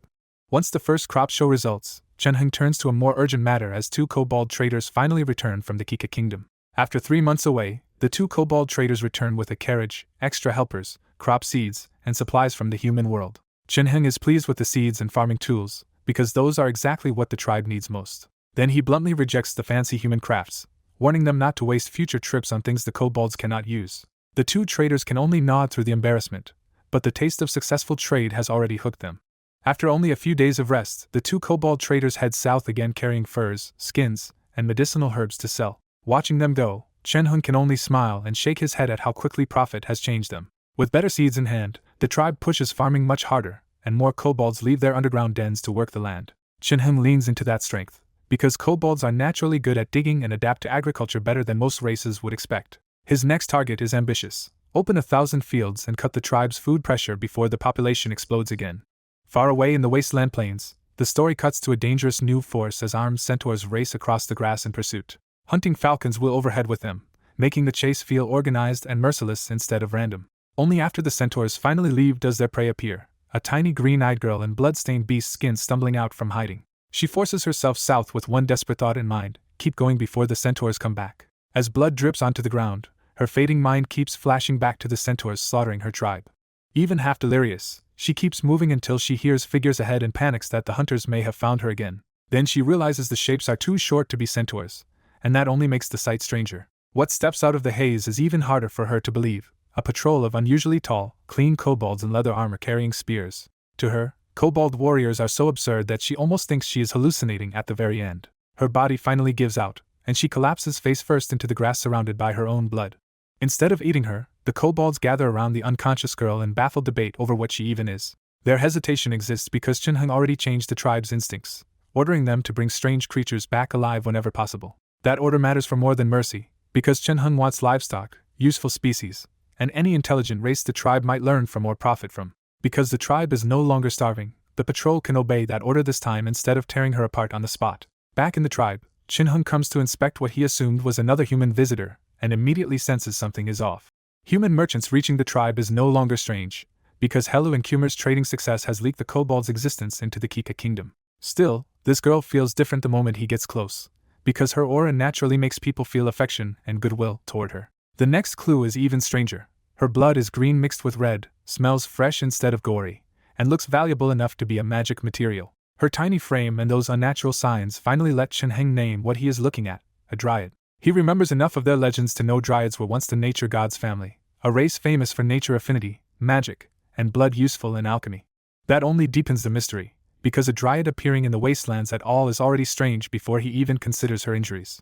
As he examines the wounds, he finds no trace of magic at all, only brutal physical damage from distant arrows and a few blade cuts. What impresses him most is that she survived this long at all, which tells him her life force is abnormally strong. Curious but practical, Chunhung first cleans the dryad girl's wounds before doing anything else. Then he stretches out his hand and releases a warm divine healing light over her body. Chunhung releases a healing divine skill, and its intricate rune flares over the wounded dryad girl as her terrible injuries start closing at a speed no normal priest could match. The miracle healing stabilizes her almost immediately, and Chunhung sees she is finally out of mortal danger. Just as Chunhung turns to leave, the dryad girl wakes far earlier than expected and weakly asks who he is. Chunhung pauses in surprise, because with injuries like hers she should not have regained consciousness this fast, and he immediately guesses her dryad constitution is unusual even by his standards. Once she realizes he was the one who healed her, Chunhung asks if she is a dryad, and her tense nod confirms his guess. Even though he wants answers about her race, her past, and the dryad's rumored magic, Chunhung deliberately backs off and tells her to rest instead of pressing too hard. After he leaves, the girl checks herself in disbelief and finds every visible wound gone, which makes her realize a priest-level healing power really did save her. The relief only lasts a moment before memories of her slaughtered family and destroyed tribe crash back in, and she sits there with red, tearful eyes. A noise outside finally pulls Dylan back to the present, and she carefully opens the door to see where she has ended up. What she sees leaves her stunned: female kobolds crafting simple weapons, armed male kobolds patrolling, and the whole settlement running with an order and calm she never thought kobolds could have. Dylan has lived 200 years thinking kobolds were filthy, weak little beasts, so this disciplined village shakes her old assumptions on the spot. The more Dylan watches, the stranger it feels. Kobolds are farming, making tools, cooking, training their young, and raising laughing children in a village calmer than many human settlements she remembers. That peaceful sight reminds Dylan of her own lost homeland, and the contrast makes her let out a quiet, bitter sigh. She finally steps farther into the village, and when the kobolds only glance at her and go back to work, Dylan realizes Chunhung has already made sure she would not be treated as an enemy. That matters to her, because dryads are famous for beauty, power, and bodies full of priceless magical materials, which means being discovered usually brings greed and disaster. In her mind, the reason for her flight sharpens again. Her hidden dryad tribe deep in the wastelands was discovered by centaurs, and that discovery turned into a calamity. As she looks around more, Dylan notices one unusually large structure in the village, and voices singing from inside pull her toward it. The closer she gets, the stranger it feels, because the kobolds inside are singing in the human common language instead of rough kobold speech. She waits outside in silence until a group of excited kobold children finally spills out of the building. Chunhung steps out after them, and he is not surprised to find Dylan waiting there because he sensed her approach long ago. When Dylan asks if he was teaching those children, Chunhung confirms it and plainly says he is teaching them the basics of the common language. That answer only confuses her more, because even a kind-hearted dryad like Dylan cannot see why anyone would bother educating kobolds like this. Chunhung tells her big things start from the foundation, and if kobolds ever want a future in the outside world, education has to begin now with the next generation. He knows this will take generations before it truly bears fruit, but Chunhung is patient enough to build that future one lesson at a time. Then Dylan catches the divine aura around him and bluntly asks if he is an emissary of a god. Her accuracy catches Chunhung off guard, and he realizes dryads really are sensitive enough to detect divine energy that most people would miss. Chunhung dodges the question with a dry reply about whether any god would really choose a kobold as an apostle, but Dylan insists his aura is nothing like an ordinary priest's. Instead of answering directly, Chin-hung shifts the conversation and asks for her story and her name, and she finally introduces herself as Dylan.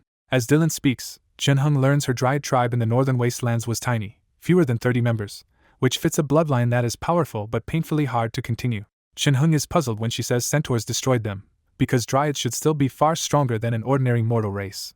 Dylan answers with the real horror: those were not normal centaurs, because they carried the aura of an evil god. That immediately changes the whole picture for Chin-hung, because once priests, divine skills, and god-backed items are involved, a Dryad tribe falling to centaurs becomes grimly believable. Dylan explains that the centaur priests smashed the tribe's defenses with divine skills, then drove waves of kobold, goblin, and beastman slaves at them until the Dryads were worn down and forced to flee. Chin-hung coldly recognizes the tactic as simple but brutally effective against a small, powerful race, especially when fast centaurs can harass and chase without ever giving their target room to recover. His thoughts immediately jump to his own village, and the more he compares kobolds to centaurs, the more obvious it becomes that ordinary kobolds would stand no chance unless he trains them for that exact threat.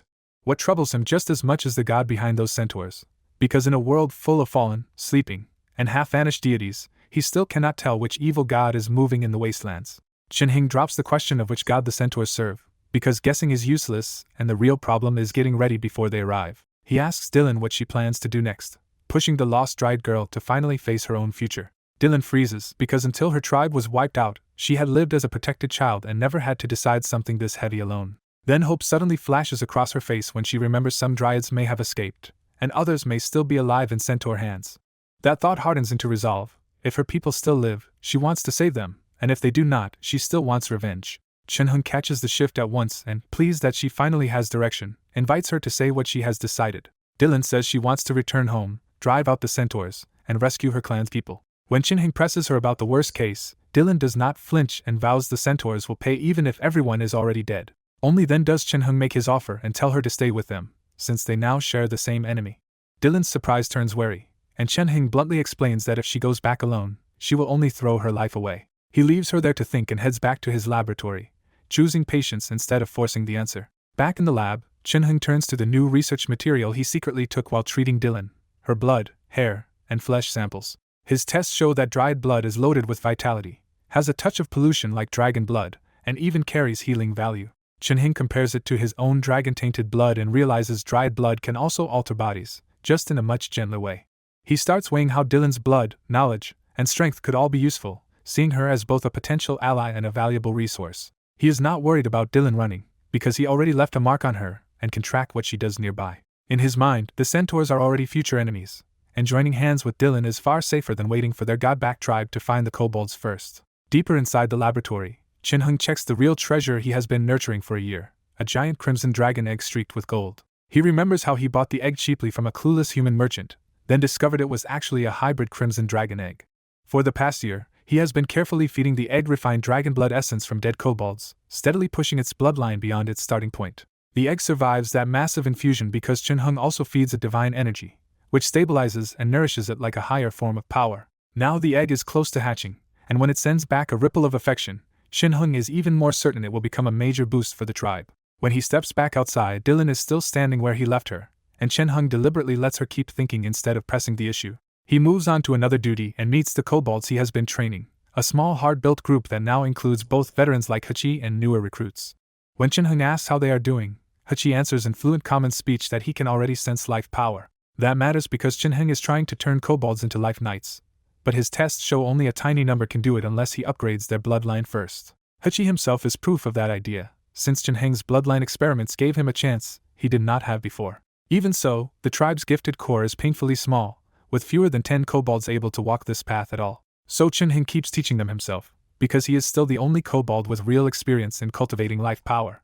The bigger problem is that the tribe has grown to nearly 3,000, and almost none of them know how to manage anything beyond fighting and eating. That is why Chin-hung teaches the juveniles too, hoping a better-raised generation can learn language, numbers, and the skills the old kobolds completely lack. By the time he finishes all of that, it is already dark, and only then does Chin-hung go back to Dylan for her answer. Dylan has made up her mind at last, and she admits she really does need Chin-hung's power. She finally accepts that she cannot save her people or take revenge alone, and she chooses Chin-hung and the kobold tribe as her partners.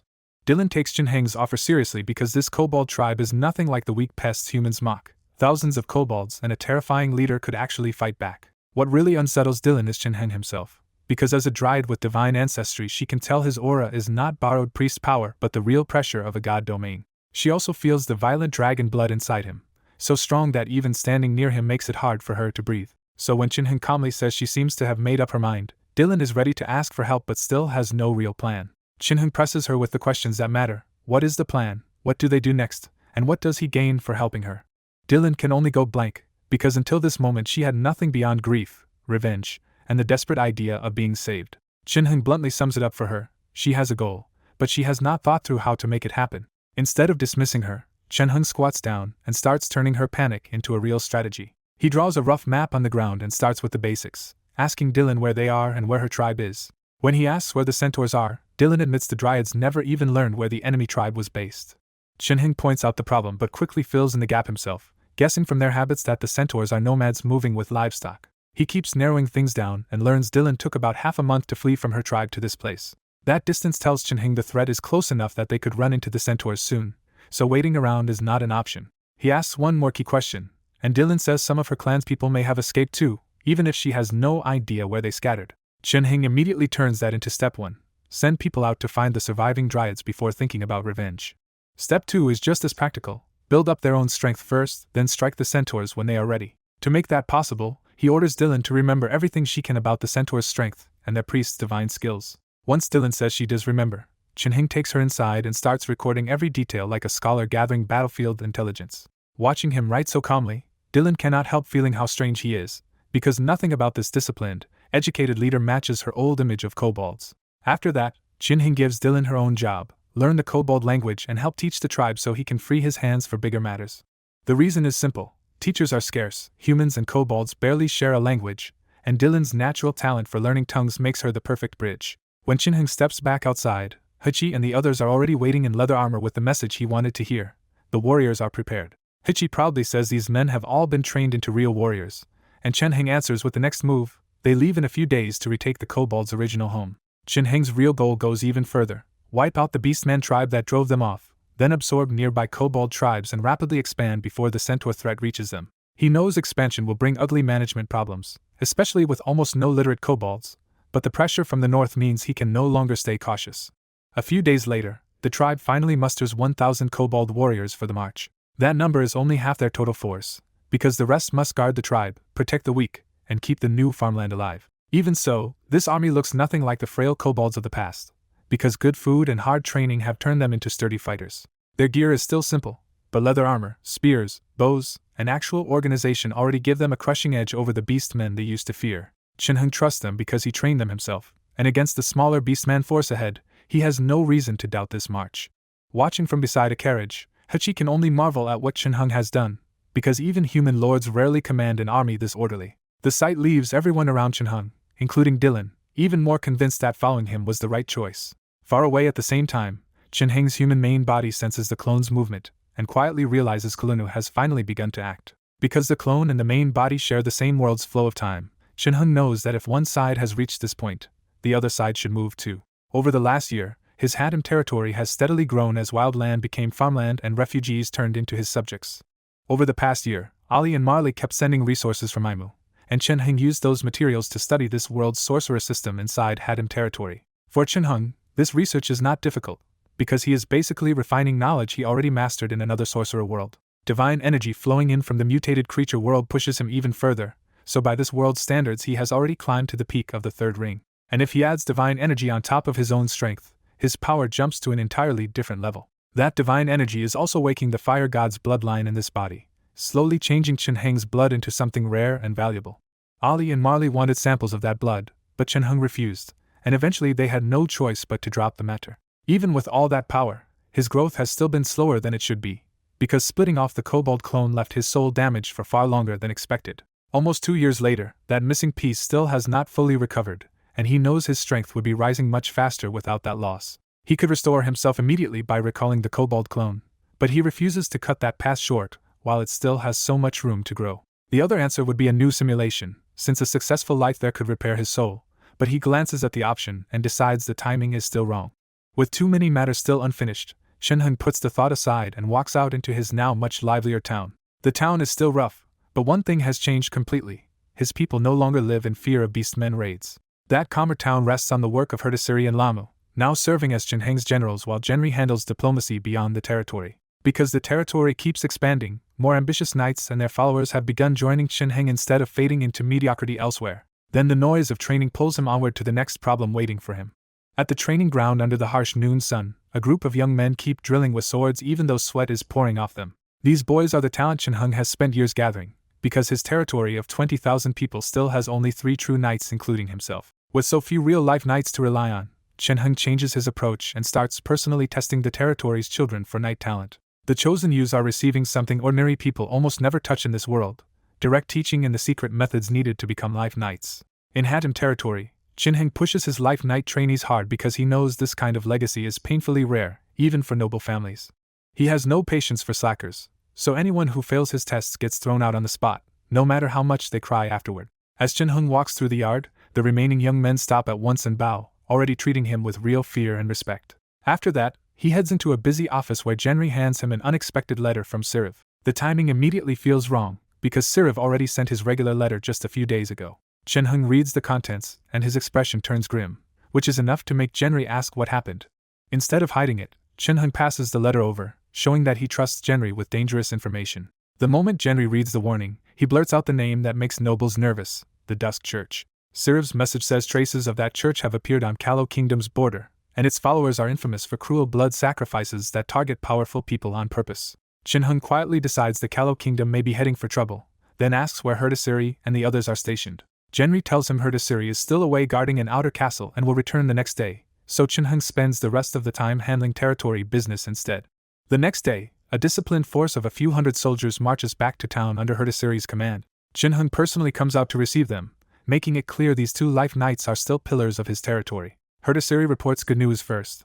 The nearby beastmen have been badly weakened, mostly because Jinheng's earlier campaign shattered their tribes. That victory changed the whole region, because safer land means more farms, more roads, and more merchants willing to return. Once they move into a quieter courtyard, Jinheng asks about the Kika kingdom, and hears that it has fallen into a brutal struggle for the throne.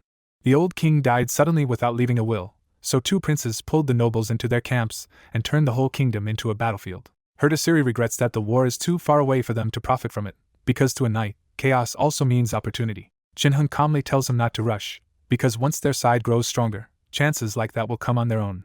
But while he speaks reassuringly, Jinheng is already thinking farther ahead and wondering whether the chaos in Kika could become an opening for his kobold clone. After sharing a meal and splitting off to handle their own work, Jinheng turns to the next step he has been delaying: another simulation.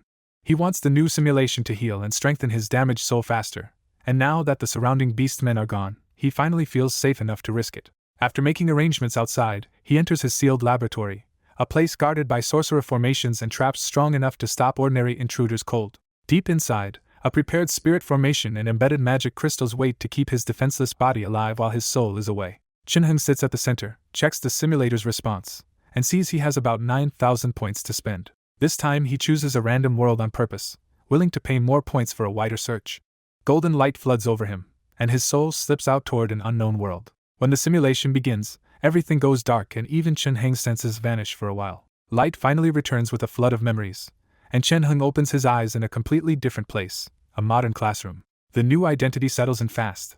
He is now Chenming, a 15-year-old middle school student whose parents died young, leaving his older sister Chenro to raise him. Jinheng quickly recognizes the setting as a modern world, something far closer to his original background than most of his simulations. Then he notices something even stranger. The soul damage he meant to heal through the simulation already seems completely gone. That realization makes him finally understand the simulator better. He was not dropping into someone else's body. He had actually lived in this world from birth, and only just recovered his true memories. That also explains why simulation essence can return cleanly to his main body, because these lives are truly his instead of stolen from others. A nearby girl quietly snaps him back to the present by warning that the teacher is looking his way. Chenming thanks her, picks up his book, and pretends to focus on the lesson while he keeps sorting through his situation inside. When the class bell rings and the students burst back into motion, the peaceful noise of an ordinary school hits Jinheng harder than he expected. He finds the scene unexpectedly beautiful, because after everything he went through in the shattered dreamscape world, this kind of peace feels almost unreal. That calm mood shifts when he overhears students whispering that another person vanished near Shuhai Park, the 3rd disappearance there this month. The kids living nearby are clearly scared, but Jinheng treats it as what it sounds like for now, just another missing person case in a modern city. By the time school ends, he leaves with the crowd and slings on a cute bear backpack that clearly belonged to this younger self. It feels a little ridiculous to him, but as he walks out into this new life, Chin-hung accepts that this body really was a normal boy with his own tastes before the memories returned. After leaving school, Chin-hung follows this body's memories and walks home through a calm modern city that looks almost too normal. He quickly notices one small mismatch. This body usually went home with friends, but now he has no interest in pretending and keeps to himself. At home, the well-kept district and large house tell Chin-hung that even after his parents died, this body's family was still fairly well off. Just as he is about to go inside, Chin-hung feels something wrong and turns toward a ragged middle-aged man crouched nearby and trembling. The closer Chin-hung gets, the clearer the strange black aura becomes, and both divinities inside him react as if they have found something familiar. The middle-aged man barely comes to his senses long enough to warn him to run, but Chin-hung calmly tells him he needs to rest. With a casual pull of mental force, Chin-hung makes the exhausted man unbearably sleepy and quietly sends him away. Once the man is gone, Chin-hung looks at his hand and sees the black aura wrapped around it like chain-shaped fog. His two divinities immediately suppress and absorb that aura, and Chin-hung realizes it is another kind of law power, much like the nothingness he once saw before. That small change excites him, because if this world's curse-like aura can feed his divinities, then this peaceful world is hiding much more than it shows. Before going inside, Chin-hung quietly leaves a mental mark on the strange man so he can find him again whenever he wants. Inside the house, he finds no one waiting for him, only a prepared lunch and a playful note from his overworked older sister. Learning this body's home life is mostly just the two siblings, Chin-hung accepts the empty house without complaint and sits down to eat alone. Elsewhere, the ragged man wakes on a park bench under sunlight and stares in shock because he should have died when the curse erupted. When he checks his body, the terrifying curse energy is gone and the scales on his arms have faded down to faint tattoo-like traces. That makes no sense to him, because once a curse fully explodes, a person should either die or turn into a new curse. The only clue he can remember is a strange young boy who approached him right before everything went blank. Then his phone finally rings, and a worried young man snaps at him for disappearing for 2 days without answering. Yang Qing tells his friend he somehow got his life back, and the other man immediately demands his location and rushes over. A little later, the black-robed friend arrives in person, relieved to see Yang Qing still alive but demanding an explanation. Yang Qing admits his curse really did break loose, and that is why he forced the others to flee and stay behind alone. But when his friend presses him, Yang Qing can only say the impossible happened and that somehow he survived anyway. At last Yang Qing reveals the only strange thing he remembers: a boy appeared, and he felt like he had met a legendary Holy Spirit. While that mystery lingers, Chin-hung visits a church, following the faith energy he sends to a solemn hall full of black-robed worshippers. The church sister quietly reminds visitors to stay respectful because the father is in prayer, and Chin-hung politely plays along. From a corner seat, Chin-hung listens to the father's sermon long enough to decide the preaching is dull and full of holes, but that is not why he came. What really catches his eye is the giant black statue of the Holy Mother behind the pulpit, because white faith energy is visibly gathering around it. Chin-hung quickly realizes the whole church is feeding faith into a made-up god, and because no real divinity is here to claim it, that power is just leaking away. That makes him grin, because if the Holy Mother does not exist, then stealing this world-sized reserve of faith is free profit. He tests it with a thread of mental energy, and the nearby faith immediately pours into his body as both inner divinities wake up and start devouring it. The theft works perfectly, giving Chin-hung fresh divine energy to strengthen this body and build up power for whatever this world is hiding. So he stays planted in his seat for hours, looking like the most earnest listener in the room while secretly draining the church dry little by little. Only after everyone else leaves does Chin-hung finally step outside into a dark evening sky heavy with rain. The moment he is outside, Chin-hung catches a familiar curse-like aura in the distance and turns toward it at once. That distant disturbance leads to an old alley, where Yang Qing meets up with his friend again and asks if this hidden entrance is really the place he found. The friend insists he has known about this entrance for a while but never dared to go in, which only confirms Yang Qing's suspicion that the curse here is dangerous. Yang Qing warns that if the curse in this place erupted, his friend might have died here already. Even so, when his friend asks if they should still enter, Yang Qing decides they will only go in far enough to take a look for cursed items. The risk is worth it to them because cursed lands are deadly, but they also produce rare cursed items with powers ordinary people cannot match. So the two men take a breath and cross the entrance together. The instant they disappear inside, blood-red eyes open all around them in the dark, watching like predators waiting for a mistake. Back at the church, Chin-hung feels that same curse aura flare much stronger than before and immediately tries to lock onto it. But just as fast, the aura vanishes completely, and Chin-hung realizes the mental mark he left on Yang Qing has disappeared with it. That should not happen unless the mark was destroyed or the man was dragged somewhere far beyond normal reach, so Chin-hung knows the problem just got bigger. As Chin-hung leaves under the rain, a savage giant face hangs unseen above the city, and fog begins spreading over the streets like a trap closing shut. After that incident, Chin-hung settles into a calm routine again, going to school by day and quietly distancing himself from his old friends. Instead of going home much, he starts spending most of his free time at the Holy Mother Church. Inside, a black-robed father delivers another earnest sermon about the Holy Mother while most of the congregation can barely stay awake. Chin-hung is the one exception, because while he looks devout on the surface, he is really using the church to steal faith energy in secret.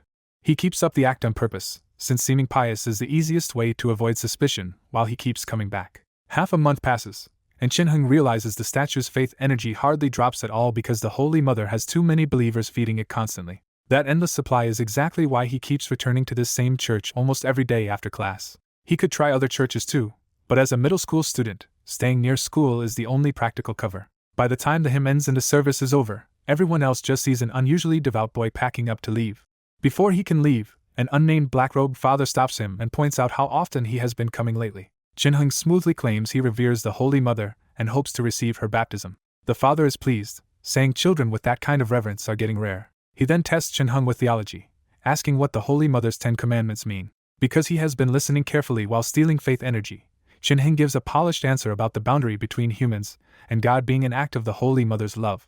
That answer impresses the father so much that he immediately invites Chin-hung to become a church assistant. He reassures Chin-hung that the work will not affect school and even comes with a little pocket money. Chin-hung agrees at once, because an official church role will let him approach more faith energy with even less suspicion. The pleased father takes him aside, gives him assistant robes, and has a sister explain the church rules. Only after all that does Chin-hung finally leave the church, looking like an ordinary student again. The moment he steps outside, Chin-hung suddenly freezes because the mental mark he thought had vanished can be felt again. He instantly realizes the marked person is in bad shape, and the feeling is even stranger than before. After a brief pause, Chin-hung heads toward the signal and vanishes from the area with impossible speed. Elsewhere in an old alley, Yang Qing and a young man in black robes stagger forward covered in blood.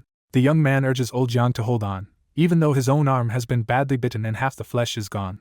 Yang Qing looks even worse, pale and stiff as black marks, scales, and even stray eyes spread across his body. He bitterly realizes he only survived the last outbreak by luck, and now the same nightmare has found him again. Both men can feel formless eyes watching from the dark, so the young man drags Yang Qing faster even though escape already feels hopeless. A strange fog pours into the alley, and a tall shape starts forming inside it. Under the dim red sunset, the only clear thing left in the fog is a pair of terrifying red eyes. That presence stirs the curse energy inside both of them, and they feel their own bodies starting to turn against them. They make one last desperate run, but no matter how far they push through the fog, they cannot leave the cursed area. Then they hit a dead end, and both men realize they have been completely sealed in. Heavy footsteps close in behind them as a 3-meter giant shape advances through the fog, hungry to devour them. As the monster approaches, the curse energy inside Yang Qing and his companion explodes out violently. Chapter 338 opens with the same crisis getting worse, as the curse energy becomes so strong it feels ready to devour them alive. Yang Qing loses control first, screaming as his scales grow denser, and his face turns more savage by the second. The young man is still holding on, until a tearing pain hits and a golden eye opens in the middle of his palm. He understands his own curse has fully broken out too, but at this point he can only accept it. Watching Yang Qing ride beside him, he bitterly thinks death might at least be a release for people already living with curse energy. What really hurts is knowing their mission failed, and with them trapped here, the warning about this dangerous cursed land may never reach anyone. He knows this cursed land is dangerous enough to threaten an entire city, which makes their failure even more unbearable. With the footsteps almost on top of them, he closes his eyes and waits for the end. But instead of dying, he suddenly feels his heartbeat and raging curse energy calm down. When he looks up, a lone boy is standing there inside the fog between them and the monster. As Chin-hung walks closer in that white shirt, the whole cursed alley starts feeling purified by the warm, holy energy around him. The young man feels as if a god has descended, because even the curse inside his own body starts retreating in fear. At the same time, the giant in the fog vanishes without even leaving a trace. That finally explains to the young man how Yang Qing survived his earlier curse outbreak. This boy had already saved him once. Chin-hung checks them with one glance and quietly remarks that both of their conditions are terrible. Seeing Yang Qing unconscious, Chin-hung quietly confirms this is the man he marked before, only now in even worse shape.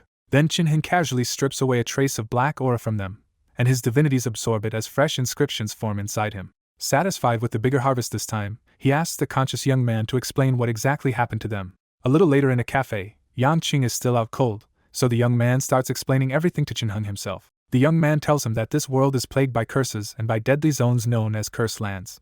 At first those things were manageable, but over time the cursed lands grew more frequent and far more dangerous, turning men like him and Yang Qing into victims. When Chin-hung asks about their bodies, the young man explains that ordinary weapons cannot hurt curses at all. So if humanity found only one brutal answer, use curses against curses. People like them implant parts of a curse into their own bodies and force it into submission just to gain the power to fight back. He shows Chin-hung the truth directly. His arm itself came from a curse, and that is where his curse energy comes from. But that borrowed power never truly becomes theirs, so the curse slowly corrodes them until they lose their minds and become monsters themselves. He says the late stage is exactly what Chin-hung saw in the alley, when the curse tries to break out and turn them into entirely new curses. Chin-hung falls silent and pieces it together.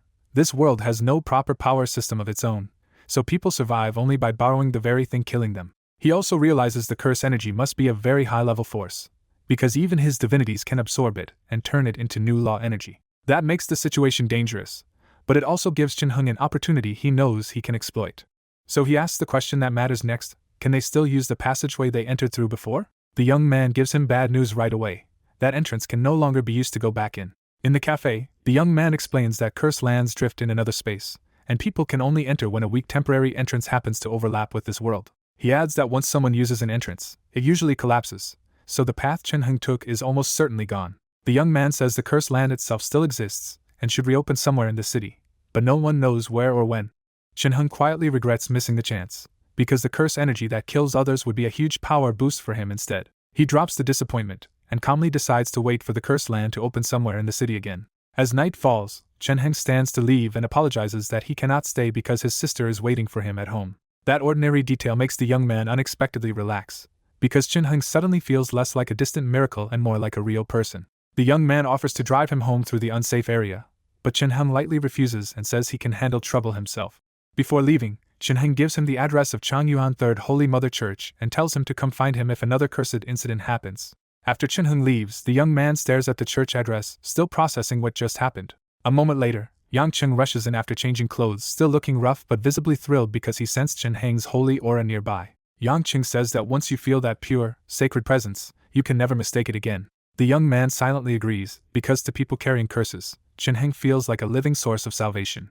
The young man checks Yang Cheng and sees that his curse has been pushed back to its earlier state, which means he barely escaped death. They trade a little sharp banter about who was worse off, and Yang Cheng is left speechless because the young man really did stay conscious through the whole disaster. Once the joking fades, the young man points out that they survived, secured the cursed item, and now need to decide what comes next. Yang Cheng says they originally risked the cursed land for Xiaolan's sake, but if Chin-hung can cleanse curses directly, they may not even need the cursed item for her. The young man agrees, and both of them can only laugh bitterly at how close they came to dying before finding a far simpler answer.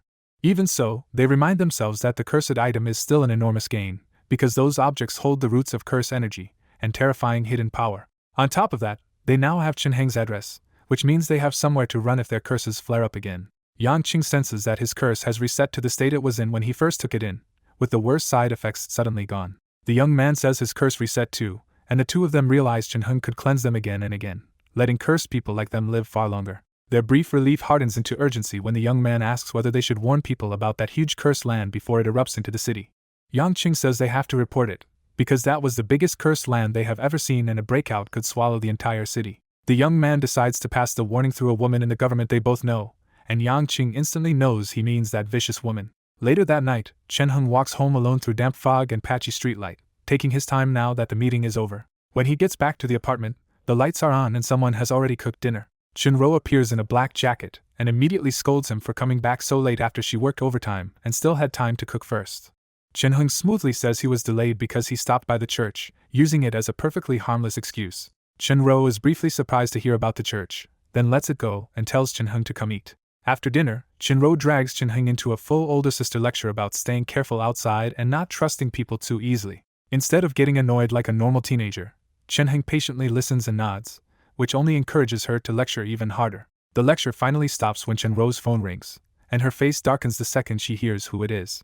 She steps aside and coldly reminds the caller that he and Yang Cheng still owe her for what happened last time. Back in the cafe, the caller and Yang Cheng sit in awkward silence because Chin-ro is exactly the kind of government contact they hate dealing with. The young man pushes through the tension and says this time he really is calling about something important. Chin-ro almost laughs him off at first, because he used the same line before when he tricked her. So the young man hurriedly tells her everything about the giant cursed land, and her attitude shifts from disdain to real alarm as the details pile up.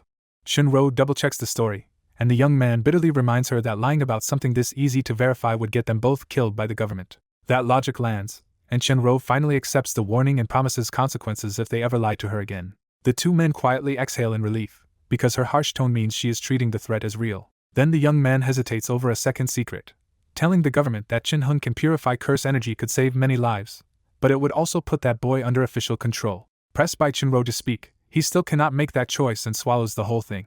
Chinro ends the call thinking he is a weirdo, but the warning itself is already serious enough to pull her fully back into work mode. When she returns, Chin-hung has already gone to his room, so she drops the family's scolding and starts contacting people about the danger instead. From inside his room, Chin-hung quietly listens with his mental senses and realizes his big sister is tied to the same government network as Yang Qing and the young man. He also notices that Chinro does not carry a curse in her body, but she does carry the aura of one, which makes him suspect she has a cursed item instead. The family connection suddenly becomes a lot more interesting to him, because Chinro clearly has deeper ties to this hidden world than he expected.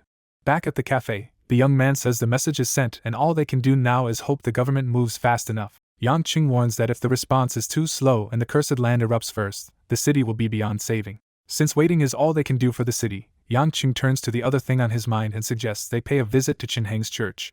The young man immediately gets what he means and agrees, leaving that quiet plan hanging for later. In the days that follow, outwardly nothing changes, but Chen-heng notices that Chinro is suddenly much busier and almost never gets home on time anymore. She blames endless overtime from her boss, sounding almost pitiful, but Chin-heng can tell the real pressure comes from the cursed crisis. Chen-heng keeps his own routine steady, going to school by day and slipping to the Holy Mother Church whenever Chinro is not home. At the church, he prays with everyone else or works quietly as an assistant, and over time the others grow used to this strangely diligent boy. By now he has already drained the old stock of faith energy from this church, so he keeps coming back mainly to harvest the fresh energy that gathers again over time. Even with that trick, Chen-heng starts feeling the obvious limit. Having to personally visit one church at a time is too slow. He realizes faith energy is not really about worship alone but about souls pouring trust, hope, loyalty, or even hatred toward a target. That means the believer's devotion should be flowing to the legendary Holy Mother, but since no such being exists in this world, the energy just pools inside the statues instead. From there, Chen-heng reaches a dangerous idea. If he can stand in for the Holy Mother, he might be able to siphon off that faith directly. He knows almost nothing about stealing faith energy, but with no real gods in this world to punish him for trying, he decides the risk is worth testing. After several days of planning, Chen-heng finally starts the experiment at night by splitting off a piece of his soul again. This time he does not send that soul through the simulator at all and instead pushes it straight into the Holy Mother statue itself. The moment his soul settles in, the statue lights up and faith energy starts pouring into Chen-heng without him even needing to pull it manually. Chen-heng realizes the first step worked. By becoming the spirit inside one statue, he can claim the energy meant for that statue. He also knows this is only the beginning, because taking over one statue is nothing compared to replacing the Holy Mother across the whole world. Not long after, the church father slowly opens his eyes and realizes the room around him has somehow turned into a completely different place. He finds himself standing in a sparse grassy plain where tiny beautiful creatures like little women play around him, and he can only stare in disbelief at the fairy-like scene. The middle-aged father finds himself in a breathtaking holy realm, staring across a vast shining lake full of golden fish and fairy-like figures. When he spots a golden tree heavy with marked fruit at the center of the lake, the father suddenly realizes this matches the legendary golden park of the Holy Mother. He notices a lone figure beneath the tree and becomes convinced he is about to stand before the Holy Mother herself. As if answering his thoughts, a formless golden bridge stretches over the lake and invites him closer. While he walks the bridge in tears, old epics flood his mind and make the journey feel like a sacred pilgrimage. The figure finally turns, and instead of a goddess, the father sees an astonishingly beautiful teenage boy in white robes with golden eyes. The father is rattled by the mismatch, but he talks himself into believing the Holy Mother has simply chosen a male form for this age. Holy power wraps around him so purely that he feels his soul merging with the realm, and he almost never wants the moment to end. Then the boy gently tells him it is time to go back. The dream ejects him in a rush of light, and he catches flashes of epic scenes that match the church legends before everything goes dark. He jolts awake in his own room, shaken and disappointed to be back in the ordinary world. Even after calming down, he cannot believe that vivid encounter was only a dream, especially the face of the mysterious boy. Taking the dream as possible divine will, he hurries out into the night and heads straight for his church. When he arrives, the church doors are still open, which immediately tells him someone is inside. Inside the silent hall, he sits in the pews like an ordinary worshipper instead of standing proudly beneath the Holy Mother statue as usual. A golden radiance suddenly blooms from the statue, and the father instantly recognizes it as the exact same holy power from his dream. Overwhelmed, he takes this as proof that the Holy Mother has truly shown her light again to her believers. Footsteps pull him back to reality, and he turns to see a teenage boy in a black robe walking through the church. Chin-hing explains that he spoke with Sister Fang and volunteered to stay overnight to watch the church. Still shaken, the father abruptly asks Chin-hung whether the Holy Mother truly exists. Chin-hing answers with absolute calm that the Holy Mother has always existed and is always beside humanity, even if ordinary people cannot sense her directly. He pushes further, saying faith itself gives the Holy Mother reality, so as long as believers live and believe, she exists with them. The father is struck by the depth of that conviction and starts to see Chin-hung as someone far from ordinary. Then a warm, holy light starts shining from Chin-heng's body, and the father realizes it is the same sacred light from both the statue and the dream.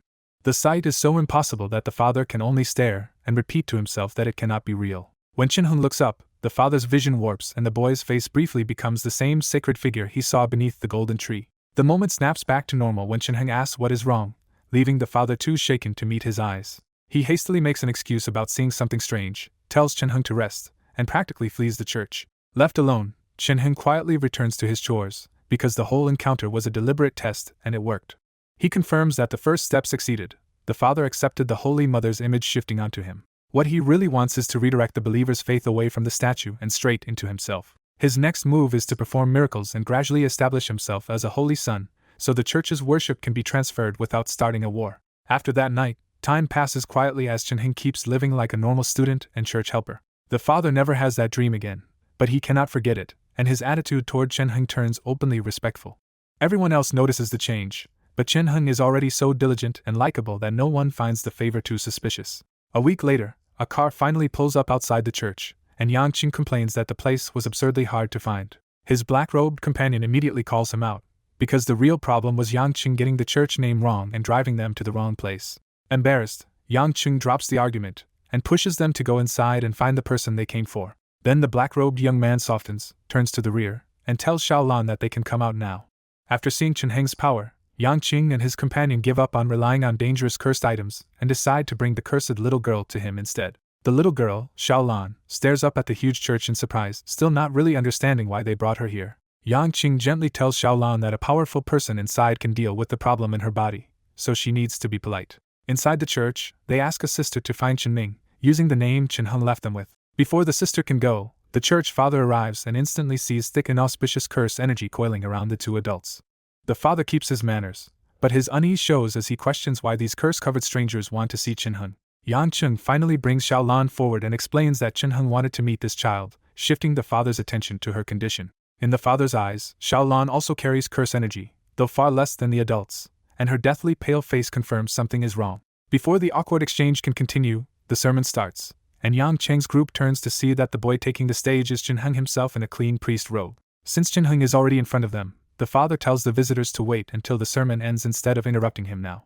As they sit down, the two visitors notice the church is unusually packed, a sign that Chin-hung has quietly become the draw here. What they expected to be a dull sermon instantly pulls them in, because Chin-hung's calm voice carries a strange force that makes every word easy to understand. Then both adults suddenly realize the sermon is not just moving them emotionally, it is actively purifying the curse energy inside their bodies. Under the daylight, Chin-hung almost looks divine on the stage, and the whole church sinks into that warm cleansing atmosphere. From the back of the hall, the father sees even more. Golden holy light pours from the statue behind Chin-hung and blankets everyone in the church. Watching the holy light wash over the crowd, the father is deeply moved and silently praises the Holy Mother again. The father keeps watching Yang Cheng's group as the curse energy on all three starts melting away under that light. Even Xiaolan's pale face starts recovering, which finally convinces the father that the holy light can suppress even this heavy curse. That sight only strengthens the father's belief that Chin-hung is the Holy Son, the Holy Mother's representative sent to cleanse evil from the world. When the sermon ends, Yang Qing rushes to check Xiaolan first, because her body was always the real reason they came. Xiaolan says she feels lighter and stronger, and the two adults realize the trip was worth it before Chin-hung even directly treated her. The adults also feel their own curse energy and curse seeds settling down, which makes them quietly decide they want to come back for these sermons again. As believers linger in a daze after the sermon, Chin-hung finishes packing at the front and heads down to meet Yang Qing and the young man himself. Chin-hung greets them like old acquaintances, and the two visitors can only admit he seems to be doing unexpectedly well here. When Chin-hung casually says he is only working here as an assistant, Yang Qing is startled all over again by how unusual this boy really is. Chin-hung quickly guesses they came for help and turns his attention to the quiet little girl hiding behind them. Yang Qing and his companion sincerely ask Chin-hung to remove the curse energy from Xiaolan, because she is too young to be dragged into the same danger as them. Chen Heng agrees without fuss and raises a hand toward Xiaolan. A drop of Chen Heng's blood falls onto Xiaolan's forehead, and golden light bursts out as the curse on her body is instantly suppressed and erased. The treatment leaves a faint mark on Xiaolan's forehead, and Chen Heng calmly tells them she will be fine now. When the adults gape at how fast it was, Chen Heng explains that Xiaolan's curse was much weaker than theirs and did not keep regenerating. The two adults can feel the change for themselves, because the corrosive force in Xiaolan is gone, and a holy energy is now quietly nourishing her body instead. Chen Heng even tells them to bring Xiaolan back if anything happens later, promising he can handle it as long as it is not too severe. Grateful after Chen Heng saves them yet again, Yang Cheng and his companions silently decide they cannot leave without repaying him. The young man takes out an intricate black wooden box as their token of thanks and promises they have more to offer than just this. Chen Heng accepts the gift with a smile, ending the meeting on a calm but meaningful note of trust and repayment. After Chen Heng accepts the gift, Yang Qing and his young companion finally relax, chat briefly, and hurry off on other business. Once they are gone, the middle-aged father steps over and quietly asks Chen Heng if he also saw the darkness around them. Chen Heng acts mildly surprised, and the father admits he can see those evil traces too. The father calls that sight a blessing from the Holy Mother and warns Chen Heng not to get too close to people with evil auras. He worries that Chen Heng is still too young to handle evildoers and could be led into something that dishonors the Holy Mother. Chen Heng politely agrees on the surface, even though he has no intention of changing what he is really doing. After a few more words, the father leaves, and Chen Heng heads deeper into the church once the place has mostly emptied out. Back in his private room, Chen Heng seals the space with divine energy and sets the gift box before him to inspect it properly. Even before opening it, Chen Heng can already see dense black fog leaking from the box and guesses Yang Qing gave him a cursed item. He remembers why they would hand it over. They only wanted it to save the cursed little girl, and now most people see cursed items as powerful but dangerous things that ruin their users. Curious about a treasure condensed from curse laws, Chen Heng opens the box without hesitation. Inside is not some grand relic but an old pendant with a black gemstone, plain at first glance and strangely mesmerizing the longer he looks. The moment he truly senses it, Chen Heng realizes the curse energy in this pendant is far beyond what Yang Qing and the young man ever carried. His dormant divinities stir and start pushing back against the pendant, and that alone tells him this cursed item is much stronger than he expected. Then a familiar simulator prompt appears before him, calling the pendant a crystallization of law and asking whether to capture it. Chen Heng accepts, and a flood of law fragments slams into his mind. In those visions, he sees endless destruction, a giant arm smashing the plains, curse energy swallowing the land, and life across the world being wiped out. The information load is so brutal that Chen Heng ends up pale and gasping on the bed after he finally snaps back to himself. That shock makes him rethink everything, because without the simulator's help he is sure even he could not have handled the cursed item directly. After taking in the source energy, Chen Heng finds his light divinity barely changed, but his slaughtering divinity has clearly strengthened and begun a slow transformation. His soul and body also grow stronger, and Chen Heng quietly decides that from now on he wants to collect more cursed items. With the source energy gone, the pendant looks ordinary again, but Chen Heng can tell the material itself is still anything but simple. He squeezes it with enough force to crush rock, and the pendant does not even bend. That ridiculous toughness excites the refiner in him, and he starts thinking this could become an exceptional magic item. So Chen Heng channels divine energy into the pendant and begins remaking it. Under that refinement, the black gemstone turns gold and the shabby pendant becomes a beautiful holy-looking object packed with divine power. He judges that if the power inside bursts out, this half-finished pendant could at least kill a second-ring sorcerer, and would also act as a strong holy charm for ordinary people. Still, Chen Heng clicks his tongue at the result, because with his current strength this is only a half-completed item, not the masterpiece he really wants. He leaves his room, gives the sister a brief goodbye in the mostly empty church, and walks out with the refined pendant put away.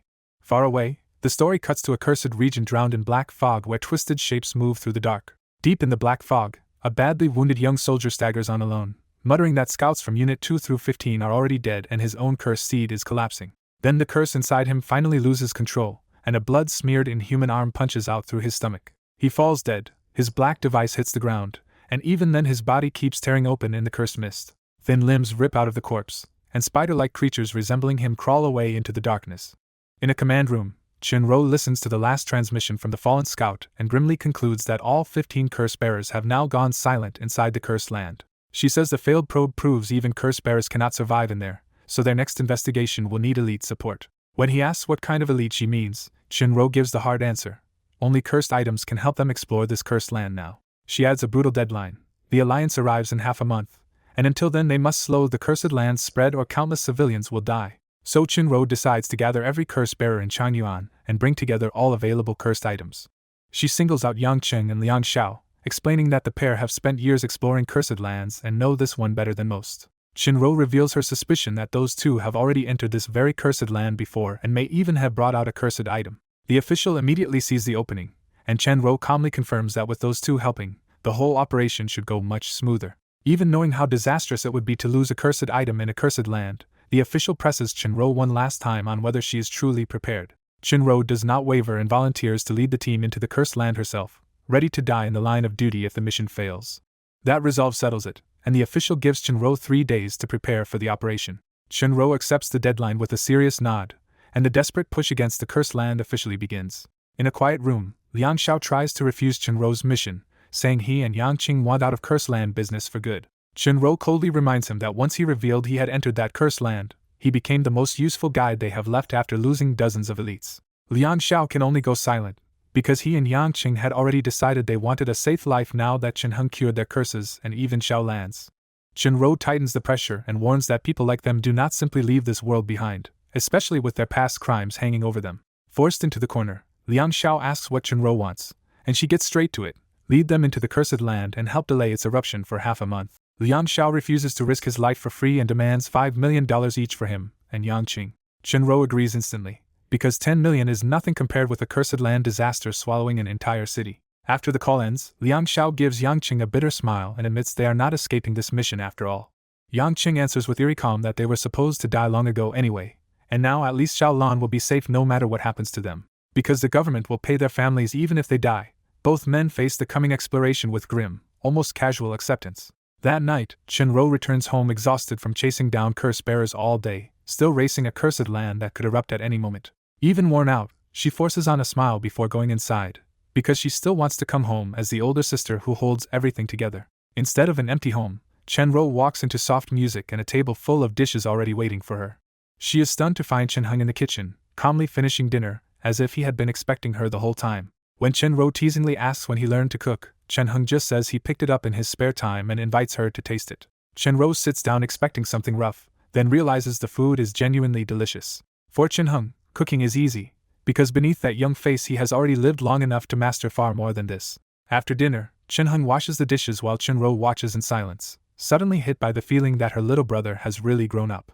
When Shinheng notices her staring, Shinro admits she was just thinking how suddenly grown he seems now. Shinheng brushes it off and heads back to his room, leaving Shinro smiling to herself. Later, Shinro enters her room and finds an ornate golden box waiting on her table with a small note that says "Happy Birthday." She freezes, because she had been so buried in crises that she forgot her own birthday completely. For someone who lives every day around death and curses, that simple remembered gesture hits her with unexpected warmth. When she opens the box, she finds a golden necklace and pendant glowing with a clean, sun-like brilliance. The moment Shinro holds the pendant, warm energy spreads through her body and even the curse-damaged pain inside her eases for a moment. The strange feeling fades quickly, but Shinro already loves the gift and puts the necklace on at once. From his own room, Shinheng senses that she found it and quietly smiles to himself. That pendant is not ordinary jewelry at all, but a purified cursed item filled with Shinheng's divine energy. Worn over time, it can strengthen ordinary people, and for a curse bearer like Shinro it can suppress curse energy, and even boost her power. Shinheng also built the pendant as a safeguard and a set of eyes, because the divine energy inside it lets him sense what happens around Shinro. He does it because he can already feel how dangerous this city is, with curse traces everywhere under its calm surface. To Shinheng, the whole city feels like a powder keg waiting to explode, dangerous to everyone around him even if it is not much of a threat to him personally. The next morning, Shinro becomes more naggy than usual and starts carefully instructing Shinheng on everything he should do later.